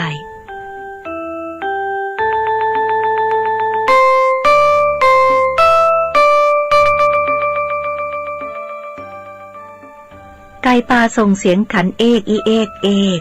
ปลุกเพื่อนร่วมโลกให้ตื่นจากนิทราหมู่วิหกโบยบินจากรังออกหาอาหารนกกระเหว่าส่งเสียงกะเว้ากะเว้าไม่ขาดระยะกลิ่นของดอกไม้ป่าหอมตลบอบอวนชวนให้ใจรื่นรมธรรมชาติสวยงามหากก็แฝงไปด้วยความโหดร้ายเบียดเบียนซึ่งกันและกันของหมู่สัตว์เว้นการเบียดเบียนเสียแล้วป่าใหญ่แห่งนี้เป็นเสมือนสวรรค์บนดินโดยแท้พระธุดงค์วัย45กำหนดจิตแผ่เมตตาไปยังสรรพสัตว์แล้วจึงอุทิศส่วนกุศลอันเกิดจากการเจริญภาวนาตลอดราตรีนั้นไปยังบิดามารดาญาติมิตรครูอุปชาอาจารย์เทวดาเปรตเจ้ากรรมนายเวรและสรรพสัตว์ตามลำดับจากนั้นจึงออกจากกรดไปล้างหน้าแปลงฟันอย่างลำธารเล็กๆซึ่งมีแต่น้ำตกไหลลงมาจากภูเขาเสร็จแล้วจึงเดินกลับมายังกรดคิดว่าจะนำบาตรไปฝังดินเพราะเมื่อมันแตกหักทำลายลงแล้วก็หาประโยชน์อันใดมิได้ประดุจร่างกายที่เน่าเปื่อยผุพังย่อมยังชีวิตให้ยืนยาวต่อไปมิได้อีกฉันนั้นเมื่อท่านเข้าไปในกรดก็พบว่าบาตรใบเก่าหายไปมีใบใหม่มาแทนลักษณะคล้ายกับบาตรของหลวงพ่อดำทว่าใบเล็กกว่าท่านรู้ในทันทีว่าอาจารย์มาแก้ปัญหาให้อีกครั้งก็ไหนหลวงพ่อสอนผมให้ช่วยตัวเองและทำไมต้องมาช่วยผมท่านทำทีเป็นต่อว่าหากใจนั้นรู้สึกซาบซึ้งเสียนักที่อาจารย์ของท่านให้ความช่วยเหลือเจือจุนเปิดฝาบาตรออกคิดว่าจะพบอาหารหากพบแต่ความว่างเปล่าสงสัยหลวงพ่อรู้ว่าคนป่าเขาจะนำอาหารมาให้ผมท่านพูดอีกหากครั้งนี้เป็นการปลอบใจตัวเองและท่านก็ได้ยินเสียงโห่มาแต่ไกลคงเป็นเสียงคนป่านั่นเองประเดี๋ยวหนึ่งก็เห็นพวกเขายกขบวนมามีทั้งลูกเด็กเล็กแดงและพวกผู้หญิงและแต่ละคนใช้ใบไม้ปกปิดท่อนล่างยกเว้นพวกเด็กๆไม่ต้องปิดครั้นมาถึงหัวหน้าก็ส่งสัญญาณให้ทุกคนนั่งลงแล้วกราบท่าน3 ครั้งตามที่ท่านสอนไว้เมื่อวันวานแสดงว่าหัวหน้ากลับไปซักซ้อมกับสมาชิกเพราะทุกคนทำได้ถูกต้องสวยงามแม้แต่พวกเด็กๆส่วนพวกที่ยังเล็กมากก็ประนมมือแต่ไม่ได้กราบท่านทักทายพวกเขาด้วยภาษาจิตบวกภาษามือที่ท่านคิดขึ้นเองหัวหน้าคนป่ากราบเรียนว่าพวกข้านำอาหารมาให้ท่านกินแล้วก็พาพวกผู้หญิงและเด็กๆมาขอพรจากท่านสมภารวัดป่ามะม่วงมองดูอาหารที่เขาห่อด้วยใบตองไม่มีอาหารต้องห้ามสำหรับภิกษุท่านจึงส่งสัญญาณให้พวกเขากล่าวคำถวายภัตตาหารและสมาทานศีลโดยท่านเป็นผู้กล่าวนำเริ่มตั้งแต่นะโมตัสสะภะคะวะโตอะระหะโต สัมมาสัมพุทธัสสะซึ่งพวกคนป่ากล่าวตามเสียงดังสนั่นก้องไพรสนจากนั้นท่านจึงให้ศีลและอธิบายให้พวกเขาด้วยภาษาที่ท่านคิดขึ้นว่าก่อนจะถวายภัตตาหารแด่พระภิกษุต้องสมาทานศีลและรับศีลก่อนจึงได้ชื่อว่าทำบุญครบไตรทวารซึ่งได้แก่กายทวารวจีทวารและมโนทวารเมื่อพวกคนป่ารับศีลและกล่าวถวายสังฆทานแล้วท่านพระครูจึงพิจารณาอาหารตามพระวินัยบัญญัติด้วยการสวดปฏิสังขารโยนิโสปิณฑปาตังปฏิเสวะมิไปจนถึงยาตราจะเมภวิสติอนวัชชาตะจะภาสุวิหารโรจาติแล้วจึงลงมือฉัน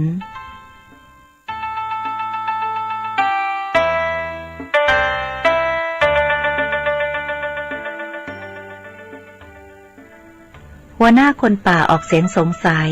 ว่าเหตุใดเจ้าป่าของเขาองค์นี้จึงต้องท่องคาถาก่อนกินอาหารครั้นจะถามเดี๋ยวนั้นก็เกรงว่าจะเป็นการรบกวนท่านจึงคิดว่ารอให้ท่านกินเสร็จแล้วค่อยถามท่านพระครูรู้ว่าเขากำลังคิดอะไรอยู่และนึกชมเชยในความมีมารยาทดีของเขาถึงเขาจะเป็นคนป่าเกิดในที่ไม่มีความเจริญแต่ก็ยังรู้กาลเทศะคนในเมืองบางคนเสียอีกที่ไม่มีมารยาทเช่นนี้ชั้นเสร็จท่านพระครูจึงสื่อสารให้พวกเขาประนมมือรับพรแล้วท่านจึงให้พรจากนั้นจึงอธิบายให้พวกเขาเข้าใจว่าท่านมิได้เป็นเจ้าป่าเจ้าเขาดังที่พวกเขาคิดแต่เป็นพระภิกษุในพระบวรพุทธศาสนาซึ่งว่าโดยคุณธรรมแล้วสูงกว่าเจ้าป่าเจ้าเขาพระภิกษุที่ประพฤติปฏิบัติตามพระวินัยถือว่าเป็นผู้ประเสริฐแม้เทวดามารพรหมก็ยังต้องเคารพกราบไหว้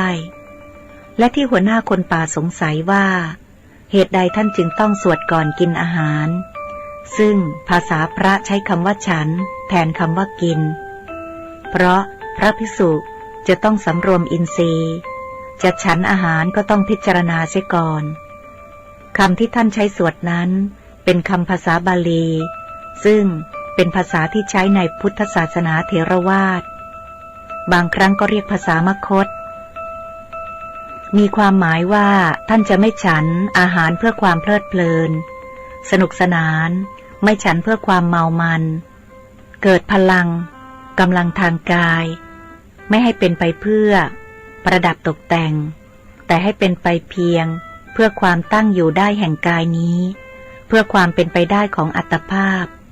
เพื่อความสิ้นไปแห่งความลำบากทางกายเพื่ออนุเคราะห์แก่การประพฤติพรหมจรรย์เมื่อทำได้อย่างนี้ย่อมระงับเสียได้ซึ่งทุกขเวทนาเก่าคือความหิวและไม่นำทุกขเวทนาใหม่ให้เกิดขึ้นความเป็นไปสะดวกแห่งอัตภาพนี้ด้วยความเป็นผู้หาโทษมิได้ด้วยและความเป็นอยู่โดยผาสุกด้วยจักมีแก่ท่านด้วยการประพฤติดังกล่าวมานี้ท่านพระครูอธิบายยืดยาว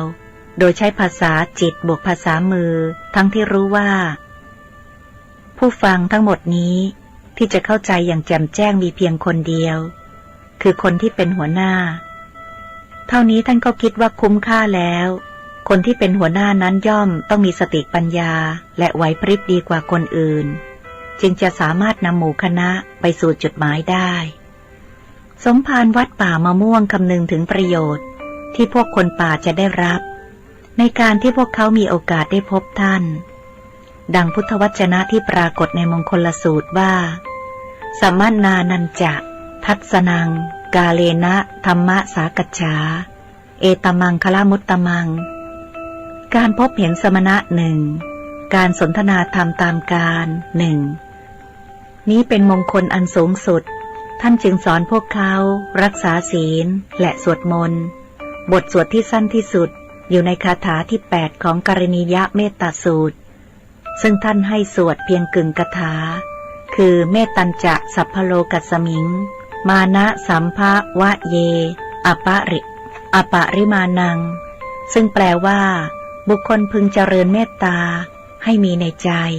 ไม่มีประมาณไปในโลกทั้งสิ้นเพราะเมื่อพวกเขาเจริญเมตตาอยู่เป็นนิจก็จะไม่มีเวรไม่มีกรรมต่อกันและก็จะละเสียได้ซึ่งความพยาบาทเบียดเบียนกัน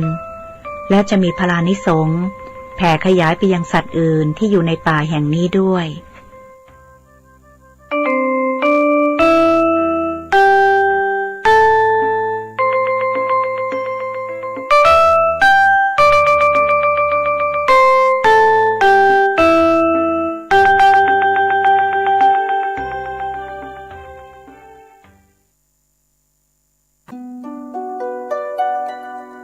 โปรดติดตามในตอนต่อไปสวัสดีครับ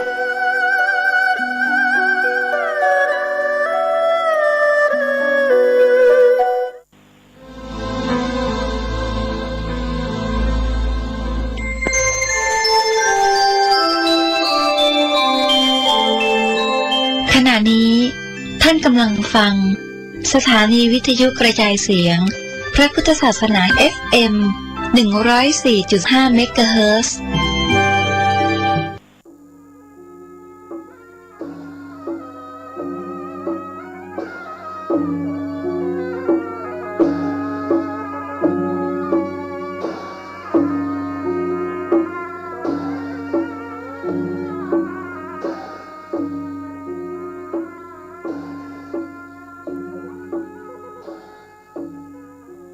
ขอความเจริญในธรรม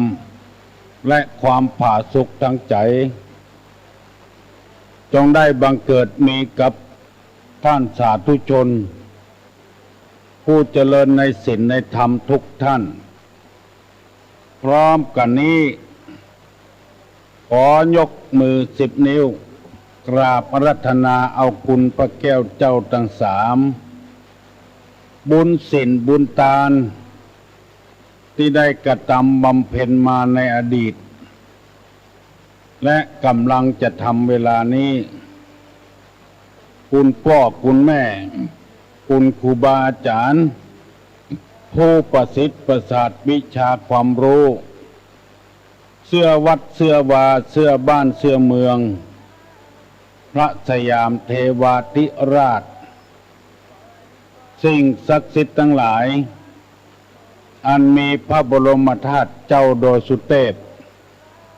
และครูบาเจ้าศรีวิจัยนักบุญแห่งล้านนาไทยเป็นต้นขออาราธนาและเชิญชวนมาปกปักรักษาพระสงฆ์ครูบาอาจารย์พ่อออกแม่ออกลูกหลานเหลนวงศาคณาญาติตลอดถึงข้าราชการบ้านเมืองที่รับฟังรายการนี้ทุกท่านขอให้สิ่งศักดิ์สิทธิ์มาปกปักรักษาให้มีความสุขกายมีความสุขใจสุขกายนั้นปราศจากโรคภัยไข้เจ็บอันร้ายแรง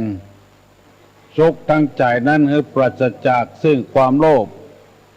ความโกรธความหลงความอิจฉาริษยาอาฆาตพยาบาทซึ่งกันและกันขอเชิญชวนท่านสาธุชนทั้งหลายกาเลนะธรรมัสสวนังเอตัมมังคารมุตตัมมังมาละเนอเสียงก้องเสียงกองเสียงมองต่ำเข้าเสียงทุเจ้าเทศนาธรรมมาถึงบ้านถึงจองถึงวัดถึงวาถึงสถานที่อยู่ของพี่น้องทั้งหลายขอขอบคุณท่านสาธุชนทั้งหลายที่ติดตามรายการนี้เป็นห่วงเป็นหามตุลุงเวลานี้ได้มาถึงแล้วจะมาออกอากาศให้พี่น้องทั้งหลายได้ฟังวันนี้จะได้นำเอากรรมที่ว่าทำสำหรับพ่อบ้านแม่บ้าน10 ประการคือจริยธรรมนี้เป็นกรรมที่แน่นอนบอกว่าผู้นั้นจะอยู่ในชาติใดศาสนาใดลัทธิใดนิกายใด ถ้าเอาจริยธรรมนี้ไปใจจะอยู่มีความสุขเพราะว่าพุทธศาสนานี้สอนให้คนพ้นจากความทุกข์ให้มีความสุขดังที่เคยเสนอไปแล้วหลายครั้งหลายหนแล้วว่าคนอันนี้เปื่อนทุกข์เปื่อนยากตึงวัน เพราะบ่ได้เอาความสำเร็จในชีวิต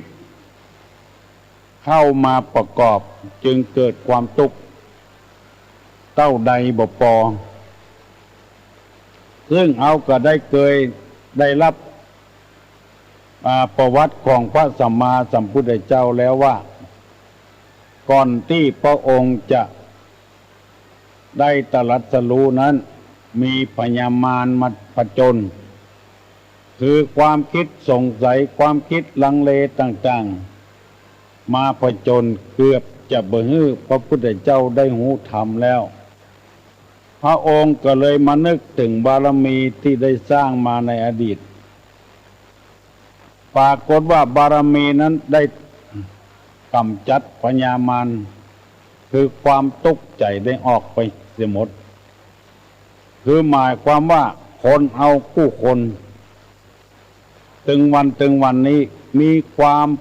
สำเร็จมีผลสำเร็จมาแล้วเฮาบ่พอใจในผลสำเร็จของเฮาจึง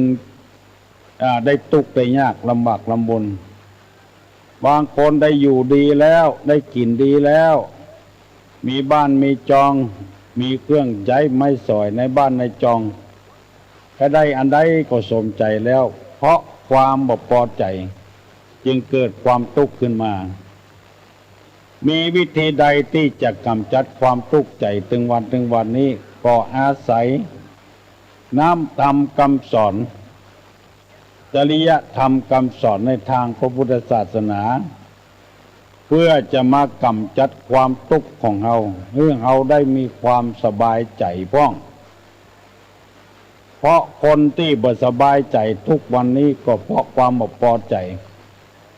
เฮาอาจจะบ่สบายใจอย่างอื่นแต่เฮามีผลสำเร็จอย่างอื่นมาแล้วเหมือนกับเอาหดน้ำต้นไม้เอาน้ำหดตั้งหากไม่ใช่ว่าจะได้กินหน่วยกินผลตั้งหากเอาจะได้กินหน่วยกินผลตั้งบนพุ่นอย่างบะลวกม่วงบะลำไยนี่เป็นต้นรดน้ำตีรากต้นไม้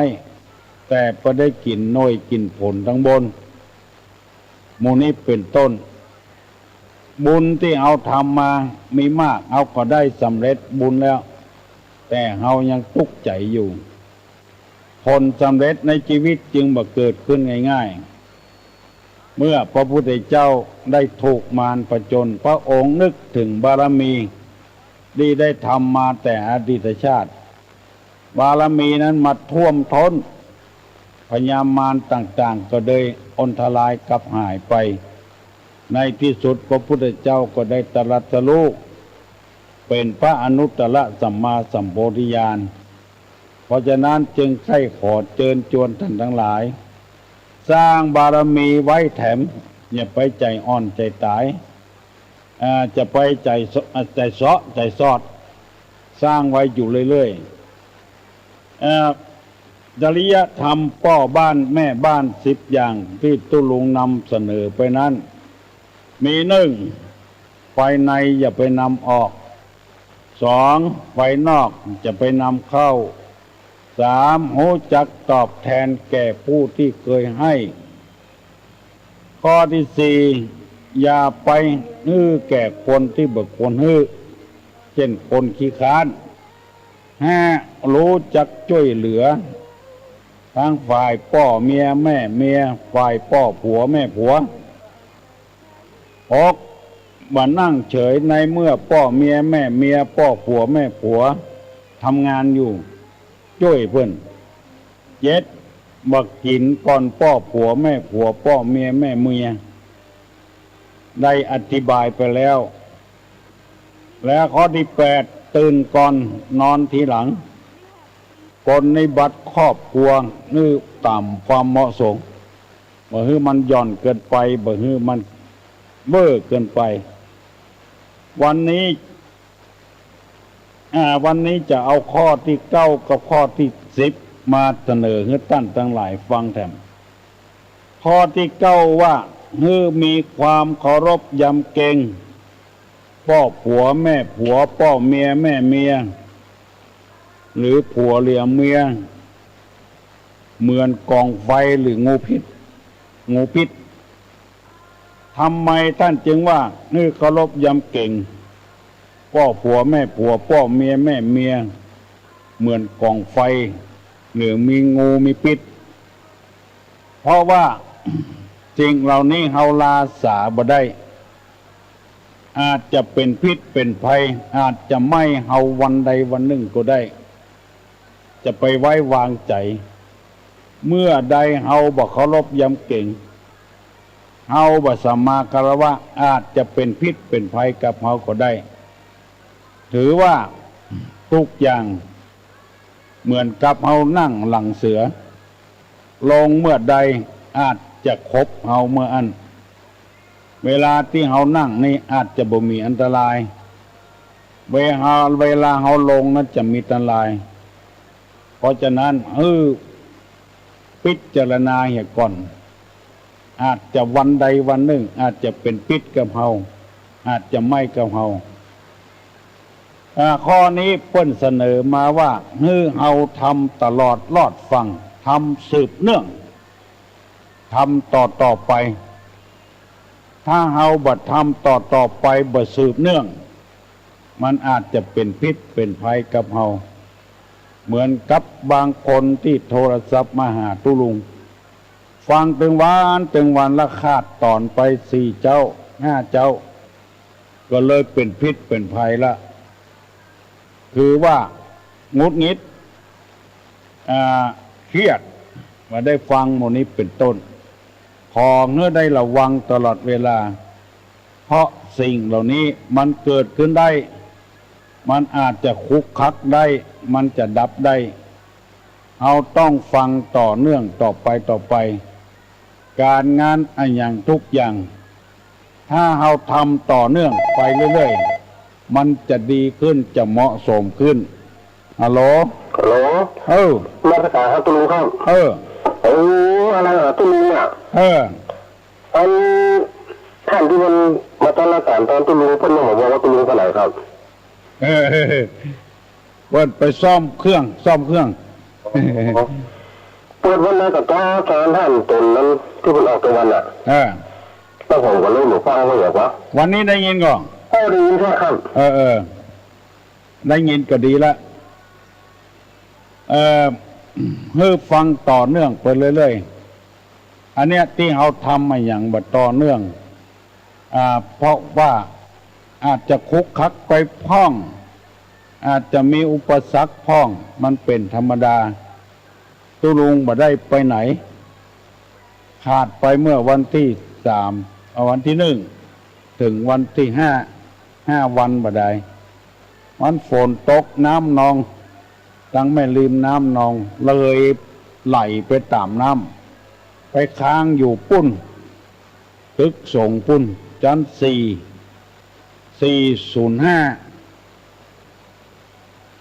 ห้องที่นอนน่ะไปค้างอยู่ปุ้นได้5 วันบ่ได้อดใจเอาคือเอาทำอะไรอย่างให้มันต่อเนื่องคือเขาลบยำเก่งพ่อผัวแม่ผัวพ่อเมียแม่เมียเชื้อใดเมื่อลูนปุ่นป่ายมาก็เขาลบยำเก่งอย่างเก่าอย่างเดิมเหมือนกับไฟเหมือนกับงูมีพิษมันอาจจะมีเรื่องมีราวสักวันหนึ่งจนได้เพราะฉะนั้นพ่อออกแม่ออกบ่ท่าตกใจเอาทำคำสอนข้อที่9นี่ไปใจคนเฮามันเป็นไปอย่างนั้นเมื่อหัวทีแต่เข้าเนาะน้ำเนาะมันเข้าอาจจะบ่เนาะสักกรรมอาจจะโกรธจะเกลียดจะจังเพราะฉะนั้นทำติดต่อเนื่องไปการทำบุญทำทานก็อย่างเดียวกันการปกครองคนก็อย่างเดียวกันอย่าไปใจอ่อนอย่าไปใจจางทำไปเรื่อยๆอุปสรรคย่อมจะเกิดขึ้นเสมอ อย่าไปวิตกอย่าไปกังวลมันมันเป็นไปตามธรรมชาติมันเป็นไปตามธรรมดาเพราะเคยได้เล่าพี่น้องทั้งหลายฟังว่าธรรมชาติคือธรรมะก็คือธรรมชาติมันเป็นไปจะใดจะอั้นอย่างที่เปิ้นว่าทำดีได้ดีทำชั่วได้ชั่วใครอยากกินหยังปลูกอันนั้นใครอยากเข้าก็ปลูกเข้าใครอยากพืชพันธุ์อันใดก็ปลูกอันนั้นหรือว่าไปซื้ออันนั้นถึงจะได้กินอุปมาฉันใดธรรมะก็เช่นเดียวกันย่อมมีการอุปสรรคพ้องอันใดอันหนึ่งพ้องต่อสู้ต่อไปในชีวิตของคนต่อสู้ต่อไปพอเราถ้าทำไม่ยังมั่นอยู่จึงอยู่หูอยู่มันจะเจริญรุ่งเรืองขึ้นเหมือนกับยาต่างๆเมื่อพ่อแม่ตายแล้วลูกสืบแถมตลอดถึงร้านขายต่างๆปรับปรุงแก้ไขให้มันดีขึ้นอย่างมันหูเรื่องอย่างยานัดหมอมีนี่ลูกสาวหมอมีนี่ซื้อไปเรื่อยๆปฏิบัติไปเรื่อยๆมันอาจจะเป็นผลสำเร็จวันใดวันหนึ่งความสำเร็จในชีวิตของเราก็เช่นเดียวกันพยายามอยู่ไปคนก็จะหูตี้หูตางไปอยู่หั่นน้อยอยู่นี่น้อยคนบ่เคยคนเคยได้กลิ่นได้ใจบ่ได้ใจละเพราะเอาไปอยู่หั่นน้อยนี่น้อยข้อนี้เปิ้นเสนอมาว่าเคารพยำเก่งพ่อผัวแม่ผัวพ่อเมียแม่เมียเหมือนกับไฟเหมือนกับยาพิษสถานที่อยู่เฮาก็เช่นเดียวกันบึดไปอยู่บ้านหนึ่งบึดไปอยู่บ้านหนึ่งมันบัดต่อเนื่องกันคือหมายความว่าทำอย่างต่อเนื่องพ่อแม่เคยร่ำรวยกับเมียลูกเต้าก็ต้องทำเหมือนที่พ่อที่แม่ทำแล้วปรับปรุงให้มันดีขึ้นเก็บเมี่ยงซื้อเมี่ยงขายเมี่ยงหมู่นี้เป็นต้นพ่อแม่เคยได้อยู่ได้กินกับงานอันใดก็พยายามสืบสารงานของพ่อของแม่ปัจจุบันนี้เฮาจะหันว่าคนบ้านเฮาเมืองเฮานี่รู้สึกว่าจะมักง่ายคำว่ามักง่ายนี่ก็คือหมายความว่าชอบที่มันง่ายๆอันที่พ่อแม่ทำมาจนพอล่ำพอรวยมันยากก็เลยบ่ทำกันเปลี่ยนมาเป็นอย่างอื่นไปอย่างพ่อแม่เคยร่ำรวยกับให้กับสวนมาซื้อนาต่อไปแถมลูกก็เอามาขายเอาไปซื้อรถมาขี่เอาไปอย่างอื่นไปทำอย่างอื่นลงทุนอย่างอื่นมาเหมือนพ่อบ่เหมือนแม่บางทีพ่อแม่เป็นครูลูกบ่เป็นสักกรรมไปเป็นอย่างอื่นไปเหียความเป็นครูนั้นก็พุดไปหายไปอยู่เรื่อยๆพ่อแม่เป็นข้าราชการลูกไปเป็นพ่อค้าพาณิชย์เถียบ่ได้สืบการสืบงานของพ่อของแม่บ่ได้ปรับปรุงให้มันดีขึ้นบริษัทต่างๆที่อยู่ในหัวในเวียงพ่อแม่ขายผ้าลูกเกิดมาก็ขายผ้าอย่างพ่ออย่างแม่พ่อแม่ร่ำรวยกับโรงเรียนตั้งโรงเรียนขึ้นลูกก็ต้องสืบพฤติกรรมของพ่อของแม่สืบสานที่พ่อแม่ได้ทำมาก็เจริญรุ่งเรืองขึ้นถ้าเอาไปเนี่ยการอย่างอื่นมันบ่ได้สืบสานคนที่เคยใจเคยกินอย่างยาชนิดต่างๆมันมีแต่เจ้นใดเจ้นเบามาจนกระทั่งบัดนี้ก็ยังมีอยู่ลูกก็จะได้สืบสานต่อไปแถมธรรมะข้อนี้นะจริยธรรมข้อนี้มันหมายความว่าได้ลูก ได้สืบได้สารในวงศาคกุลของพ่อของแม่คือว่าเอาไปอยู่กับพ่อผัวแม่ผัวพ่อเมียแม่เมียแต่เดิมมาเอาปฏิบัติปัดโปเพื่อนจะได้ก็ฮื้อปฏิบัติปัดโปเพื่อนอย่างนั้นกินมาป่าไปกาช่วยการช่วยงานเชื้อใดก็เขาก็ทำต่อไปเรื่อยๆบ่ฮื้อมันได้ขาดถ้ามันได้ขาดตัดตอนไปแล้วมันจะเป็นพิษเป็นภัยกับเราเหมือนกับงูเลี้ยวเกี่ยวก่อนก็ดีเหมือนกับไฟก็ดีคนที่จ้างที่เป็นมากับมันเมื่อน้อยๆแล้วย่อมจะบุกหัวที่เขาว่าหมองูตายเพราะงูเพราะความประมาทบ่เลี้ยงให้มันจนอิ่มหนำสำราญคนเฝ้าเสือจนพอได้ลูกจนพอได้คุ้นเคยกับเสือเคยคืออาหารมันก็ยินดีกับเราเมื่อเข้าอาหารวิตขาดเสือมันหิวมันก็เลยปิกมาคบคนที่เลี้ยงมันแถมอุปมาฉันใดก็ฉันนั้นเคยเคารพยำเก่งครูบาอาจารย์เชื้อใดเอาก็เคารพยำเก่งตลอดมาจนปัจจุบันเคยเคารพยำเก่งเพื่อนเมื่อลูนมาบ่มีสัมมาคารวะก็เกิดเป็นเสือเกิดเป็นงูพิษได้ที่เขาว่าหงองูตายเพราะงูคนเลี้ยงเสือตายเพราะเสือเพราะเอาประมาทเอาลาสา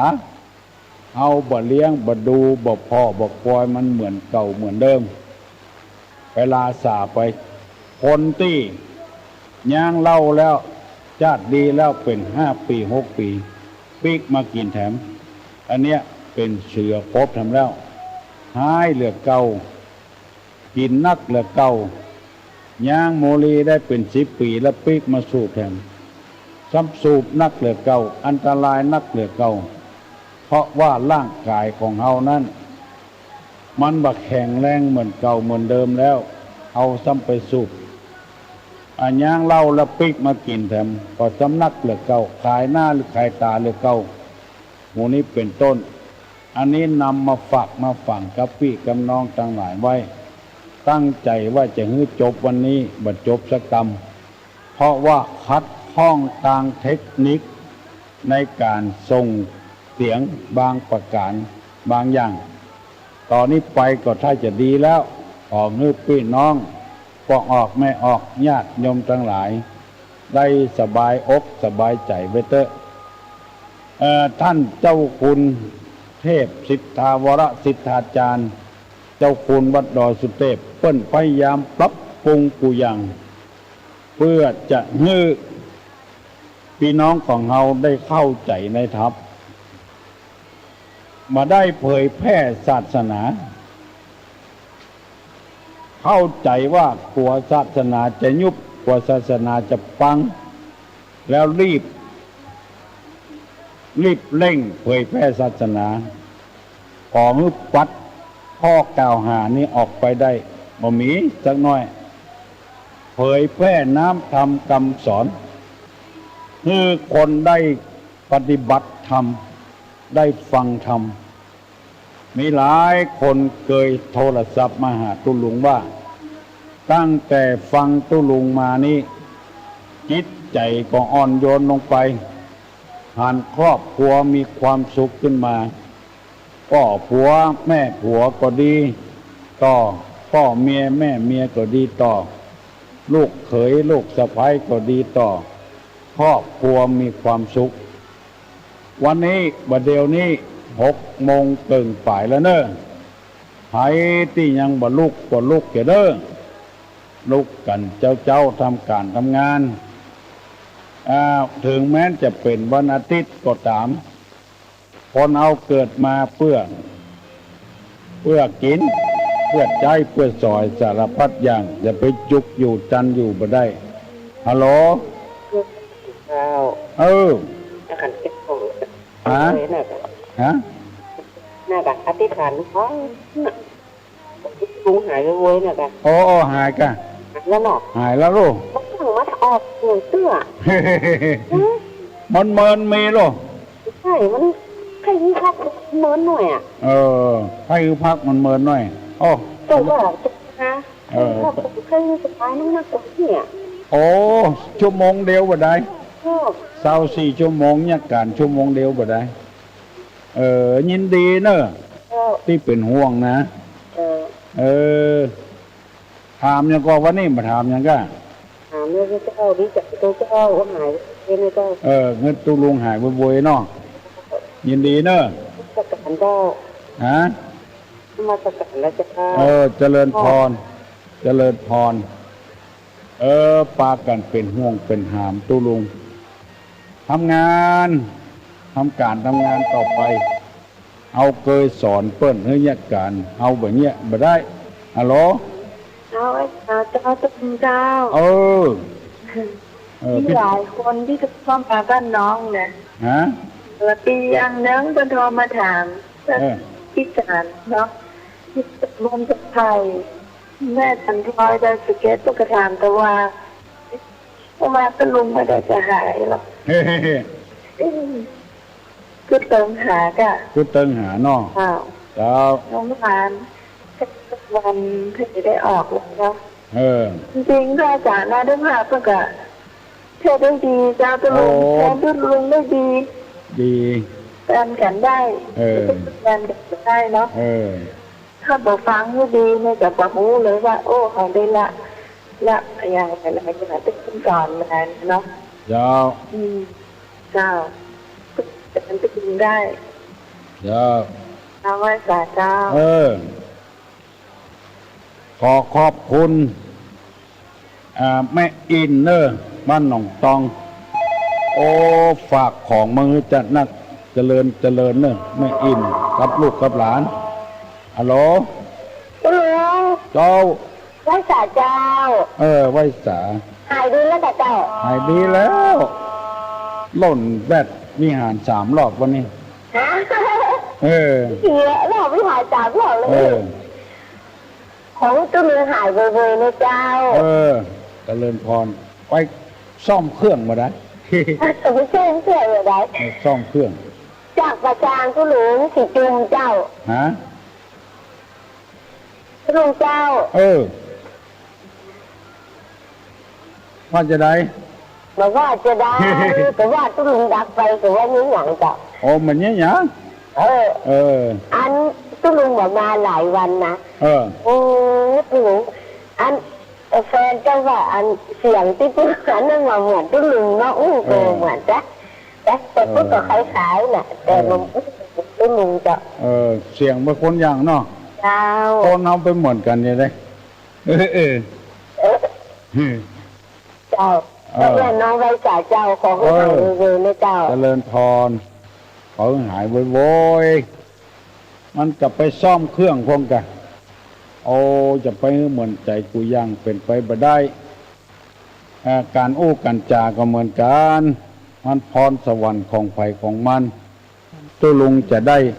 ปั่นปอนนะเนอะขอให้ได้อยู่ดีมีสุขตั้มจูสมพระพุทธศาสนาเจริญตลาดต่อเต้า5,000 พระวสาเนอะสัพปีติโยวิวัจจันตุสัพพะโรโควินัสสตุมาเตภวะตวนตะลาโยสุขีติคายุโกภวะอภิวาธนะสีริสนิจังมุตตาปัจจายิโนจัตตาโลธรรมาวัฏันติอายุวันโนสุขังปะลัง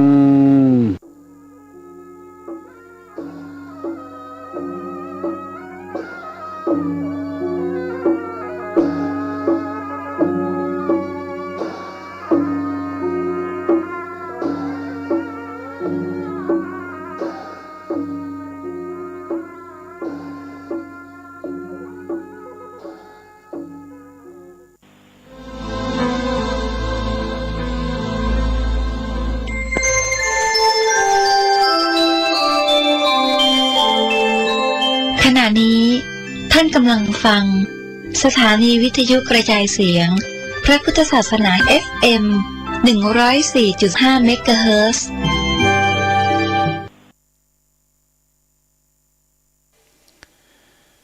วันนี้เป็นวันเดือน11 เหนือขึ้น6 ค่ำเดือน11เหนือ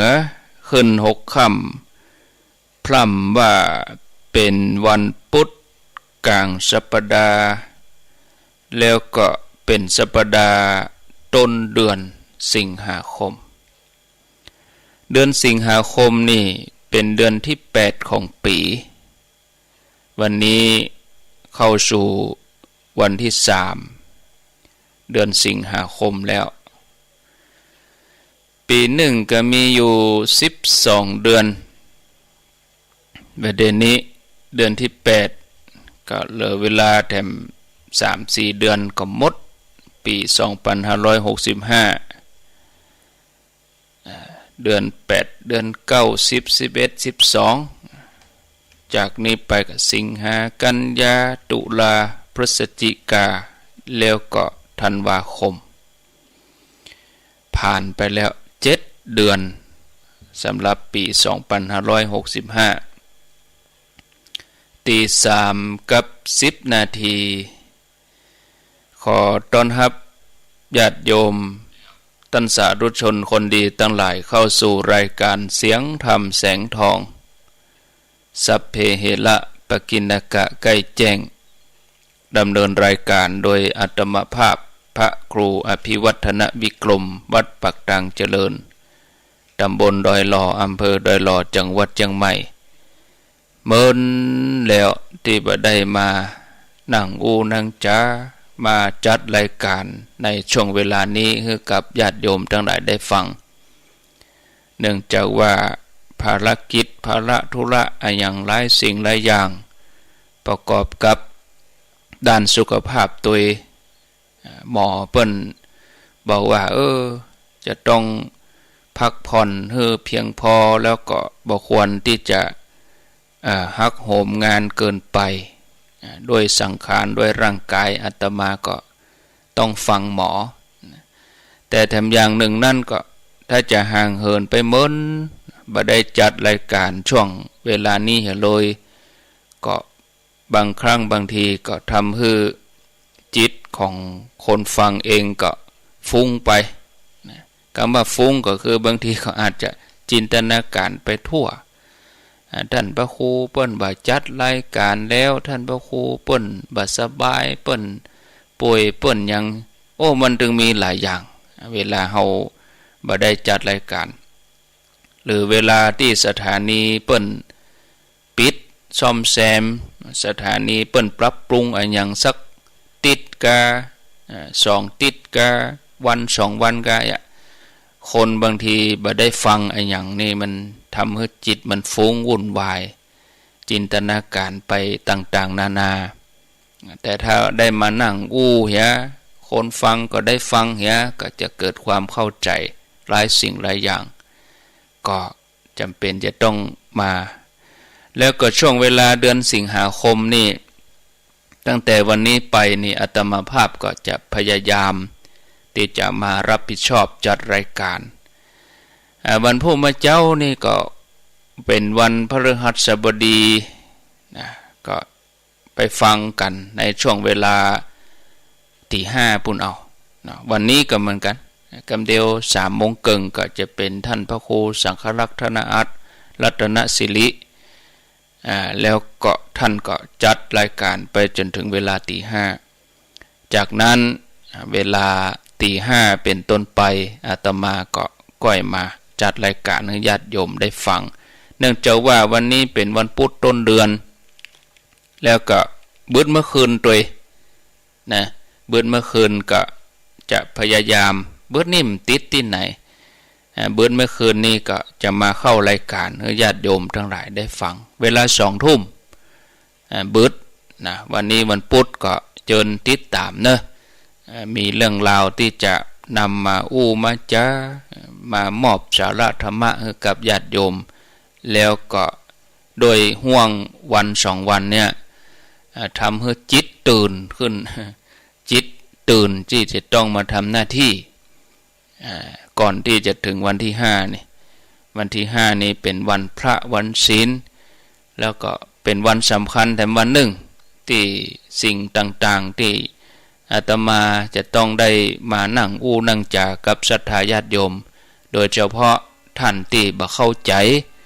ท่านที่ยังมีความสงสัยก็หลังจากวันที่5ไปก็จะมาอู้ให้กระจ่างในรายการตึงเจ้าตึงแรงตึงค่ำเนาะมาอู้ให้ฟังว่ามันเป็นจะได้แต่ช่วงนี้ก็คนที่ติดตามรับฟังครูบาอาจารย์รูปอื่นตนอื่นเปิ้นก็ฟังกันมาโดยดีฟังกันมาตลอดเนาะญาติโยมก็15 นาทีก่อนที่จะยกเวลาให้กับท่านพระครูสังฆลักษณ์ธนอาจรัตนสิรินี้จะอู้ให้ข้อคิดคติธรรมแก่ญาติโยมแล้วก็เบิดเมื่อคืนนี่นะเบิดเมื่อคืนนี่จะอู้ถึงเรื่องขลุกรรมแล้วก็เปรตชนิดต่างๆความหลากหลายของเปรตกรรมคนที่ทำอะไรอย่างก็จะได้รับผลจะได้ส่วนคติธรรมที่จะนำมาอู้ให้ญาติโยมในช่วงเจ้านี้ก็ฝากเรื่องของกรรมของคนที่ชอบใส่ร้ายป้ายสีคนที่ชอบนินทาผู้อื่นก็จะนำมาอู้แต่กี้ฟังที่104ก็ตุลุงทองเปิ้นก็อู้มาม้นแล้วเนาะตุลุงทองก็คือพระครูโสพลบุญญาพรวัดโสพนารามโอ้ตุลุงทองเปิ้นมรณภาพไปจัดเมินละธรรมะของเปิ้นก็ยังอมตะยังมีอยู่ยังคงอยู่ได้เปิ้นอู้อันใดออกมานี่ชัดเจนเปิ้นว่าอันกรรมนี่บางทีไปทำนี่มันจะทำให้ตกคึดกับตัวเก่าตกคึดนี่มีอยู่5-6อย่างอาตมาจำได้ฟังตั้งเมื่อเป็น10-20 ปีแล้ว20 กว่าปีแล้วตุลุงทองเปิ้นอู้ที่เปิ้นเปิดก่อนรายการเตียตมาจะเข้าเนี่ยเพราะว่าตี104นี่เปิ้นจะมีเทปเก่าตุลุงทองเปิดในช่วงแม่งายแถมกรรมแม่งายก็ตั้งแต่7 โมงครึ่งถึง8 โมงถึง9 โมงอย่างมื้อนี้นะในช่วงเจ้าเนี่ยนะฟังก็ม่วนดีเปิ้นบอกว่าเวลาเฮาทำอันหยังเนี่ยมันทำให้เฮาจะลำบากเมื่อลูนทำให้ตกคึดตึดกระแสแผ่หูตวานลวนพนมถมสมุทรขุดธรณีคุยสมณะตุลุงทองบนว่าอีบางครั้งบางทีเนี่ยญาติโยมบางทีเขาทำด้วยเจตนาก็ดีบ่เจตนาก็ดีเนี่ยมันจะเป็นบาปเป็นกรรมกับตัวเองบางครั้งบางทีคนเฮานี่ก่อนอู้นี่กรรมอู้นี่มันเป็นนายเฮาหรอเนาะก่อนเฮาอู้นี่เฮาเป็นนายมันขออภัยก่อนเฮาอู้เนี่ยเฮาเป็นนายมันอู้ม่วนอู้โดยความสนุกสนานได้ปะโทมันดึงโดยเฉพาะเวลาไปอู้กับคนที่จริตมันตรงกันมันก็จินตนาการไปสปะจินตนาการเจิดจ้าว่าคนนั้นว่าคนนี้จริงกะเอาออกมาหมดโดยความสนุกปากเวลาอู้นี่ม่วนตัวเองม่วนแต่ว่าทำให้คนอื่นทุกข์คนอื่นลำบากเมื่อกรรมให้ผลแล้วมันก็ตีกลับมาหาตัวเองก่อนอู้นี่ตัวเองเป็นนายถึงเวลามีเรื่องมีราวแล้วเอาละกำอู้เป็นนายละกำอู้เป็นนายบางครั้งบางทีก็ปฏิเสธบ่ได้อู้หรอบ่ได้ว่าโลเนี่ยมันอู้ไปแล้วเนี่ยญาติโยมอันนี้ก็จะอู้ถึงเรื่องกรรมของคนที่ชอบใส่ร้ายป้ายสีนินทาผู้อื่นมาฝากเนาะการใส่ร้ายป้ายสีนี่คือการกระทำที่จ้องจะทำลายผู้อื่นในต่างที่หายก็คือในต่างที่บดีโดยอคติอาจแสดงออกมาผ่านจากการอู้การเขียนบางทีมันมีหรอบัดเดียวเฉพาะบัดเดียวเนี่ยสื่อสารมันโวยพิมพ์ไประบายไปด่าคนนั้นด่าคนนี้อู้ว่าคนนั้นว่าคนนี้แสดงกิริยาต่าง ซึ่งสิ่งที่ออกมานั้นน่ะบางทีก็จะไปเบียดเบียนคนนั้นคนนี้ทำให้คนอื่นเสียหายบางทีก็บิดเบือนไปจากความเป็นจริง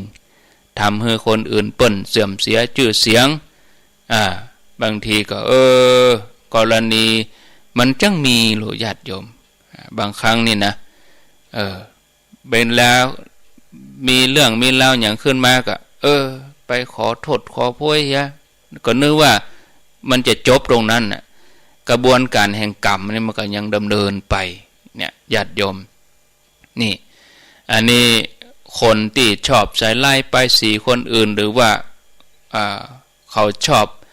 นินทาว่าไล่ใส่ความสร้างเรื่องเล่าต่างๆทั้งที่มันบ่จริงทำลายชื่อเสียงของคนนั้นคนนี้บางทีก็ด้วยความคึกขนองด้วยความเปิดห้องว่าคนที่มีความอัตตาตัวตนสูงเนี่ยคนที่มีเกิดว่าตัวเองอยู่เหนือผู้อื่นมาด้วยความสะใจบางทีทำต่อหน้าบ่ทำไปรับหลังนี่นะบางคนนี่บ่ได้ใส่ร้ายคนอื่นแต่เพียงกำนะบางทีก็ลามไปจนถึงการเขียนโจมตีการได้ใจช่องทางอื่นญาติโยมทั้งหลายควรระมัดระวังเน้อญาติโยมโดยเฉพาะ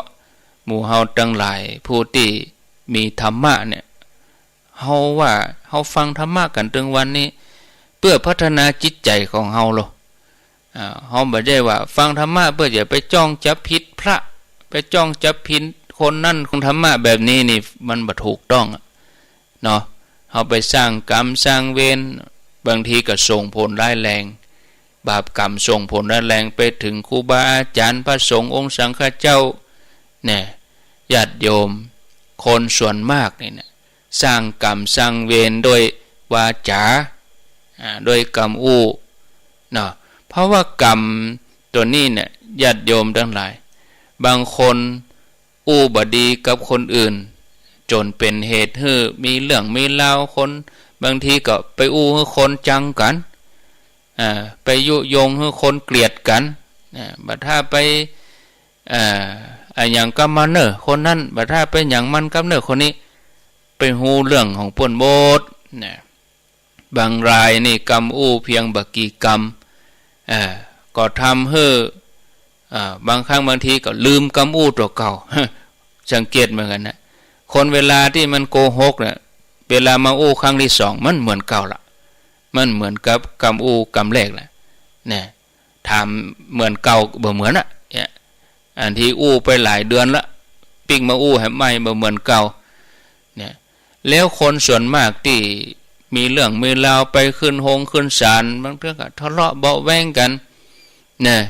เพราะกรรมเนี่ยนะญาติโยมทำให้เดือดร้อนเป็นเรื่องราวใหญ่โตนะคนที่ชอบไปใส่ร้ายคนอื่นวิบากกรรมมันเวนะครูบาอาจารย์เปิ้นก็เตือนอยู่เสมอว่าอย่าได้ไปบดีกับไผหรือถ้ามีคนมาว่าหรือว่าคนอย่างใดเนี่ยบางทีถ้าเฮาจะตอบว่าเฮาไม่ได้ว่าหรือเฮาว่าเฮาไม่ได้มันก็จะมีเรื่องเกิดขึ้นอันก็ต้องไปพิสูจน์กันละลามไปละเนี่ยญาติโยมฉะนั้นที่สำคัญก็คือระมัดระวังเฮาจะดีก็เพราะกรรมเนี่ยจะเสียก็เพราะกรรมเนี่ยจะไปทำลายเนาะไปเพื่อจะไปเบียดเบียนผู้อื่นบางทีดีเข้าตัวเนี่ยเฮาหวังดีก็เปิ้นหล่ออย่างอันอย่างอีฉะนั้นเนี่ยญาติโยมกรรมใหญ่นะจะตกถึงตัวเก่าทันทีซึ่งคนที่ชอบนินทาว่าร้ายใส่ร้ายผู้อื่นนี่จาบดีต่างๆนี่กรรมมันสนองเวยนะญาติโยมนะมันจะถึงคนผู้นั้นโดยอย่างเวยนะจะเป็นคนที่มีศัตรูทั่วไปถึงภายนอกภายในไปบ่พอก็ยังบ่เป็นที่ฮักของคนทั่วไปบ่เป็นที่นับหน้าถือตาเป็นที่คือเพิ่นบ่เชื่อกรรมต่อไป แล้วก็เป็นคนที่น่ารังเกียจกรรมชั่วก็จะเข้ามา